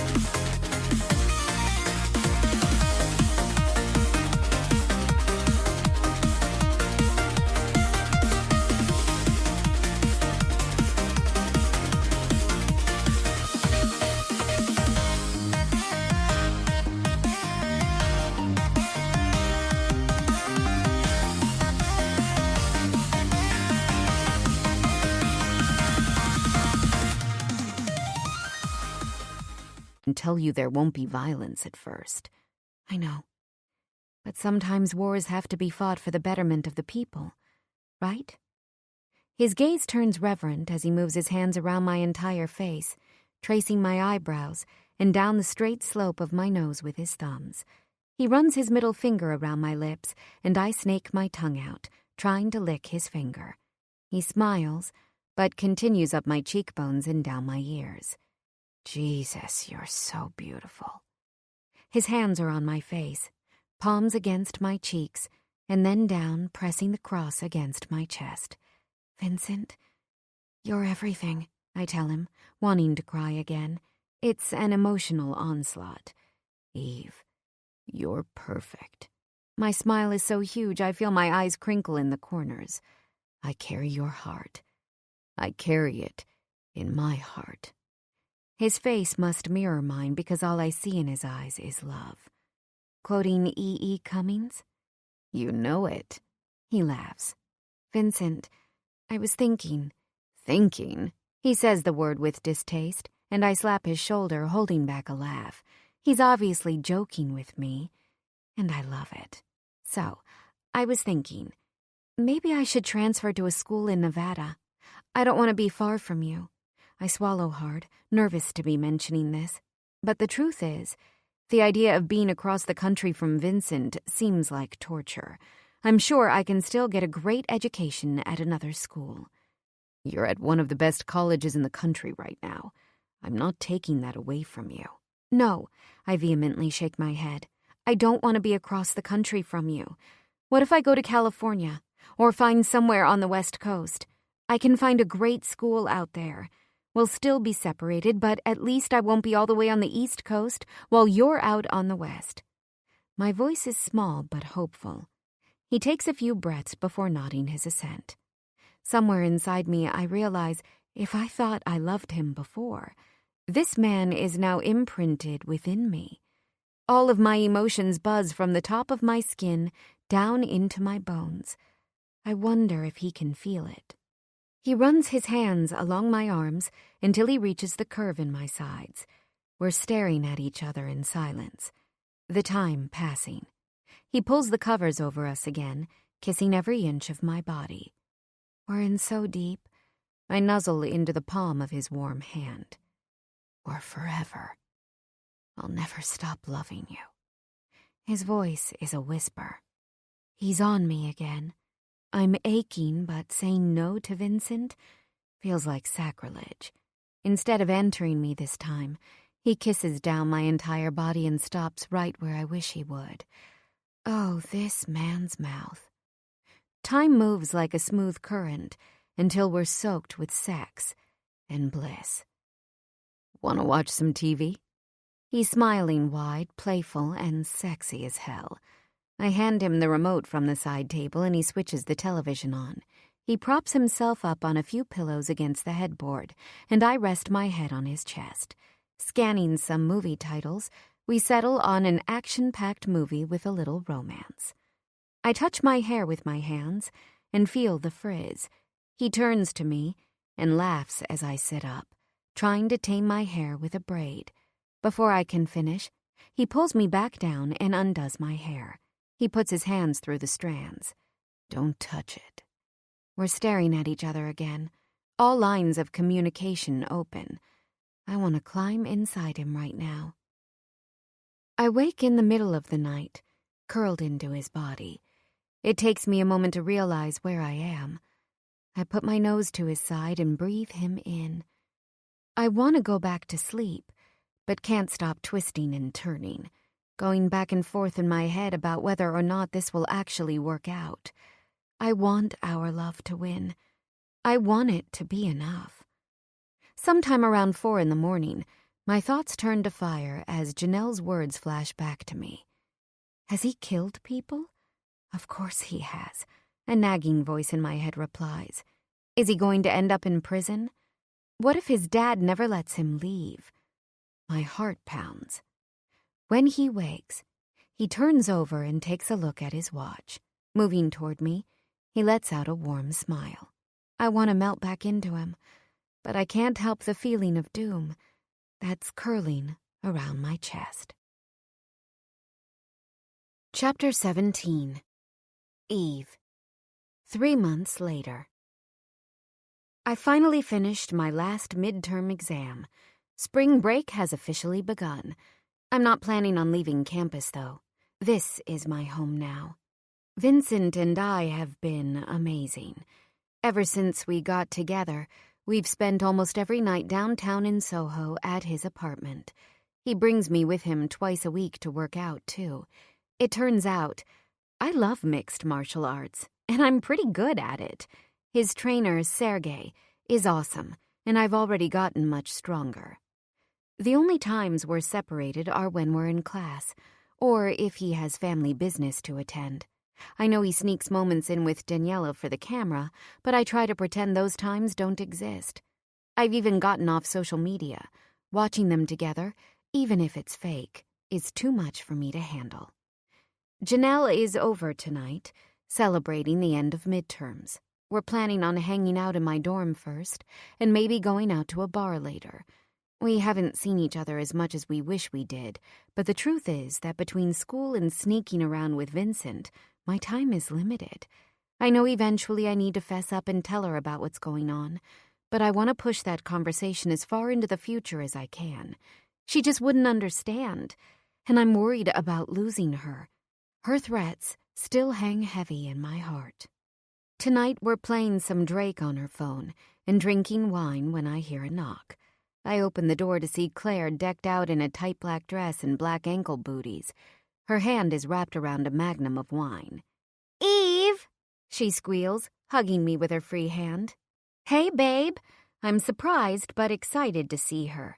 "I've been texting you nonstop and you weren't answering, so I figured I'd just stop over."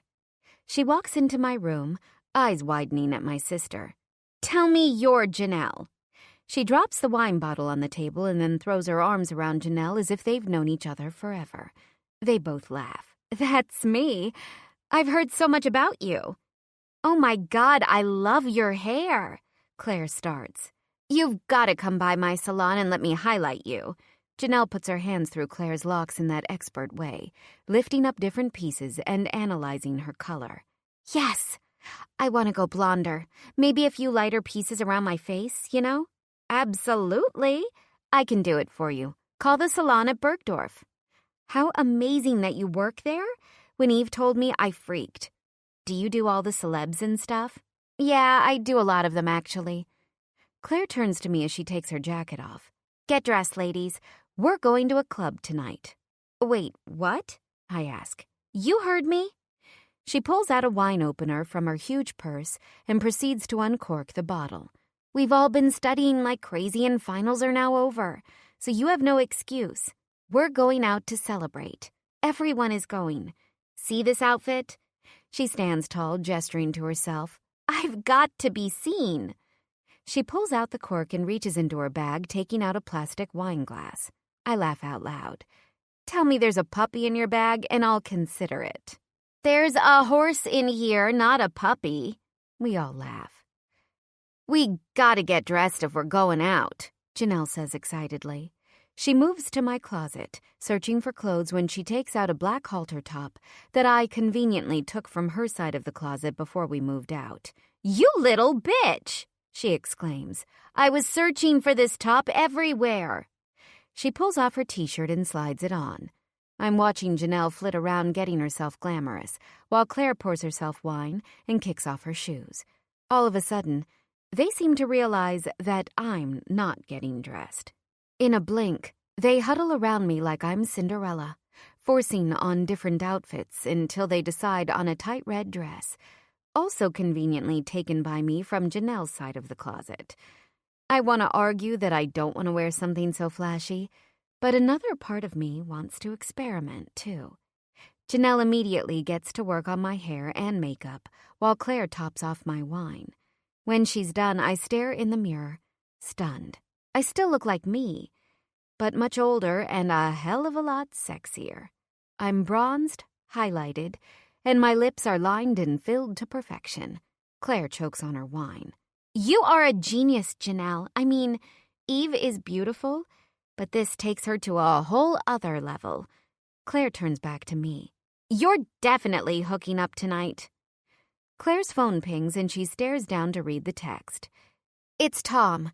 He's also going to be at the club. I guess we're clubbing tonight," Janelle says happily in a sing-song voice, flipping her hair a few times. "Who's Tom?" "He's a guy I used to hook up with." "Oh, shit." Claire nervously puts her fingers to her lips. "I wonder if Vincent is coming." Janelle squints her eyes and my heart pounds. "Vincent and Tom are sort of like a package deal," Claire explains. "They're both hot, but Vincent is like off the damn charts. I'm sure Eve told you about him, right?" Her eyes flit between us as Janelle's gaze liquefies into fury. "Wait, you mean Vincent Borignone?"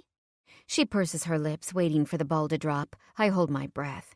"Yup," Claire supplies easily. "The one and only." "Oh, yes. Eve told me all about him." She punctuates every word, seemingly trying to keep herself calm. "I'm gonna use the bathroom before we go." I stand abruptly and run down the hall with my phone in hand.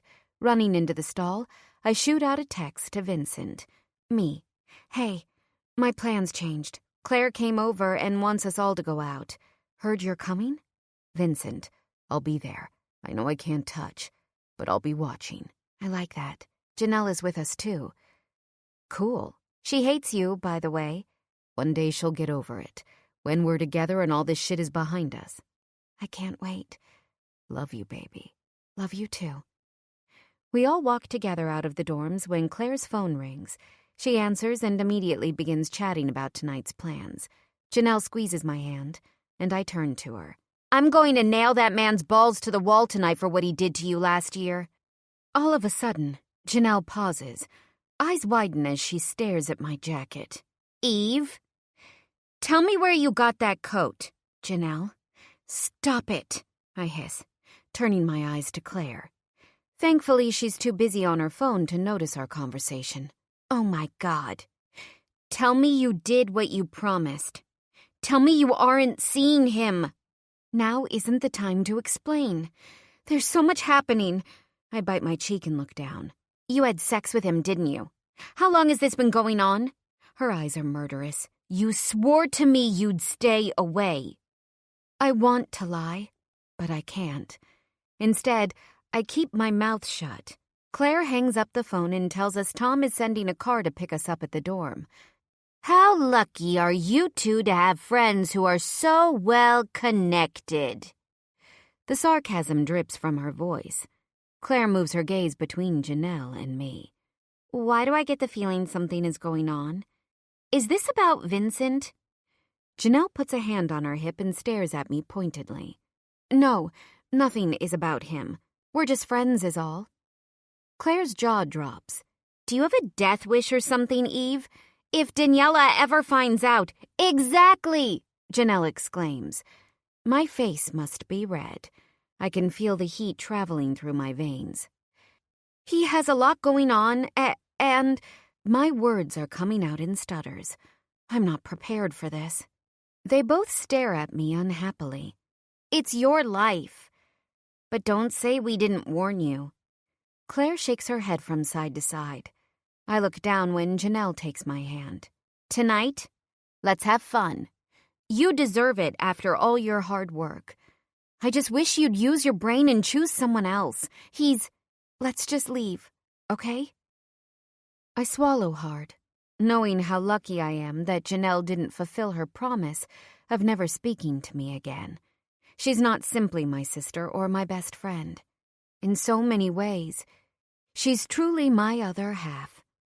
A large black Escalade shows up right in front of my dorm. The driver opens the door and we all climb inside. Stepping into the club, a beefy-looking guy walks us straight to a table on the right side of the dance floor. I see Tom first. Claire must not have told him that she was with me because he looks pretty mad I'm here. Trying to ignore him, I walk over to where Claire's friends are sitting. Everyone is in a great mood, celebrating the end of finals. I spot Vincent, sitting in a dark corner with his hat pulled down low. Even though it isn't easy to see him, I can feel his gaze on me. I force my feet not to run to him. Looking around, I wonder if Daniela will show up tonight. I silently pray she is sick with the flu and stuck in bed, puking with a raging fever, while her little white dog chomps on her favorite red-quilted Chanel bag. I chuckle at my evil musings, but deep down, I know she always is sure to be where Vincent's at in public. Claire hands Janelle and me shot glasses full of Bacardi. I feel his eyes on me as I swallow it down. I see him from my side eye, nodding at me, wordlessly letting me know he's watching. Claire and Janelle grab my hands and bring me to the dance floor. We grind up against each other as heat pulses inside my veins. I watch Vincent lean forward, elbows resting on his knees. I incinerate from his stare. Claire bends down, putting her lips to my ear. Holy shit, Eve. Vincent is staring right at you. Her voice is nervous but excited. My heart skips as Vincent stands up, seemingly walking toward me. My heart pounds so loudly, I'm sure the entire club can hear it. My eyes lock on his. I want him so bad in this moment, I could scream. I hear a loud squeal before I see her. Turning toward the sound, I watch as Daniela glides in and grabs Vincent's shirt. Moving up to her tiptoes, she kisses him while their friends whistle at their display. Her tongue slides into his mouth and my heart drops into my stomach. I watch as Janelle surveys the scene. She's shaking her head angrily. I squeeze her hand, yelling into her ear, "Let's get another shot." We walk to our table where I find a bottle of tequila sitting on ice. I pick it up and pour us 4. I shoot 2 drinks, watching as Daniela whispers something to Vincent. I'm staring at them so hard I barely feel the burn of the liquor. She moves onto his lap, as if it's her rightful spot, removing the hat from his head. My eyes bug out as she screams, "You shaved your head?" Her shriek has the table craning their heads toward her. Vincent's hair is buzzed in a military style, and he looks like a total sexy badass. He turns to me for a moment and winks. God, he looks gorgeous like this, with his chiseled face and sharp jaw. He's sin. I can't stop the smile spreading across my face. When Daniela notices everyone watching her, she flips her shiny red hair to the side, composing herself. Smiling confidently, she possessively rubs a hand against his head, pulling him closer to her. Every cell in my body is screaming at her to stop. Didn't he swear that his body is mine? My rational mind knows this isn't real, but anger blurs all my senses. I want to yell like a maniac. I want to claw her eyes out. Vincent is turning me into a monster. All I can see in this moment is Daniela. Daniela's perfect hair, Daniela's gorgeous face, Daniela's model-perfect outfit. Touching my tight red dress, I realize how cheap I must look compared to her. She is high-end designer, and I'm the Chinatown copy. Insecurity blazes through me. I'm a wooden house, and her perfection is like lighter fluid. Her beauty and wealth, the matches. I turn to find Claire is next to me. I put my hand on her arm, desperately needing reassurance. Do I look like shit? Is my hair frizzing? She stumbles back a bit but then rights herself, holding on to me for support, and giggling drunkenly.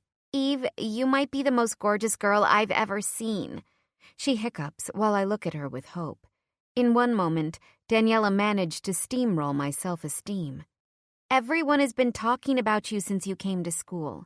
You're by far the prettiest girl in this club. And I don't know what the hell is going on with Vincent, but he's obviously obsessed with you. Her eyes move behind me for a moment. Oh, shit, don't turn around. But Vincent's staring at you and, isn't even blinking. Is Daniela still sitting on his lap? I need Claire to be my eyes. The fucked up thing is that, yes, she is. She's on him, but his eyes are only on you. Oh no, she's... Hands grip my shoulders, spinning me around. It's Daniela, and her smile is so fake, it sends an actual shiver down my spine. Hi, sweetie, she says, throwing her arms around me as if we're best friends. Taking my hand, she practically drags me to a corner of the club, away from prying eyes. The corner is dark. She drops my hand as if it's diseased. I see now that you have a little crush on my Vincent. You like to look at what isn't yours, huh? Did you fuck Tom just to get closer to him? My eyes widen with her accusation, tongue frozen in my mouth from fear. Wait a minute. Her smile turns lethal as her face darkens, as if she's realizing something for the very first time. Vincent fucked you already, didn't he? She rolls her eyes before shrugging. That's Vincent. He's wild in bed, needs a lot to keep him satisfied. Do you get nice and dirty for him how he likes? There are things he wouldn't dare do to me. I'm too classy for that. She lets her eyes rove from my toes up to my face. But you? She chuckles, pressing a French manicured nail up to her lips. I can see how a girl like you would be up for anything. All desperate and cheap, giving it up so easily and willing to do anything he wants. My stomach drops, pain filling the space between my lungs. You see, no matter who he fucks, I'm the one he's going to show up with in public. I satisfy him in a way you never could. Meanwhile, you spread your legs for just a moment with him. Girls like you are a fucking dime a dozen, she sneers. Flipping her hair to the side, she continues.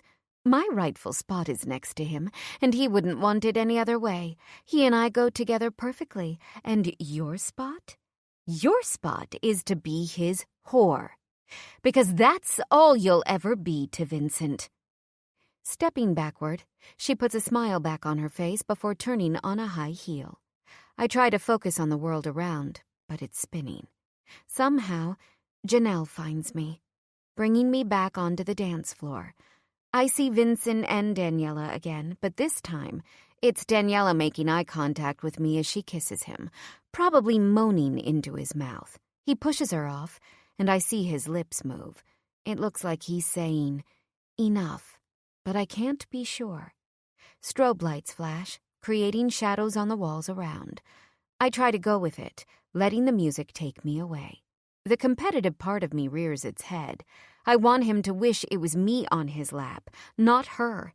I want him to picture my lips on his, not hers. Even though the music is going fast and my head is spinning from the liquor, I consciously slow my pace. All I can process from my conversation with Daniela is that she thinks I'm no one. She thinks I'm just trash. Well, fuck her. That man is mine. Licking my lips, I stare at Vincent. Moving my body seductively, I try to communicate with my movements how badly I want him. I shut my eyes and throw my head back, letting my hair drape down my back. I know how much he likes when my hair is wild like this. I want him to read my gestures, to understand that I need him now. I need him inside me. Everywhere, all at once. In the back of my mind, I realize that Daniela is willing to throw down, and fighting her is a really bad idea. But in my drunken haze, I couldn't care less about anything or anyone else. I want him to prove to me that I'm the only one. As I dance, the entire scenario plays out in my head. I picture him coming up behind me, his hands pressing me against his hard body. I imagine him taking my hand, pulling me into the bathroom, pressing me up against the stall, kissing me, and turning me mindless. He'd lift up my dress and give me what I've been both consciously and subconsciously asking for since the moment I met him. I feel a man come up behind me. Instead of walking away from him, I press myself to his front, feeling him harden. I screw my eyes shut, imagining that it's Vincent. This guy is exactly what I need right now. A prop. I move against him, opening my eyes for a moment to see if Vincent is watching me. His jaw is ticking. I can practically see his teeth grinding together. Is he angry? I want him mad as hell. I want him to realize how it feels to see me with someone else. He used to have sex with that vile bitch, and it infuriates me. Everyone on Earth believes they belong together, and it makes me sick.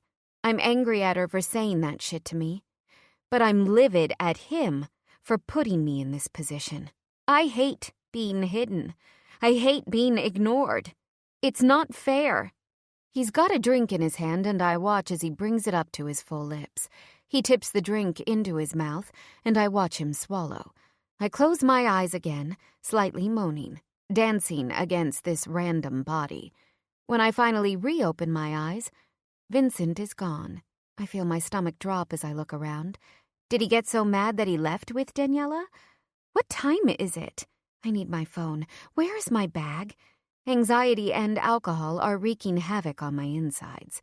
When the guy tries to pull me to him, I shake him off me, quickly running to the table. Claire is sitting on Tom's lap, whispering in his ear. I interrupt them. Claire, did you see Vincent? I feel myself sway, my voice raspy and eyes dry. Even in my drunkenness, I can see that she's looking at me with pity. A scenario becomes clear in my foggy mind. It's everything I just imagined. Except instead of me with Vincent in the bathroom, it's Daniela. Daniela is against the wall. Vincent's lips are on her neck. She's moaning. Everyone knows they are in there. I'm stuck out here. The idiot. He's fucking her. She's better for him than me. I'm completely messed up, engaging in this weird triangle I'm not equipped to handle. Janelle moves behind me. I think you should go home. You've had too much to drink. Let me get us a cab. I continue to look around the room. Where is he? I need Vincent. The tears well up in my eyes. Is he mad at me? Tom stands, saying something to Janelle. Not a moment later, he's grabbing my arm. Let's go, Eve. Your night is over. What the hell, Tom? I'm furious as he hustles me forward, not giving me a chance to even say goodbye. I'm teetering on my heels as Tom drags me out of the club. Right outside, a black Escalade stands with its engine running. Tom opens the car door, pushing me in and throwing my purse behind me, like used trash. Tom? I'm confused, my brain muddled. He slams the door shut. Looking at the driver in front, it dawns on me this is the same car and driver that picked us up tonight. The door reopens, and Vincent jumps in the back, fuming. I should be afraid of his intensity, but instead, I feel my own anger bubbling up, and my want. You're lucky I was there, he sneers. You can't just grind against random guys at clubs. You know what you're asking for, right? His voice is condescending and dripping with antagonism. Yeah? I sass. Well, I'm just trash anyway. The girl who spreads her legs for nothing while you go out with the fancy girl in public? The bitterness in my voice surprises me. He gets closer, lowering his voice to a dark whisper. You think I treat you like garbage, huh? My eyes widen with anxiety. This isn't my Vincent. This is Vincent Borignone. I press myself against the door, trying to get some distance when he reaches over me to buckle my seatbelt. Don't touch me! I shriek. In an instant, his huge hand is around my throat. I freeze. He's not squeezing or hurting me, but I know that he could if he wanted to, and that thought alone is enough to immobilize me. His face is hard as stone. You want to know what being treated like a whore feels like, Eve? Should I make you suck my dick right now and then throw you out of the car? Should I hand you my black Amex and tell you to go shopping for a day before I share you with my friends? I can't breathe. I blink, salt water coating my face. I'm crying. I'm mad as fuck right now. He slams his hand against the seat in front of him. You think you can walk around a club touching a man who isn't me? His voice echoes around the car. He's scaring the shit out of me and turning me on like I didn't know was possible. My body is acting completely out of control, and I have no wherewithal to rein myself in. He lets his hands roam down my chest and onto my legs, lifting my dress higher and caressing my upper thighs with his fingertips. My panties are instantly soaked. My body knows what his hands can do, and my legs immediately part for him. You wanted to make me jealous with that fucking guy? You got your wish, baby. His hands rove higher, calloused thumb skimming the edges of my underwear. Oh, God. I tilt my pelvis up as I lean back into the seat. The moment I shut my eyes, his body heat disappears. I sit up, noticing that he's no longer near me. It feels as if he's punishing me. Even though my mind is telling me not to, I move closer to him. Vincent, I'm sorry, okay? I hated seeing you guys together. Why did she even show up? She told me how you like to be dirty. Told me that I'm nothing. I'm shuddering, feeling cold and hot and nauseated. Is he going to leave me because I danced with someone else? I'd die if he leaves me. My tears fall harder down my face. He turns back to me, his eyes frigid. What else did she say to you? She told me that I'm not the first, but she'll always be the only. She told me, you've been with a gazillion girls, but she's the only one who matters. She's the wife, I'm cheap, and I'm the whore. He pulls me onto his lap, shushing me while I ugly cry. Somehow I fall asleep in his arms. Before I know it, my door opens. I wake up seeing Vincent crouch down onto the pavement, angling my body toward him. Before I can ask him what he's doing, he pulls off my high heels. Ah! I gasp as they drop off my feet. Oh, it hurts, I moan. He squeezes my arches with his thumbs, and I cringe from the pleasure and pain. Lifting me up in his arms, I immediately wrap my legs around his waist and rest my head on his shoulder. He walks me up the flights of stairs to my dorm room as if I weigh nothing at all, putting his hands into my bag to pull out my keys. Dropping my face into his neck, I take a deep inhale. You smell so good, Vincent. I want to smell you forever. Tell me we're forever. Don't be mad at me about that guy. I was jealous, okay? I can be dirty too if you want. Whoever said alcohol was a truth serum wasn't lying. He chuckles at my oversharing. We're here, he whispers, swinging open my door. He gently places me down on my bed. Lift your hands. I raise my arms and he pulls up my dress. Vincent, you really shaved your head. I put my hands on his head, rubbing the short scruff. Didn't I tell you I would? His voice is low and deep as he gently pushes my hair back. But that was a while ago. I thought you forgot. I'll keep it shaved until we can be together openly. What do you think? I hiccup. Janelle knows now, and she's so mad. He licks his lips. Because she loves you. Maybe you should tell her the truth. I don't want to isolate you from your sister. He holds the back of my hair, staring at each feature of my face. Why did you wear so much makeup tonight? I hated it. My stomach sinks at his displeasure. You did? I raise my eyes to his nervously. Yes. Don't do it again. His voice is warm, but also sharp. But everyone said it looked good. And that's how all the girls look here. I'm trying to fit in better. How many times do I have to remind you? You aren't other girls. You'll never be other girls. When I look at you, I don't want to see them. They're fake, Eve. They've lost their innocence. You are nothing like them. Never will be. But I want to be. I know the type you're used to. I pause, my chest aching with the thought. No. He sighs, using his thumb to wipe my tears. Don't you understand that you are my only type? I nod my head. Okay, Vincent. No more makeup. Maybe just a little? He rolls his eyes and I shift to get under the covers. Pulling the comforter up and over me, he tucks it into my sides. I want to feel his lips on mine, his tongue in my mouth. Instead, he asks, "Do you have Advil?" "Under the bed." I croak. I hear my plastic drawers opening and closing, and then the sink turning on. Finally, I feel his warm breath by my ear. "Sleep." "Will you stay?" "Not long. Can't bump into anyone in the morning." He moves behind me, pulling my body into his chest. I slide my legs between his so that we're entwined, and let out a loud exhale. Vincent is my home. I wish you brought me to Soho, I say quietly, nestling deeper into his chest. "Me too. I was angry and wasn't thinking. Tomorrow night." I hum my assent.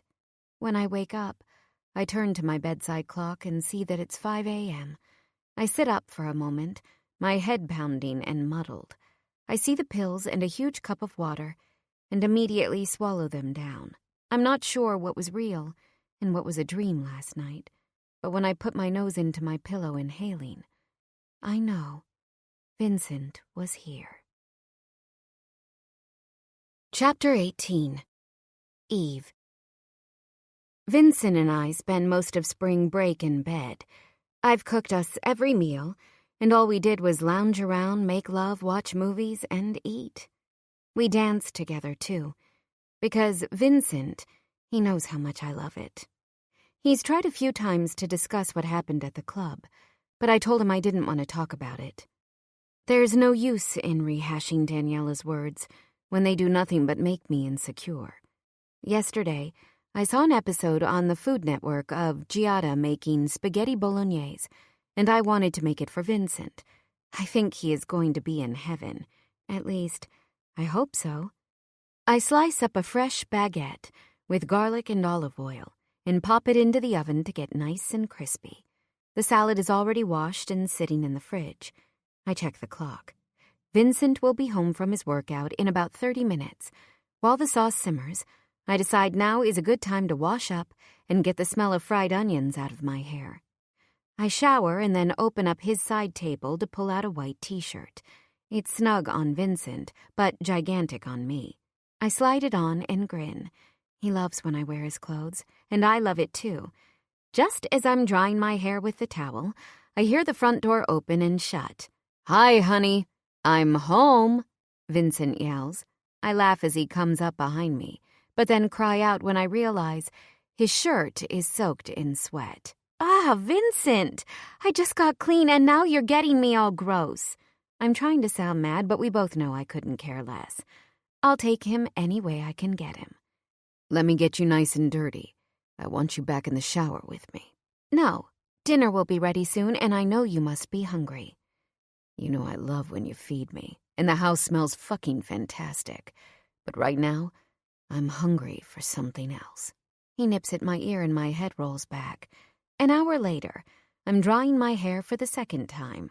I run into the kitchen to get everything ready for us while he makes some calls. Finally, he joins me by the stove, wearing jersey shorts and a t-shirt. His hair is still buzzed, making him look dangerous. He moves to a seat and I bring everything to the table. "God damn, I'm a lucky man." I smile and sit next to him. Vincent bows his head to say grace. I've never been religious before, but I know he grew up Catholic, and it's important to him. I press his cross against my chest, my own little version of a prayer. We get to eating, and he groans that it's the best meal he's ever eaten. "You really are an incredible cook. If law school doesn't work, there's always culinary school, huh?" I preen at his compliment. Looking down at his empty bowl gives me more satisfaction than I thought possible. If I could, I'd feed this man every single meal for the rest of my life. I know this is a negative for womankind and all, but cooking for him fulfills some emptiness inside my heart I didn't even realize existed. And watching him enjoy the food I made? Euphoria. He pushes his chair closer to mine, and I'm immediately assaulted by his amazing scent. Fresh laundry and something purely Vincent. He puts his hands in my hair, moving his fingers down to massage my neck. Move in with me. I can't do that. Why? He wraps his hands around my face, smiling. He's genuine and delicious warmth. Stay here. Bring your things over. You don't have to go back just because break is almost over. He lets go of me and I crawl into his lap, nuzzling in his chest. I never want you anywhere else. In a few months, I'll be gone. I want to maximize our time together. But isn't it dangerous? Like, what if Daniela... She won't know. She doesn't even know this apartment exists. And technically, you still have your room in the quad. I just don't want to ask you to come over. I need to get home every night and have you here, in our home. I want to wake up in the morning to you by my side, drink my coffee with you. But the girls on my floor will start to wonder. No, they won't. Didn't you tell me they're all in the middle of pledging sororities? Everyone makes all these friends first semester, but once they pledge, anyone who isn't in their sorority becomes a distant friend. That's the way it works here. A smile spreads across my face and he laughs, his dark eyes twinkling. I fucking love you. Want you in my bed every night of my life. I curl myself around him. It's gonna suck to be far from each other in a few months. Have you heard from any schools yet? His voice is encouraging. Just waiting for interview dates. But, I can still apply to some places in Nevada. No fucking way, he replies gruffly, dropping his fork. We've discussed this already. I'm not letting you lower your standards, and California is close enough to where I'll be. You've worked all your life to get the best education. I'm not gonna be the reason you lose that. His phone chimes, interrupting our conversation. He reads the message and curses. Baby, I gotta go. No, I complain. Yes. He stands up with his plate in hand. Dinner was amazing. Beyond fucking good.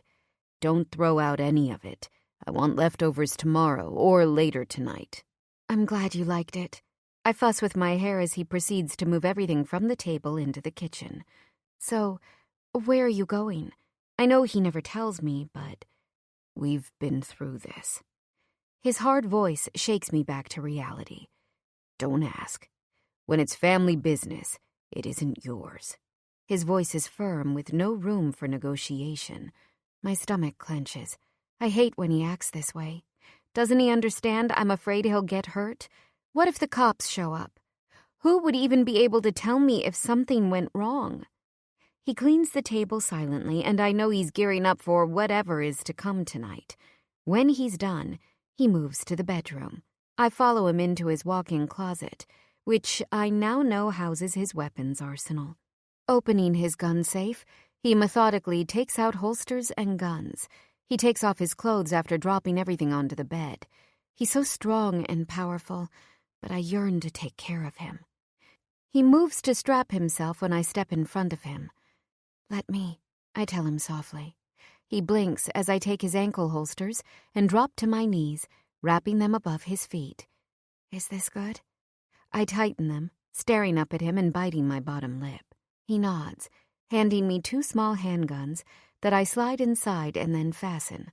Walking to his drawers, he pulls out a fresh black t-shirt and a pair of black jeans, his standard outfit when he leaves for business. He puts on another holster over his shirt, and I stand on my tippy toes to tighten it for him. The straps make his muscles stand out even more than they normally do. I take 2 other guns off the bed and drop one in the left pocket and the other in the right. When the guns are secure, he pulls my hair back with his hands, forcing me to look into his eyes. I can only imagine what my face must be saying, because my heart is pounding and my core is pulsing. I want him so badly. I'm practically shaking. As if a cloud passes through him, his eyes turn impossibly cold. I feel his breath against my lips, so imposing that I pause. I wouldn't dare move when he's in this zone. He presses his lips to my ear. Check the desk in the bedroom. I left something for you. His voice is curt, but I manage to nod my head. Stepping away from me, he takes a dark zip-up sweatshirt from his cabinet before striding out of the apartment. My stomach tenses as the door slams. He's gone. Seemingly out of nowhere, I feel a pang for my sister. Vincent mentioned I should come clean and tell her everything. Now that he's not home, it's probably a good time. I pick up the phone to call her, biting my bottom lip nervously. She answers after the first ring. "It's been almost 3 fucking weeks since your finals. I know you have no classes right now, so where have you been? I keep calling you and all I get in reply are some stupid texts telling me you're okay." She's fuming. "You owe me a goddamn explanation." I fill her in on all the details. We cry together through the honest talk, but after over an hour of back and forth, she understands I'm going to take the risk for Vincent, no matter what. He and I are in this together, for the long haul. We're in love, and there's really nothing anyone can do or say at this point that can change that. Once she realizes that arguing with me is virtually impossible, she promises to try and get over it. Still, though, she's angry at the choices I've made. I hang up, feeling relieved that at least Janelle finally knows. The lying was like a dead weight on my ankle. Next, I call Claire, checking in to see how her break is going. She tells me she's unpacking and we make a plan for lunch between classes tomorrow. Even though I adore her, I don't think it's possible to maintain a true friendship when I hold secrets as big as the one I'm keeping. One of the things that saddens me the most about my situation with Vincent is because it's under the radar. We can't just live like a regular couple. I wished for a typical college life with studying and some parties, too. But I guess it isn't in the cards for me. After cleaning up the dishes and saving the leftovers, I shuffle back into the bedroom to find a beautiful set of fresh keys with charms on a keychain, a list of security codes, and a note from Vincent. "Eve, keys to our apartment. Everything that's mine is yours. Forever." Chapter 19. Vincent.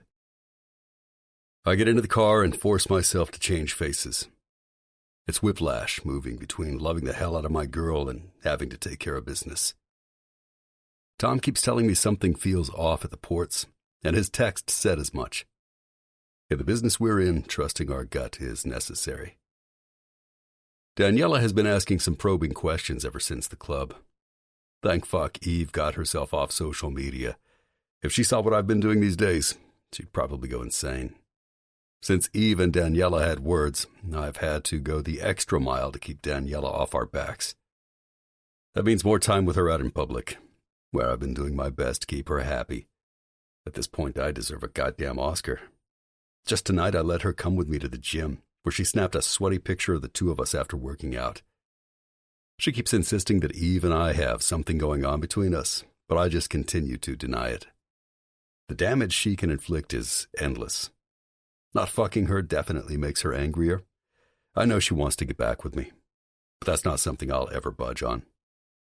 I get to the stretch between Newark Liberty International Airport and Port Newark. The newspapers have described this area as the most dangerous 2 miles in America. They wouldn't be wrong. I open the car door and see Tom waiting for me, a smile on his hard face. I crack my neck side to side. "Hey, brother." We knock our fists together. "I've got the rat.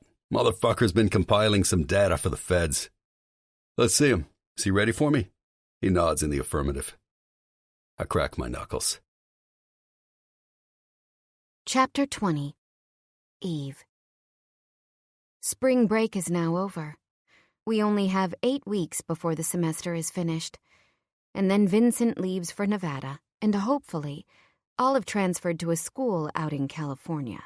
Stanford is my top pick. I know some people would scoff at the idea of transferring schools for a man, but I don't see it that way. Vincent is my life, and if I can have both a great education and be closer to him, why shouldn't I try to do that? I pour myself a hot cup of coffee from the dining hall, trying to stay calm, despite the fact I'm scared to death to bump into Daniela. The gossip mill says she went away with Chi Omega girls to Mexico, But now that she's back in the city, I'm not sure what to expect, especially after the club fiasco. Did she see Vincent run out of the club after me? Claire's warnings about her ability to ruin my life pound in my chest.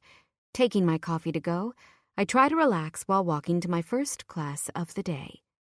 I take a seat in the center of the large lecture hall, pulling out my spiral notebook and a blue pen from my backpack. Strangely, a few students turn toward me before whispering to each other conspiratorially. I hope that it's my imagination, but I open up the mirror app on my phone anyway, doing a quick scan of my teeth and face. I see nothing is out of the ordinary. When class is over and I head out into the hallway, I bump into her. My gaze starts at her high-heeled black boots that tie up to mid-thigh, a short black skirt, and a beautiful cream-colored cashmere sweater. The color is bright against her perfectly tousled red hair. It hurts to admit it, but she looks like $1,000,000. My heart thuds as she looks down at me mockingly. "You poor thing."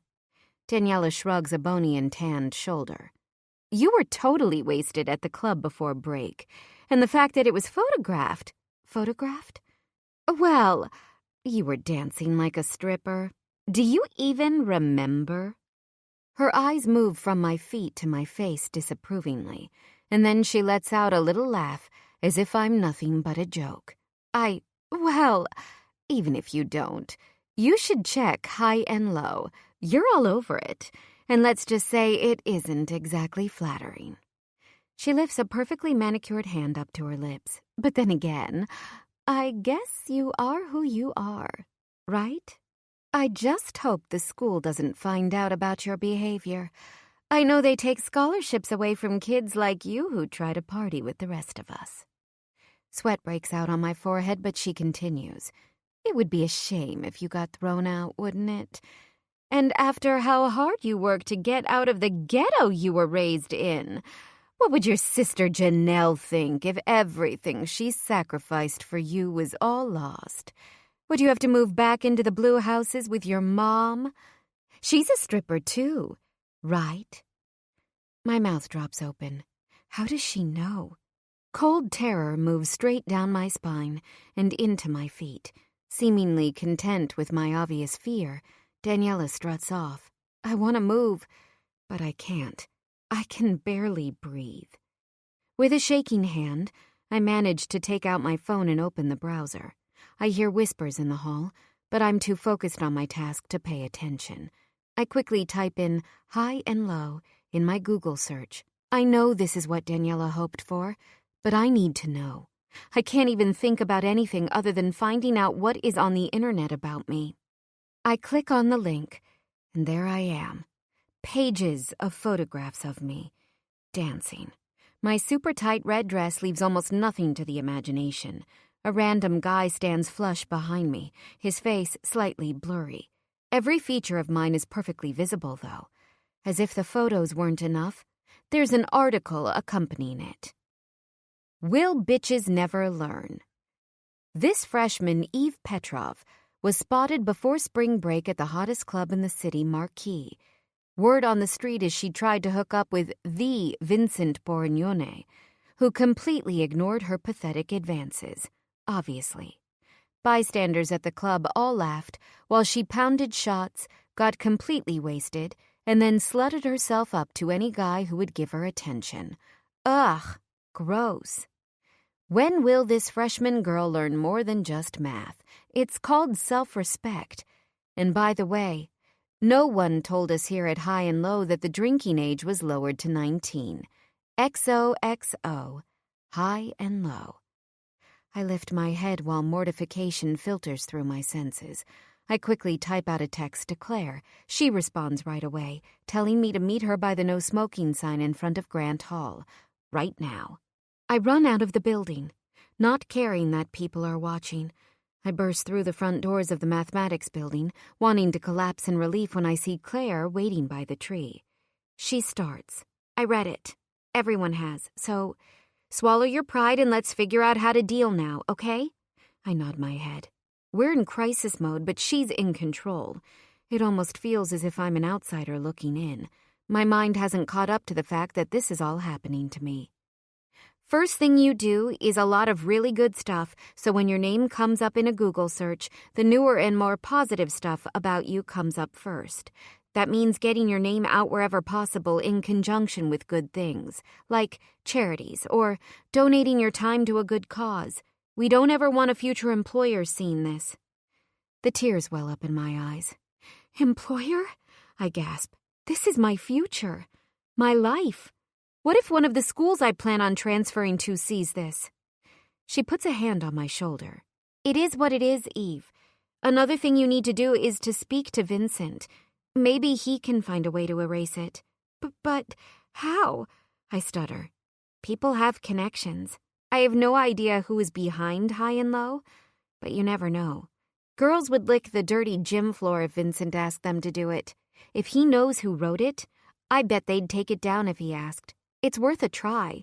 At least your friendship can help you in this way, right? She looks at me accusingly, but I drop down on the grass, bringing my knees to my chest. She sighs, sitting down next to me. Text him now, Eve. I look up to see urgency in her face. I can tell she knows I've been lying, but she has the decency not to mention it right now. Pulling out my phone, I text Vincent, asking him to call me when he can. 3 minutes later, my phone rings. Eve. His voice is soft and warm, how it gets in the morning right when he wakes.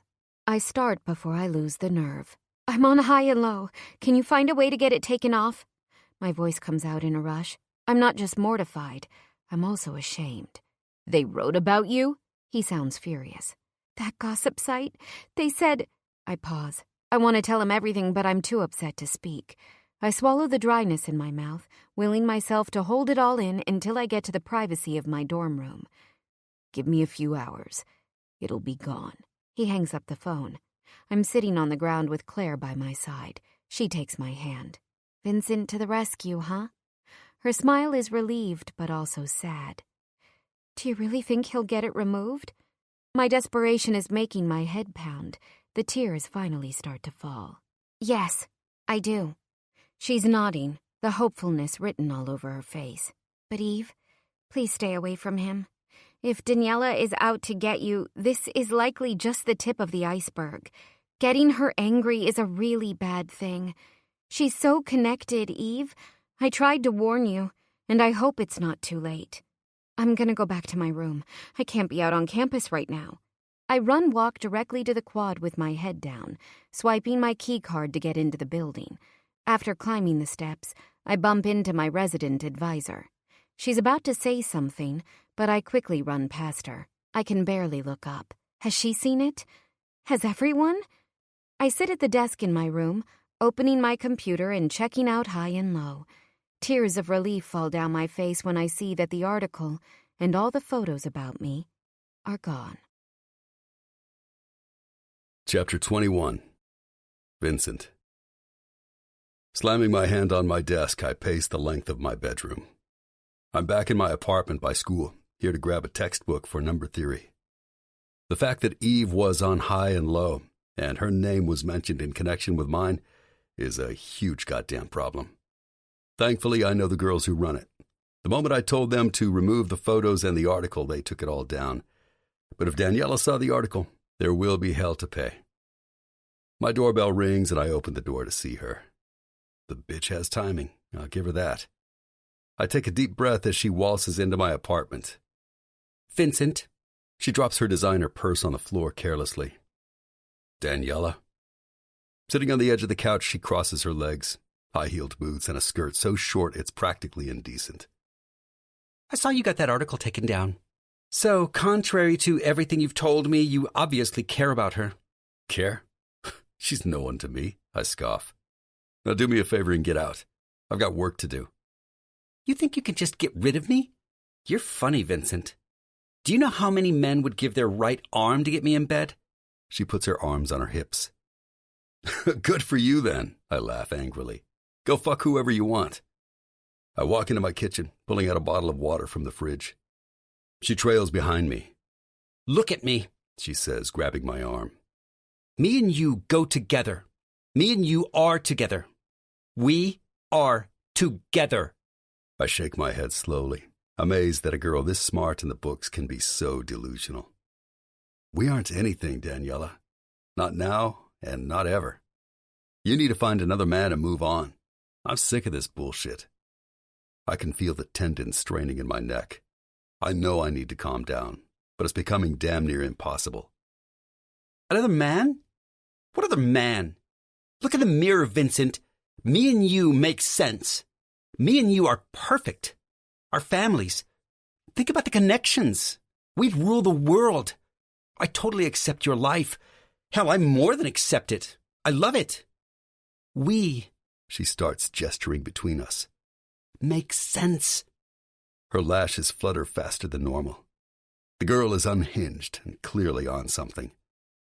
I put the bottle to my lips, swallowing the entire thing down.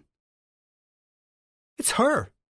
That fucking bitch charity case, she's panting. You think I'm blind? I saw how you looked at her at the club before break, Vincent. I know you bought her that fucking jacket. You help her with her studying. I already knew you were fucking her, but I figured she was a passing fling. You need to be committed to a mental hospital, Daniela. She and I have nothing between us. The lie burns in my throat. She starts moving through my room, emptying drawers. Does she have her shit in your room? Is she here every night in your bed where I'm supposed to be? She runs into my bedroom like a dog on a scent, throwing my drawers open and pulling out my clothes. Calm the fuck down, I yell. My shirts and underwear are scattered around the room. Calm down? She seethes, facing me with her fists balled up at the sides. Don't tell me to fucking calm down. You swore to me you would never bring another girl into our orbit. You could fuck anyone you wanted, so long as it didn't infringe on what we have. And when I get calls from my friends telling me that my man is staring at another girl and I better get my ass to the club to intercept it, people are going to think there's trouble between us. People are going to think we're breaking up. I saw how you looked at her. I watched you go after her in that club after she was dancing with that guy. Tears start to roll down her face. Jesus fuck, Daniela. You don't own me. I'm done with you. Get out. She stands tall, a smirk growing on her lips. First, I'm going to call my father to pull the plug on your business. Second, I'm going to get that whore of yours thrown out of school for indecent behavior. I read up on the expectations of scholarship kids. Underage drinking, that's academic probation. And third, I'm going to publicly humiliate her. I will make sure the entire world knows that she is a homewrecker. Her breath turns shallow and hard. You think you can walk away from me? Humiliate me with some piece of shit loser? I step up to her. Have you forgotten who I am? My voice is terrifyingly low. I feel my jaw clench. My anger is catching hold of me. Part of my brain is telling me to calm the fuck down, but the other side is only getting hotter until my judgment is officially clouded over. Are you threatening me? Her voice turns shrill. I pull out my gun from the waistband of my jeans, pushing her against the wall, muzzle pressed underneath her neck. Who the fuck do you think you are, Daniela? If you so much as even attempt to do what you just said, I will end your fucking life. She shudders, but I don't let up. What? You think I'm going to be shitting my pants over some dumb bitch like you? You think you can control me? I step back and she falls forward, tripping over her own feet and landing on the floor. Hysterical, she grabs her purse and runs out of my room, the front door slamming against the wall with a bang. I laugh as she runs. I've been stewing for hours, pacing my room and going through every possible scenario that could go wrong when I get a call from Tom on my work phone. Yo, serious trouble here at the port, man. What are you talking about? My breath turns shallow. Didn't we already deal with the rat? Yeah, but someone is stalling our shipment out of Colombia. We were ready to accept today, but the flight turned around mid-fucking air. My dad told me to call Antonio right away to let him know, but I wanted to let you know first. This isn't because of Daniela, right, Vincent? Because I think one of the feds infiltrated a labor union here, too. I can feel shit going down. Got it. Thanks. I hang up the phone, cursing. I pick my work phone back up, dialing my driver. I have to see my father. I check the time and know he must be home right now. I throw on a sweatshirt and take the stairs to my building's lobby. I've got a shit ton of energy right now I need to expend. The car ride to the townhouse is quick. I grew up here on 93rd Street between Madison and 5th Avenue. Unlocking the front doors, I strut through the hallways lined with money. Famous art hangs to my left and right, each piece valued between $30,000 to close to $1 million. I stop in the living room and take a seat on a navy velvet couch, a red and blue Persian rug under my feet. My father will call me when he's ready. He knows I'm here. In fact, I'd bet he's watching me on the security camera right now.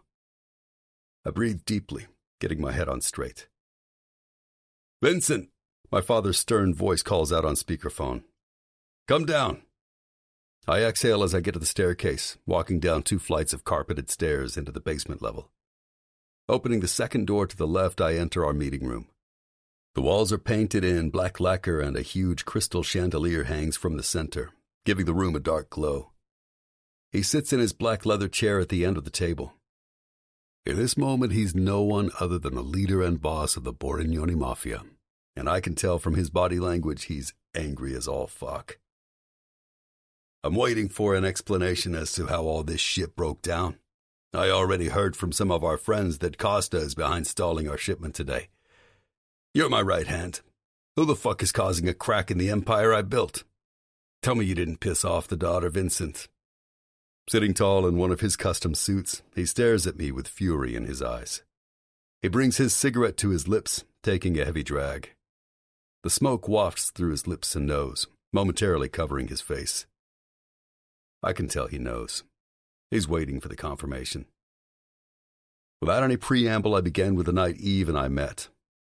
I fill him in on the important details, including what happened to her at the hands of Carlos and the fact that we're together right now, in secret. I end with Daniela's threats. His breaths turn shallow as he drops his head, seemingly gathering himself. Do you know what you've just done? His voice is low, eyes turning to thin slashes on his face. And for a piece of pussy? I expected more from you, Vincent. You aren't one of these dumb fucking kids who can't think without his dick. He slams his fists against the table. I raised you better than that. We had a vote. You weren't supposed to fuck shit up with her. I'm a man, not Daniela's bitch, I spit out. She doesn't control us, and she sure as fuck doesn't control me, I yell back. So now my son is 22 and knows it fucking all, huh? Our entire business is shaking right now because of this bitch? I don't need to remind you we've got 300 kilos of cocaine on that plane. That's close to $15 million. His red face flashes. And on top of that, Lieutenant Wall called. The feds are gathering evidence to file a suit against us under RICO. They're trying to bar us from any business involvement at the ports and in any union activity around the harbors. They're catching on about the unions being in our back pockets. According to all the shit Enzo has picked up, they're not going to grab us on drug trafficking, but instead, embezzlement of union funds. I look up at his angry face. For RICO, they'll need to show a pattern of racketeering activity. Do you think they've put surveillance inside the unions? I pause, my mind running as it puts together different possibilities. If they've been listening in on union activity, we're completely fucked. We are so closely tied to labor that they're essentially another arm of our organization. He grips the side of the table.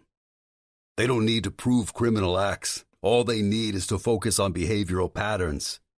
Patterns, Vincent. That isn't difficult to show. And now that you've messed with Costa's daughter, we've got another fight on our hands. The chords in his neck strain. If we don't get him to send our flights back here, we'll be taking a huge hit. I swallow hard, my mouth completely dry. The RICO case is just a continuing vendetta by the government to try to throw our name around. There have been decades of investigations which have led nowhere. Maybe they're just trying to scare us. The threat is real, and I'm going to bet that within the week they'll take in the labor officials. The FBI is knocking on our goddamn door. We've had a chokehold on shipping and all other waterfront activities for the last 16 fucking years, and we're gonna have to give them something. If they bar us from activity in the ports, they'd basically be putting an entire marketplace under court supervision. That's just not possible. All business will stall.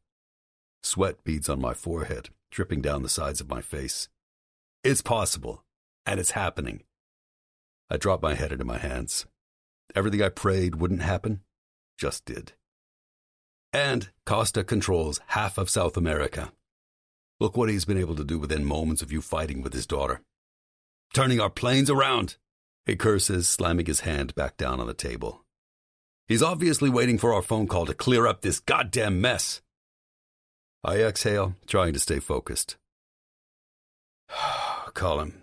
He'll want a bigger cut of the money we give him to launder and house. That should be enough to shut him up and free up our shipment. I grind my teeth, internally agonizing. He stands before grabbing the phone. I can see a tremor in his hand. Millions of dollars could be lost because of me. He tells Costa not to let the squabble of kids ruin up the goodwill they've got going on between them. I can hear Costa yelling through the phone. They go back and forth until finally agreeing that Costa will keep 35% of all money sent to him for laundering. He'll also release the plane within the hour. My father hangs up the phone, pulling out his gun and aiming it straight to my head. You realize the loss we're taking? You fucked up big time, Vincent. He says my name like a curse. If I weren't his son, he would shoot me in the head. He brings the gun back down and lights up another cigarette. An hour later, 12 of us sit together around the table. Smoke billows around the room as my father updates the family. Everyone talks over each other, enraged that I went against their orders and pissed off Daniela. I'm not sure they realize that Costa is essentially turning into the largest shareholder of the Borignoni Mafia. Now that he's taking this much of our profits, we all have to wonder who works for whom. Luckily, my father doesn't mention Eve in connection with all this drama. If anyone knew she was the reason all of this went down, it wouldn't bode well for her. My father clears his throat. Voices simmer, but the anger level is still high. It's fucking horrible what happened, but it's done. We gotta send Vincent out to Nevada as soon as possible to start gaming and getting us out of Costa's hold. We also gotta discuss this potential RICO charge that Enzo believes is coming on the quick. Hell is pouring down. My shirt is soaked in sweat, but I continue to keep myself looking controlled. I can't let my emotions rule me. Enzo shifts in his seat. He has the same sandy blonde hair and big build as Tom, but probably 50 pounds heavier. At least one of us has to go to lock up, Antonio. Someone needs to plead guilty to a lesser charge, or we risk seizure of all our assets under RICO. And I'm not talking about soldiers we can pay off to do time. The feds are going to want someone from around this table. My father turns to me pointedly, a cigarette dangling from the corner of his mouth. I can tell what he's thinking. Tom warned me. Hell, I knew the consequences when I got into it with Eve, but I took the risk anyway. My day of reckoning has come. I may not have been the one to tip off the feds about our union involvement, but the fact that my fuck-up led to giving Costa this much of our money is all my doing. I'll do it. My voice comes out clear. They all shift in their seats and stare at me, faces hard as stone. I'll go, I repeat. No, my Enzo declares firmly. The build-out in Nevada is the most important thing on our agenda, and you're the only one with the key because of your birthright. If you're in lockup, we'll be stuck with Costa for another goddamn decade. I'll still be able to work. I don't need to physically live out west to get it done. If I hire a lawyer to do business on my behalf through a power of attorney, I can do it all from prison. I'm sure we can even arrange weekly meetings, too. Nothing about what I'm doing out west is illegal on its face. In fact, by design, it's 100% kosher. We can all rest assured that within 5 to 7 years, the complex will be operating and we can be free of that fuck. Luciano's voice clears from the end of the table. What if you get hurt? If something happens to you in lockup, there will be no casino complex. Everyone starts talking again, turning to each other in debate. I clear my throat loudly. Let's put it on the table. Let's vote. My voice is strangely calm. Why don't we send Tommy in there with him? Luciano chimes in. Enzo shrugs. Not a bad thought. My son won't leave Vincent's side, Plus, we've got 7 soldiers already in Canaan. We'll cut a deal to make sure the boys go there so they'll have protection. There's something else, Luciano says. In Canaan, they've got tough regulations for email and internet access. If we send Vincent, they've got to lax those rules for him. Otherwise, he won't be able to work. True, Enzo replies. Let's make sure to bring that up with Goldsmith when he works out the plea deal. That's got to be non-negotiable, in writing. And how about Daniela? Luciano shifts in his chair. She'll find a way to spin it in her favor. Of that, I have no doubt. Anyway, shit with her is done, right? Antonio worked out that deal with Costa. His daughter's feelings don't matter to us no more. The men nod and grumble in agreement. A part of my chest loosens. The days of Daniela owning me are done. My father leans back in his chair and lets out a deep breath. All right, I'm going to call Goldsmith. Let's get everything organized with him quickly. I'd say Vincent and Tom have about a week. Vincent, you think that's enough time to get your shit in order? Enzo chuckles. It's got to be enough. Right now, Rico is a hard threat. We got to stop that train before it runs us over. I crack my knuckles one by one. The men all stand to leave, shaking my father's hand and then mine as they exit the room. I'm taking the fall, which means I'll have paid my debt for this fuck-up. Once the men are gone, my father sits up. Prison. He shakes his head as if in shock and picks up another cigarette. I pull his pack toward me, taking out a smoke for myself and light up. I take a deep inhale, thinking about the fact that I'll be behind bars for God knows how many years of my life. My exhale is long and slow. What have I just signed up for? We've all been there, and you're tough. Sergei will make sure to give you pointers before entering. He'll show you how to make weapons, too. Once you've established yourself, General Pop will leave you alone. They will know who you are, and you will have proven your worth. After that, it's just time. Time where you can get everything moving for gaming. Whatever you need done from the outside, we'll make sure it goes through. I nod my head, keeping my gaze strictly on him, and letting him know with my eyes that I'm both hearing and listening to his words. He leans back in his seat. I met her, you know. She was at Angelo's. I scared the shit out of her. Let me tell you, that girl looked at me like I was the fucking devil, he chuckles. I look at him questioningly, wondering what he's getting at.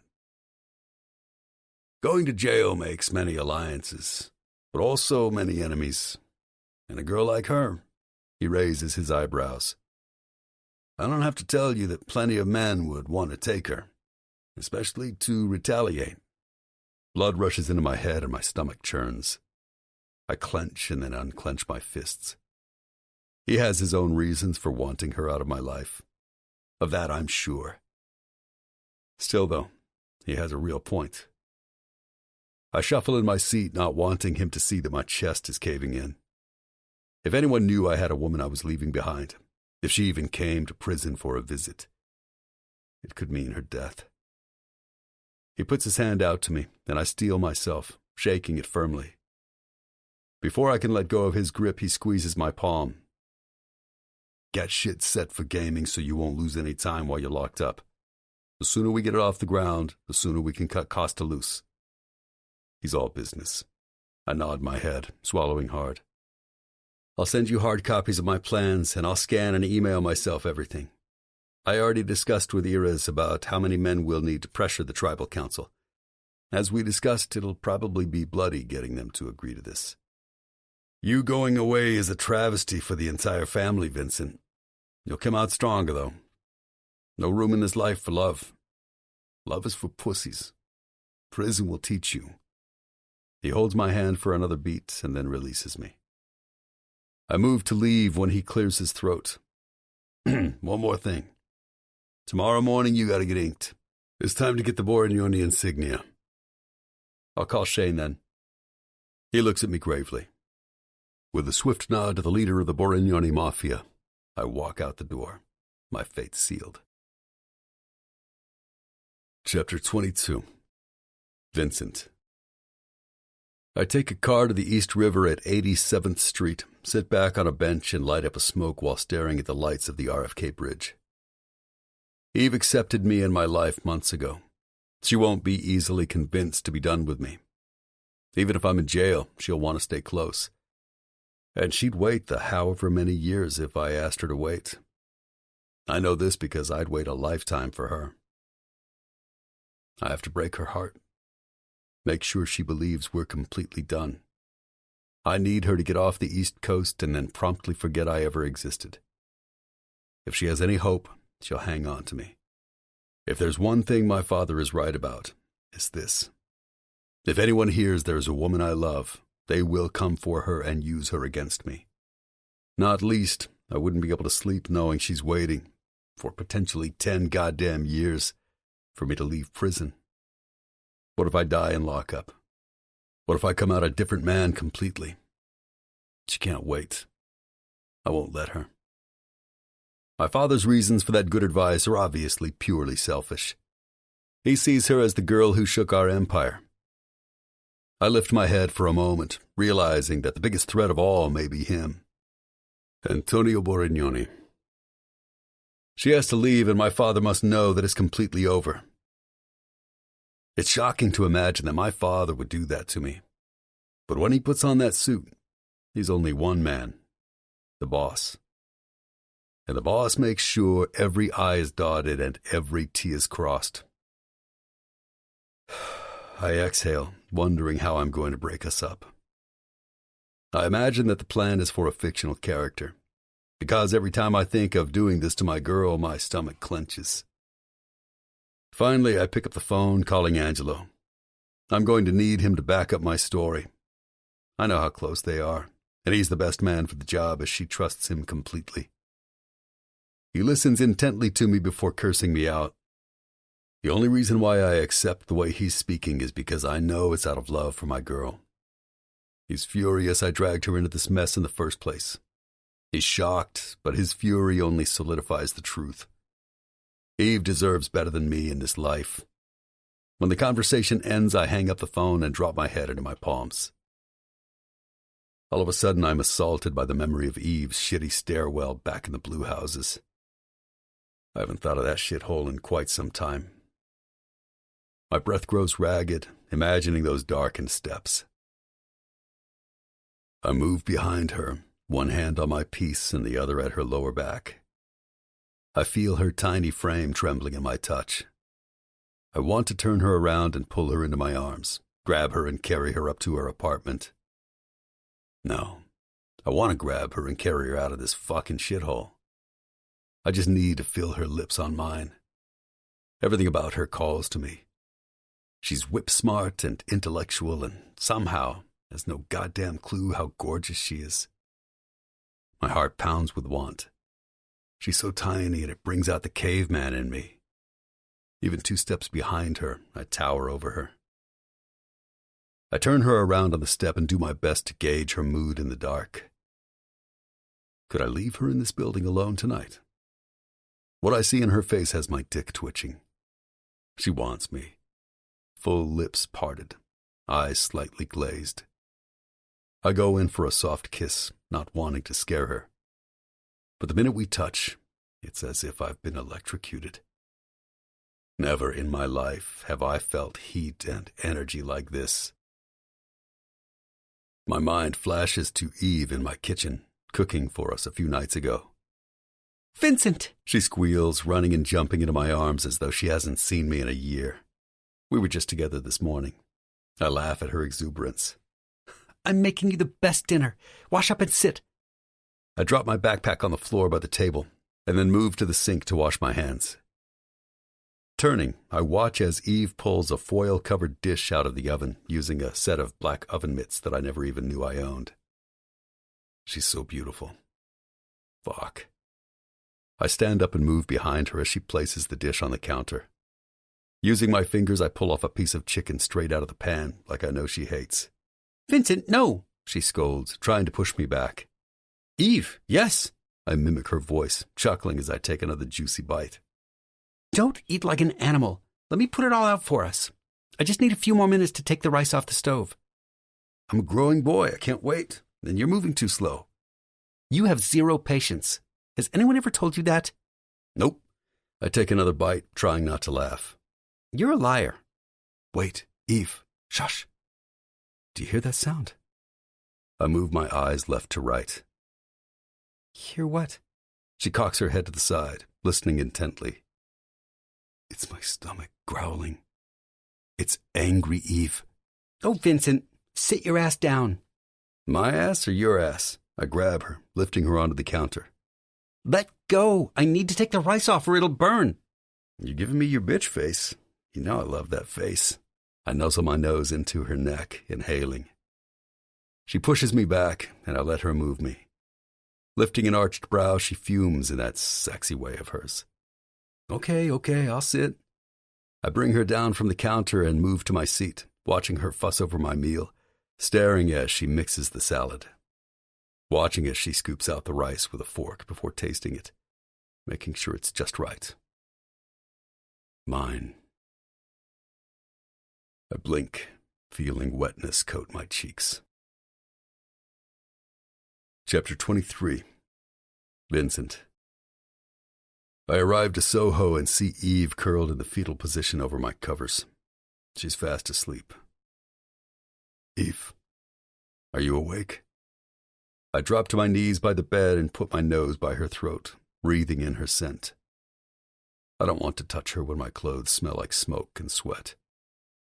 She opens her eyes, groggy from sleep. Vincent, you're home.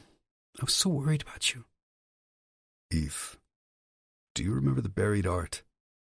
I'm remembering a few months back when we were studying together. I had to write a paper on lost art during World War II. I explained to Eve how people buried their valuables in their backyards before they were taken by the Nazis. They were hoping that one day, if they made it home, they could find their valuables again. I wish there was a way to bury what we had underground instead of burning it to ash. I'm selfishly praying that somehow she retains just a sliver of hope. Just enough that if I happen to make it out of prison alive, we may have a chance again. Mm-hmm. She says as she snuggles down, immediately falling back asleep. I remove my clothes and take a hot shower before putting on a fresh pair of boxers. Before getting into bed, I rifle through her purse to find our apartment keys. Holding the keychain up to the light, I pull off one of the charms, a silver boot. This charm, above all others, has a deeper meaning for me. I want her to know that I'd follow her anywhere. And I want it to keep her safe when she leaves here. Pulling it off the key ring, I drop the charm into a small zipper pocket inside her purse. I need to know that whatever happens to these keys, the charm will stay with her. I get in bed, pulling her under the covers with me. Checking the time, I see it's after 1 in the morning. I want to wake her, make love to her. Moving some hair away from her face, I can see her eyelids flutter. She's back in a deep sleep. I move my lips to her ear. I know she can't hear me, but I need to tell her anyway. Eve, I exhale, burrowing my nose behind her ear. I want to take you to be my wife. Kiss. I want to have you and hold you. Kiss. From this day forward, for better, for worse. Kiss. For richer, for poor, in sickness and in health. Kiss. Until death do us part. Kiss. I'm so sorry for what I'm about to do. Forgive me, baby. I love you so fucking much. I fall asleep with my face buried in her coconut-scented hair, wishing things could be different, but knowing that come morning, I'll be shattering her life and mine. I wake up to pots and pans banging in the kitchen. I stand up and stretch for a moment before brushing my teeth. Washing up quickly, I can feel the clock ticking between my ears. I need to do this right away before I lose my nerve. This is about saving her and giving her the best possible life. Hi. I lean against the kitchen counter, arms folded across my chest. She's fluttering around, opening and closing cabinets and flipping eggs like this place is her home. She beams at me. You're awake. Is this the last time I'll see her smile? I blink. We have to talk. You're skipping classes today. Her large brown eyes squint in question. What's wrong? Is everything okay? She pours an oversized mug full of black coffee and fills a plate with eggs. She tries to hand them to me, but I don't take them from her. Gone is the Vincent with stars in his eyes. In a matter of one night, I've managed to drown my old self. Resurrected is the man who does nothing other than represent the toughest mafia in the country. Do you know who I am? Of course I know who you are. But you aren't just one thing. I cut her off. That's where you're wrong. I'm always Vincent Borignoni. I don't understand. Her gaze moves from my feet up to my eyes, finally taking in my hard demeanor. She steps back, dropping the plate to the cup on the countertop. They clang against the marble and I clench my fists, trying to stay straight. The feds are coming after us, and I'm going to be taken in. Less than a week.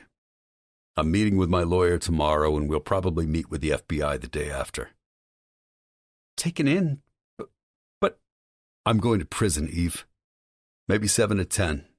Shit went down with Daniela and me after high and low, and she ran to her father. He stalled a huge shipment. It all happened in tandem with a huge investigation into the ports by the FBI. I clench my fists. One of us needs to plead guilty to a lesser charge before they bring forward a RICO case, and I'm the one who's going to take the fall. No. No, Vincent, you can't. It's not possible. I can see her pulse flutter in her neck. I'll be gone, and who knows what Daniela may do to you. You need to finish this year with your head down and leave for California like you originally planned. I don't care about her. I'll pull my applications and stay here with you. I only wanted to transfer because you were going to Nevada. I huff, stopping her from continuing. We're finished, Eve. You want to stay here and let Daniela ruin your life? Be my guest. She knows all about you now. And it's only a matter of time before she goes public about us. No. She vehemently shakes her head. Her ponytail loosens, stray hairs falling in front of her face. I want to brush it out of her eyes, but I won't. I can't. Forget her. I don't care about her, Vincent. I let out a hostile breath. Do you know what I did a few weeks ago? I stepped closer to her, my body language angry. I personally took a knife to Rafa Vasquez's throat, slit him from here to here. I grazed my middle finger across her beautiful narrow neck. Then threw him off a boat myself. He's a captain in the cartel. You remember the cartel, don't you, baby? They've been skimming some cocaine off our shipments. Their entire gang has a vendetta against me now. And that's just the beginning. We've spoken of who I am, what I do. But maybe you don't remember, huh? I keep my hands loose around her throat, but still tight enough that she knows who's in control. When Daniela tells the world about you, who do you think is going to come knocking on your door? The cartel. And where will I be? Behind bars. No, Vincent, she whispers. You're my life. I can't live without you. Don't push me away. I know that side of you exists, but soon we'll be gone together. I can wait here. If I go, I'll never be able to visit. I laugh sardonically. You think I'm a good man. You don't know who I am, what I do. You conveniently ignore it. My breath is low as I methodically rub my thumb back and forth across her neck, wanting both to strangle her and love her. I hate her for what she's done to me. She makes me weak. She makes me insane with love and lust. Instead of panicking, she shuts her eyes and raises her head, offering herself to me. Vincent, she whimpers. I'm here. I'm right here. I'm on her in seconds. Tick, tock. Tick, tock. Time pounds at my ears. It's messy, teeth clanking, desperate. Dropping on the wooden floor, I strip her completely naked, tearing her underwear off. I pull down my pants, sliding into her soft and willing body. I spend the rest of the day inside her, but my anger won't stop pulsing through my veins. Nothing is lessening my need. I'm squeezing her too tightly. I'm holding her too roughly. I'm sucking on her perfect skin too hard. But I won't stop myself. I just can't. And she takes it all, letting me do what I want, giving me her essence, offering herself up to me. The reality of what will happen bangs against my chest. She must leave, forget me, not contact me again. But my body is refusing to listen. Not right now. Not fucking yet. Tick-tock. Tick-tock. Moan for me how I like. I want to hear you. I drag her to the edge of the bed and drop down to the floor. I take a long, deep lick out of her center. I taste both of us on her, and it only spurs me on. I have to memorize this moment. Memorize her. Vincent, she pants. Her legs are shaking so hard I have to hold them down. I know how sensitive she is, but I need her to take everything I'm giving. She tastes so good. Her chest rattles in pleasure and pain. She grips the sheets, trying to keep herself from crying out again as she thrashes her head from side to side. It's too much. Her voice, hoarse, echoes around the room. I finally let her go, moving back up and drawing her small body into mine. Her dark hair sticks to the sweat on my chest, but I lock her down so she can't move a muscle without my consent. "Oh, Vincent," she cries. "I'm here, baby. I'm here. I won't leave you. Never." I come inside her so many times I'm convinced I've found my way into her bloodstream. She's my salvation. How am I going to walk away from her? I try to fuse our naked bodies together with my strength, moving my head so she can't see my face. Would she be able to see my pain? I know how much larger I am than her, but nothing is enough. I turn her onto her back. She's so fragile. Perfect. I let my hands roam all over her body and stop at her flat stomach. I bend down to lick and kiss her smooth skin. I span my fingers around her waist, wishing she were pregnant right now with my child. I want love and intimacy and home-cooked meals. I want all of it with Eve, every day, forever. Instead, I'm leaving her for prison, giving up a decade of my life. The only way to survive in there is to give up my humanity. While I'm in lockup, I can be nothing other than cold-blooded. I need to let myself adapt to the change. Having a woman like her in the back of my mind would only weaken me. While I'm kissing her, I let myself imagine her here in the city while I'm behind bars. I picture my enemies finding out about her and then coming after her. Or my father taking her away to punish me. My heart pounds, solidifying my decision. I have only one fear in this world, and it isn't dying or being tortured. It's that my love will haunt her. Have I put a mark on her head? I was supposed to leave her alone. I should never have insisted on us being together. I was impulsive and reckless. She lays on top of me, breathing hard, hands roaming up and down my biceps. "Vincent?" I move my head to see her. Something that looks like hope fills her large brown eyes. She brings her hands to my shoulders, so gentle. "Don't make me go. I can't leave you. Don't you understand?" I gotta do what needs to be done. You have to leave for California and not look back. I want her to scream at me and tell me that we're done. I need her to say she wants nothing to do with a murderer. I want her to slap me across the face, angry I had sex with her so savagely, and run out of this apartment.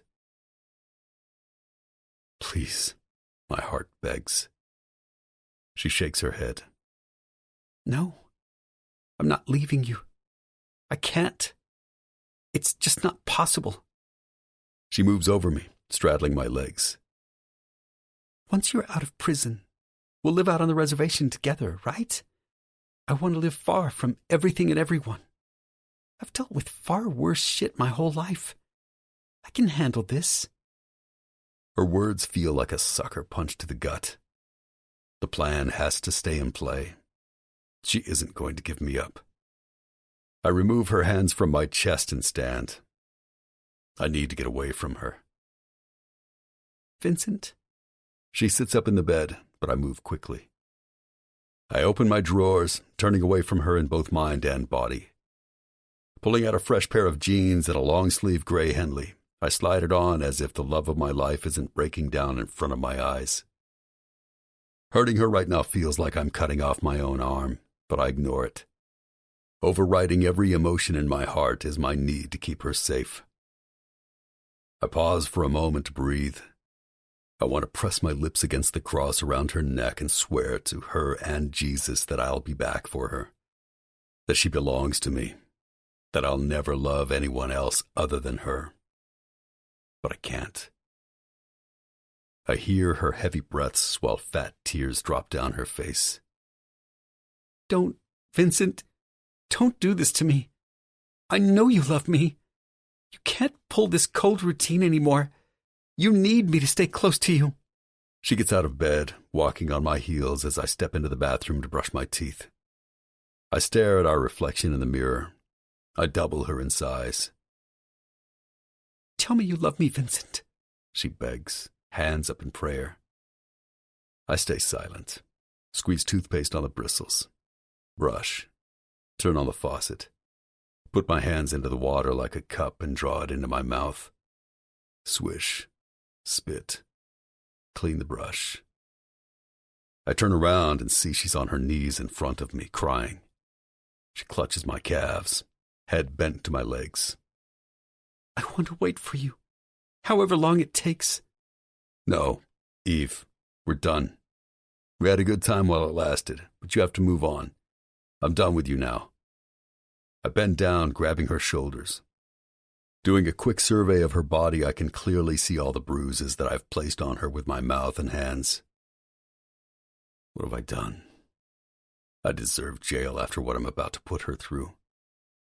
I let go of her and she collapses on the floor. I walk out the door, leaving her broken, no traces of mercy behind me. I have to pray that maybe one day she'll forgive me. I'm on the couch at my apartment by school. Picking up my phone, I call Tom. At least I have no doubts of his loyalty. My brother will be by my side until the end. Come over tonight to my Soho loft. Bring girls. There's something I need to do. I scratch the back of my head with my free hand. Yeah, no shit. We've got a limited time to fuck as much as we can. Or at least I do. And by the way, fuck you, Vincent. Fuck you for dragging us into this shit, and fuck that bitch for fucking it all up. I can imagine Tom's hands shaking on the other end of the line. He may be angry, but he's tough and will do just fine with me in prison. One way or another, we'd have to do time for the family. Every man has done it. Now it's our turn. Well, I didn't want to go now. How about that, motherfucker? You'll spend your last few days of freedom complaining like a pussy. I'm heading over now to Shane's to get inked. Then meeting with Goldsmith to discuss what we're going to plead. Tonight, though, let's party. With the thought of this evening, my teeth clench together. I can feel the vibration at the back of my skull. I'll be there, he growls. I hang up and the rest of my afternoon runs in a blur. By 10 o'clock, I've got a solid plan with our attorney and feel pretty confident that he'll negotiate 7 years. I shift my shoulder, feeling the residual sting from my new tattoo.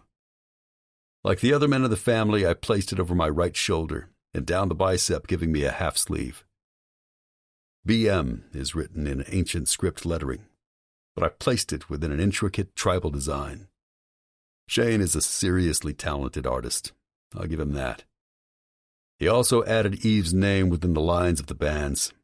It's unnoticeable to anyone other than me, but I wanted to feel her on my skin. Eve's hair. Eve's lips. Eve's body. Eve's smile. I lift my head up, praying for the strength I'll need to pull this off. Chapter 24. Eve. Vincent is going to prison. My heart thumps. There has to be another option. Even if I move to California, there's no way I would move on from him. How could I? I've given him everything of me, my entire being. There is no Eve without Vincent. I stare down at my bruised body, hoping that whatever it was he needed from me, he got. Deep down, I know he wanted to scare me. He wanted me to see him as a hardened criminal. He wanted me to run away from him. Did he think he would scare me off with his strength, size, and aggression? Too bad. I take my time to wash up and get dressed, gently soaping my sore body.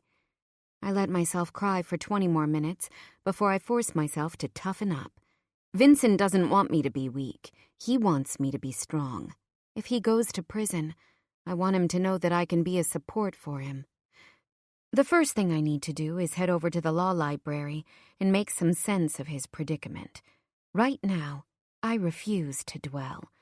I'm going to invest all of my energy on the present moment, which is gathering knowledge about Vincent's situation. The more I know, the more control I'll have. I leave the apartment, trying not to look at anything too hard as I make my way to the door. Every single square inch is full of memories. I don't want to start crying again. I stop at a corner deli and pick up a coffee and a toasted butter bagel before jumping onto the subway, heading back uptown to school.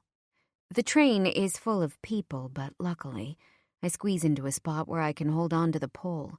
I flinch as my hand touches the cold metal, thinking about the article in High and Low that started everything. Finally, I'm at my stop. I walk to campus with my head down, deep in thought. I've already missed a day of classes. One more won't kill me. The law school library stands dauntingly at the top of a hill. I enter with soft steps, but I can still hear the echo of my shoes against the floor. Another woman may be overwhelmed by the Gothic architecture and high stacks, but I'm not ordinary. If there is an answer to helping Vincent, I'm damn well going to find it. I begin by scouring the internet for cases on the American Mafia. I compile a list of key words, including RICO. Once I've done enough of that cursory research, I find one of the librarians, explaining to her that I'm trying to get information on previous cases where the defendants were indicted under RICO. After a 15-minute crash course on how to search case law, I begin. I review every court case I can find on the topic, reading and then rereading in order to capture the details. So many of the results of these cases are simply changed based on what facts the federal government can prove. It's obvious now why Vincent is pleading to a lesser charge.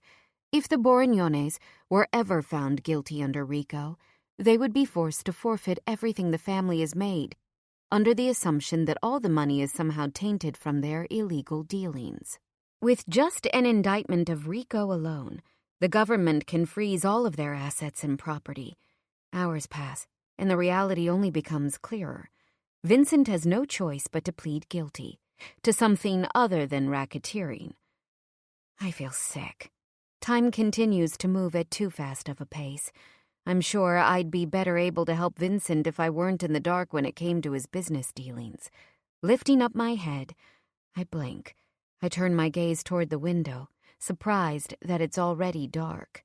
I blink and rub my eyes that feel like sandpaper from hours of crying and reading. My phone rings. It's a number I don't recognize.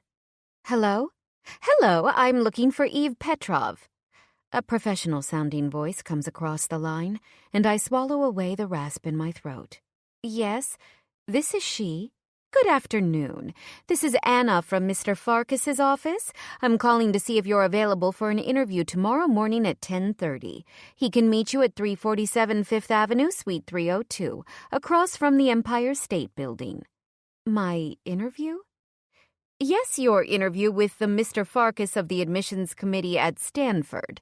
Her voice sounds annoyed and my mouth runs dry.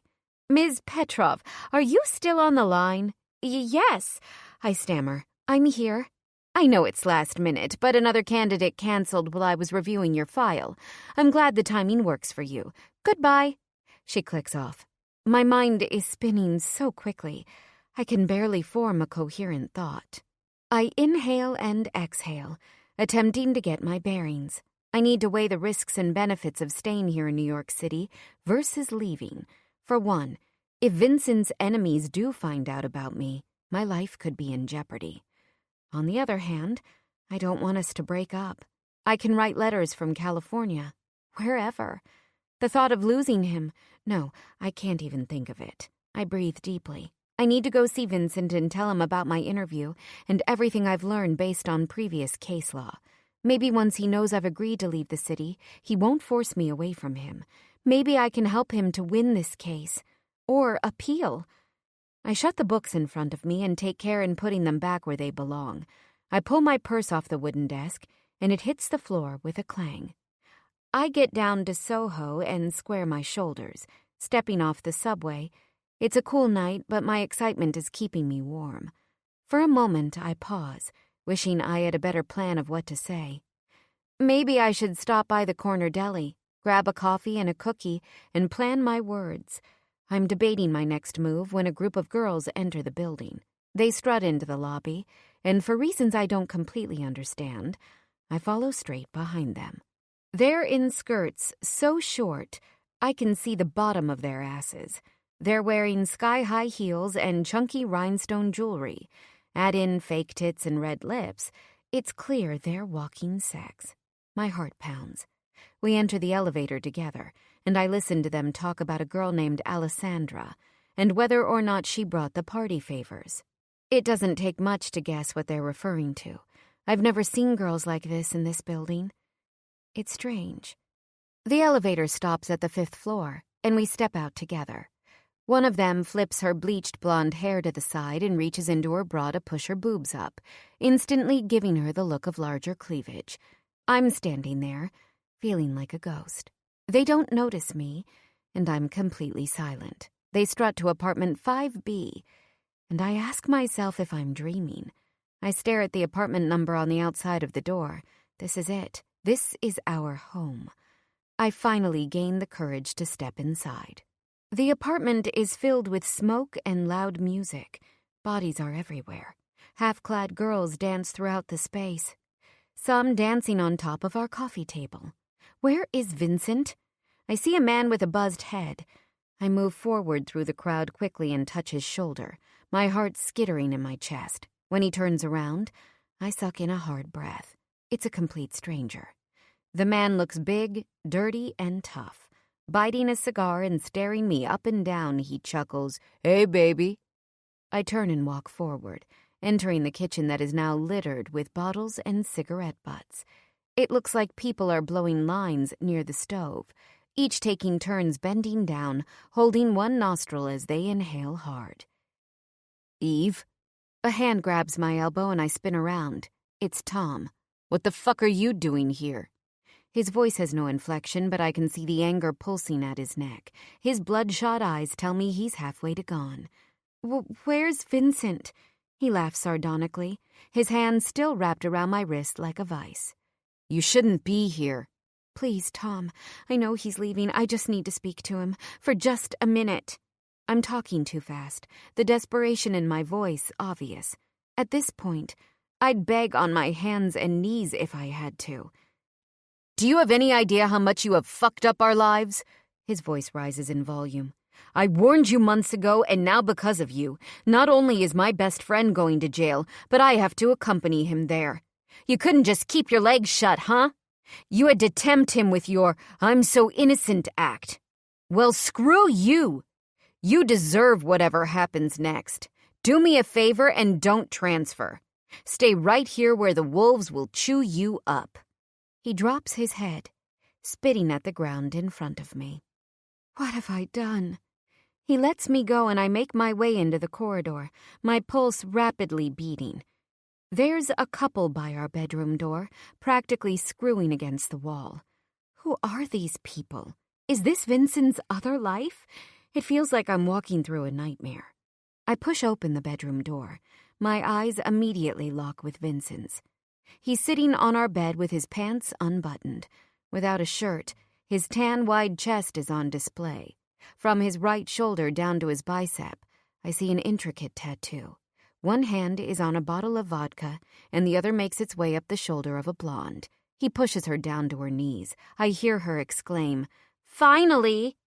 I stumble backward, the wall catching my fall. Vincent chuckles. "Well, well. What do we have here? You came to say goodbye? See me off?" He looks down at the girl. "Did I say you can stop?" He grabs the back of her hair as she eagerly pulls his pants down to his ankles, leaving him in nothing other than his black briefs. "Vincent?" My voice cracks along with my heart. "This can't be. No." I shake my head from side to side. "Didn't I tell you we were finished? Get out of my apartment." I feel bile rise up my throat. I must be losing my mind. Because the next thing I know, I'm trembling and nodding at the same time. The room feels smaller as my breathing accelerates. "Vincent, please." Tears blur my vision as I sink to the wooden floor. This can't be real. I hear laughter. This isn't him. This isn't me. Who am I? The girl turns to me, licking her lips, her hands spread on his thighs. I move my gaze, noticing that his eyes look dead. If I didn't know any better, I'd think it was Antonio Borignone sitting on the bed before me. I stand up, tearing his cross off my neck and pulling his keys out of my bag, throwing them across the room. For a moment, I notice the stricken look in his eyes, but I'm too distraught myself to care. I run through his apartment and out the door. I find a cab to take me back to campus. I'm hysterically crying, and it's ugly. Tears blur my vision. I throw some cash to the driver as I exit the car. I vaguely realize that people are stopping to stare at me. But I couldn't care less. Somehow I take out my phone to call Janelle. I can do nothing but cry into the phone. I get to my dorm room and immediately collapse to the floor. I can't make it the few feet to my bed. Janelle shows up.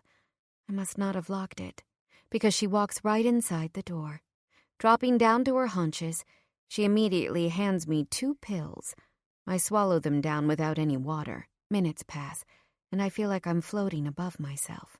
We move to my bed, where I tell her everything. She shushes me, combing back my hair with her hands. "And tomorrow is my interview with Stanford. I was supposed to be there while Vincent was in Nevada, to be closer to him." "Don't worry, Eve." Her voice is soothing and understanding. "It's for the best. You need to leave here. Vincent is right. It's not safe for you." "I'm dying, Janelle." "No, sweetie. You aren't dying. Your heart's just broken." Chapter 25. Vincent. The moment Eve stumbles out of my apartment, I stand up and button my pants, throwing the girl off me. There's no way I'd touch her. The last woman I'm going to feel is Eve. Only Eve. I stalk out of the bedroom door, shirtless, and pound on the wall. "Everyone, get the fuck out!" I yell. People scatter like rodents. I get back into my bedroom and take out a small envelope from my desk drawer. Picking up my necklace off the floor, I kiss the cross and drop it inside. I'll give it to Angelo for safekeeping while I'm away. This necklace doesn't belong to me anymore. Chapter 26. Eve. I wake up to people loudly whispering in my room. I see Janelle in a pair of my pajamas and Angelo.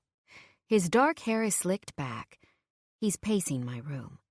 They turn together when they see I'm no longer sleeping, and Angelo steps to me. "Oh, Eve. Oh, God." Tears fill his eyes. "I never should have let you come here. I didn't think he'd see you. I didn't know. I should have told you that Vincent was here. Oh, Eve." He drops next to me, the tightening in my chest excruciating. "After all your hard work, we can't let you lose it. Come on, let's get you washed up and then we're leaving." Leaving? My voice cracks. "Yes, Your interview with Stanford is in 2 hours. If everything goes well and they accept you, you'll go out there." "But, Vincent," I say his name and the tears begin again. I know in my heart he was only trying to push me away. He just has to hear me out that I'll leave to the West Coast. I can forgive him for last night, right? "Eve." Angelo clears his throat. "There's something you need to know. Now, you know I'd never lie to you, right?" I nod my head and see Janelle staring at me. Her eyes are wide and sad. "Eve, Vincent has been with tons of women this year. Your sister filled me in on what happened between you guys." He takes a deep breath. "He was lying to you, doll." "No, that was all just for show. He only pretended to be with Daniela." I move my eyes to my sister, who stares at me with absolute pity on her face. Angelo touches me compassionately with a warm hand on my shoulder. "No, doll, not for show. 3 weeks ago, he was at one of the clubs getting a blowjob from one of the waitresses in the bathroom. Take a look at Daniela's social media accounts. He's been with her, too.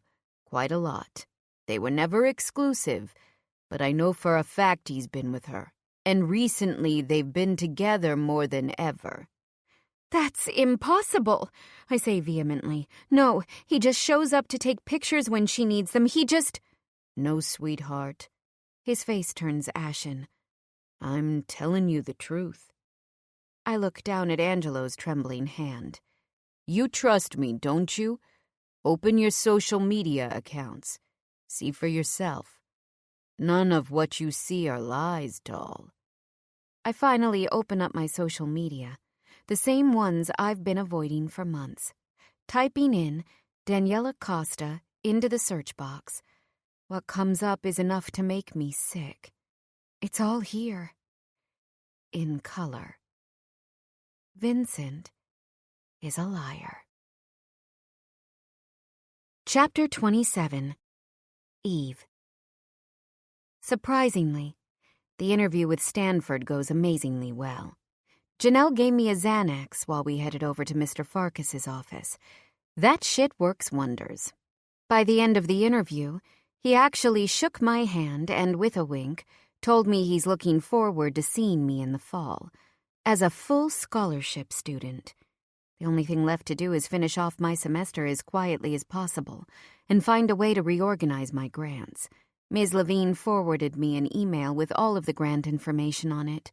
I should be able to contact everyone and let them know about the move. Angelo brings me back to my dorm, where he hands me off to Janelle.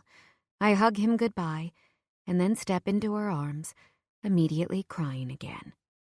We binge-watch Sex in the City and fall asleep to Carrie screaming at Big to stop fucking up her life. I wake up alone. Janelle must have left to work. For a moment before my mind fully wakes, I breathe easily, but then I take the phone off my side table, scroll through today's headlines.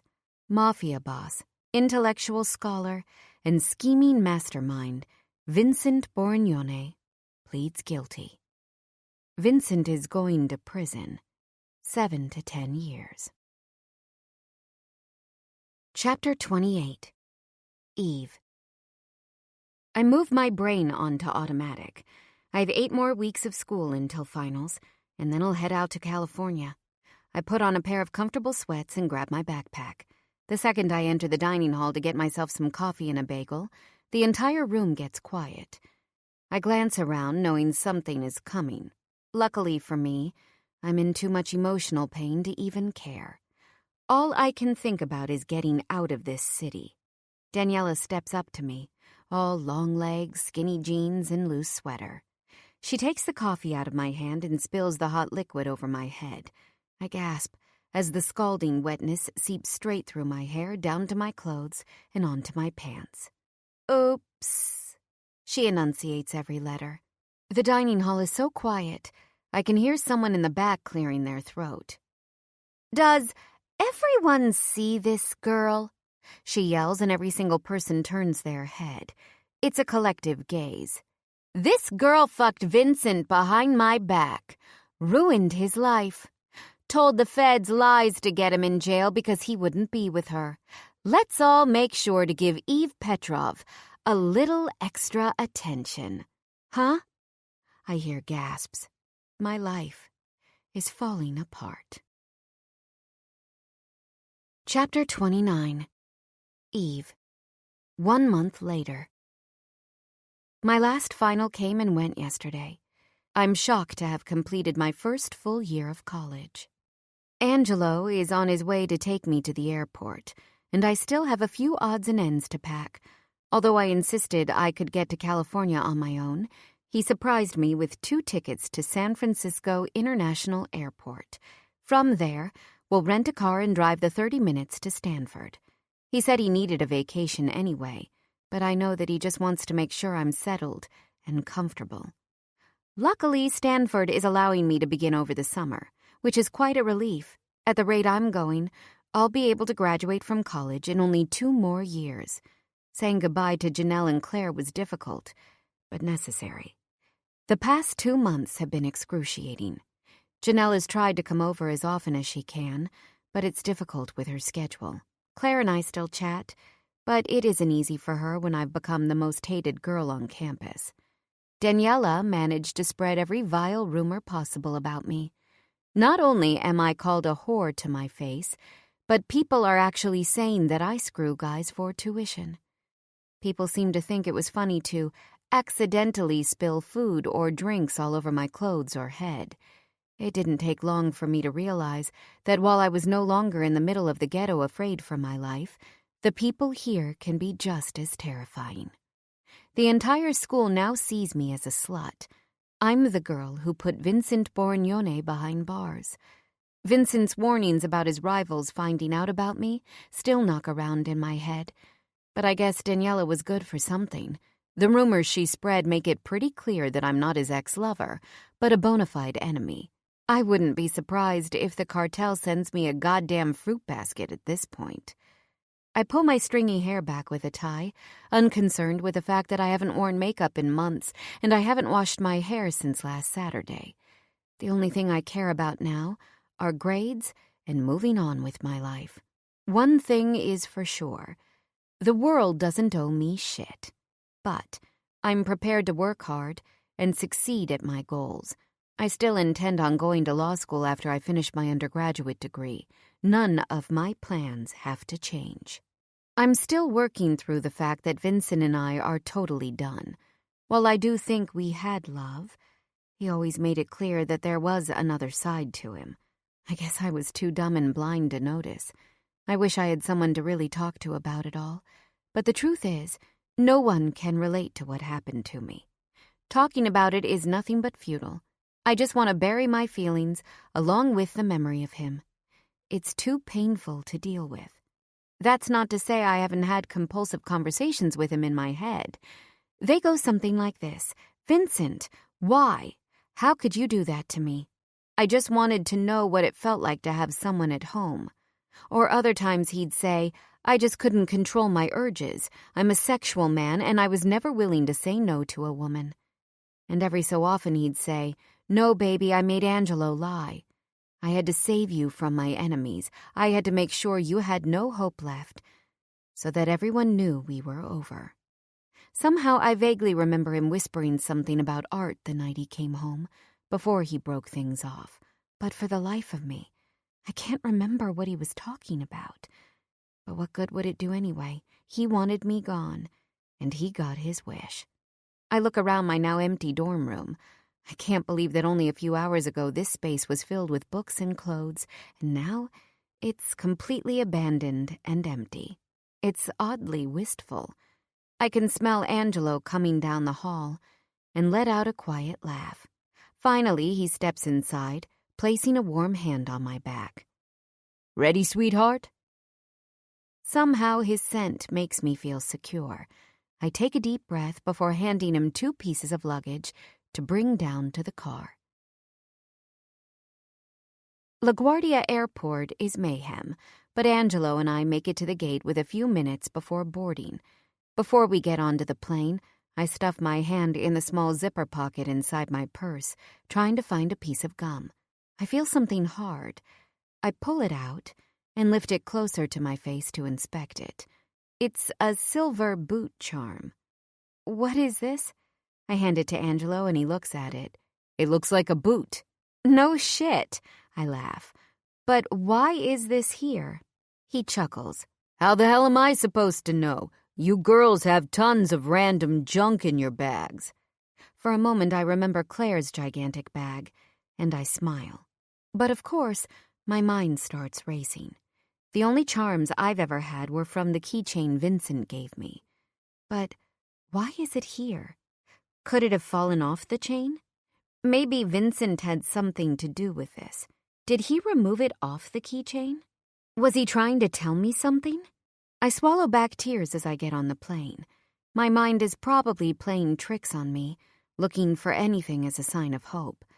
I walk onto the flight, handing my ticket to the stewardess. She smiles kindly, gesturing to my seat. I pause, turning around to Angelo behind me. You didn't have to get us first class. Of course I did. Your first time flying. Gotta be the best. He winks at me, but I can see the sadness behind the smile. Even though I love him, I feel this inexplicable urge to push him away. Maybe leaving really was the right move. I need to start over. I can't face my past anymore. California, here I come. This concludes Reckoning by Jessica Ruben, narrated by C.J. Bloom and Troy Duran. Copyright 2018 by Jessica Ruben. This unabridged audiobook is published by arrangement with Jessica Ruben and was produced in the year 2020 by Tantor Media Incorporated, a division of Recorded Books, which holds the copyright thereto. Please visit tantor.com for more information on our growing library of unabridged audiobooks.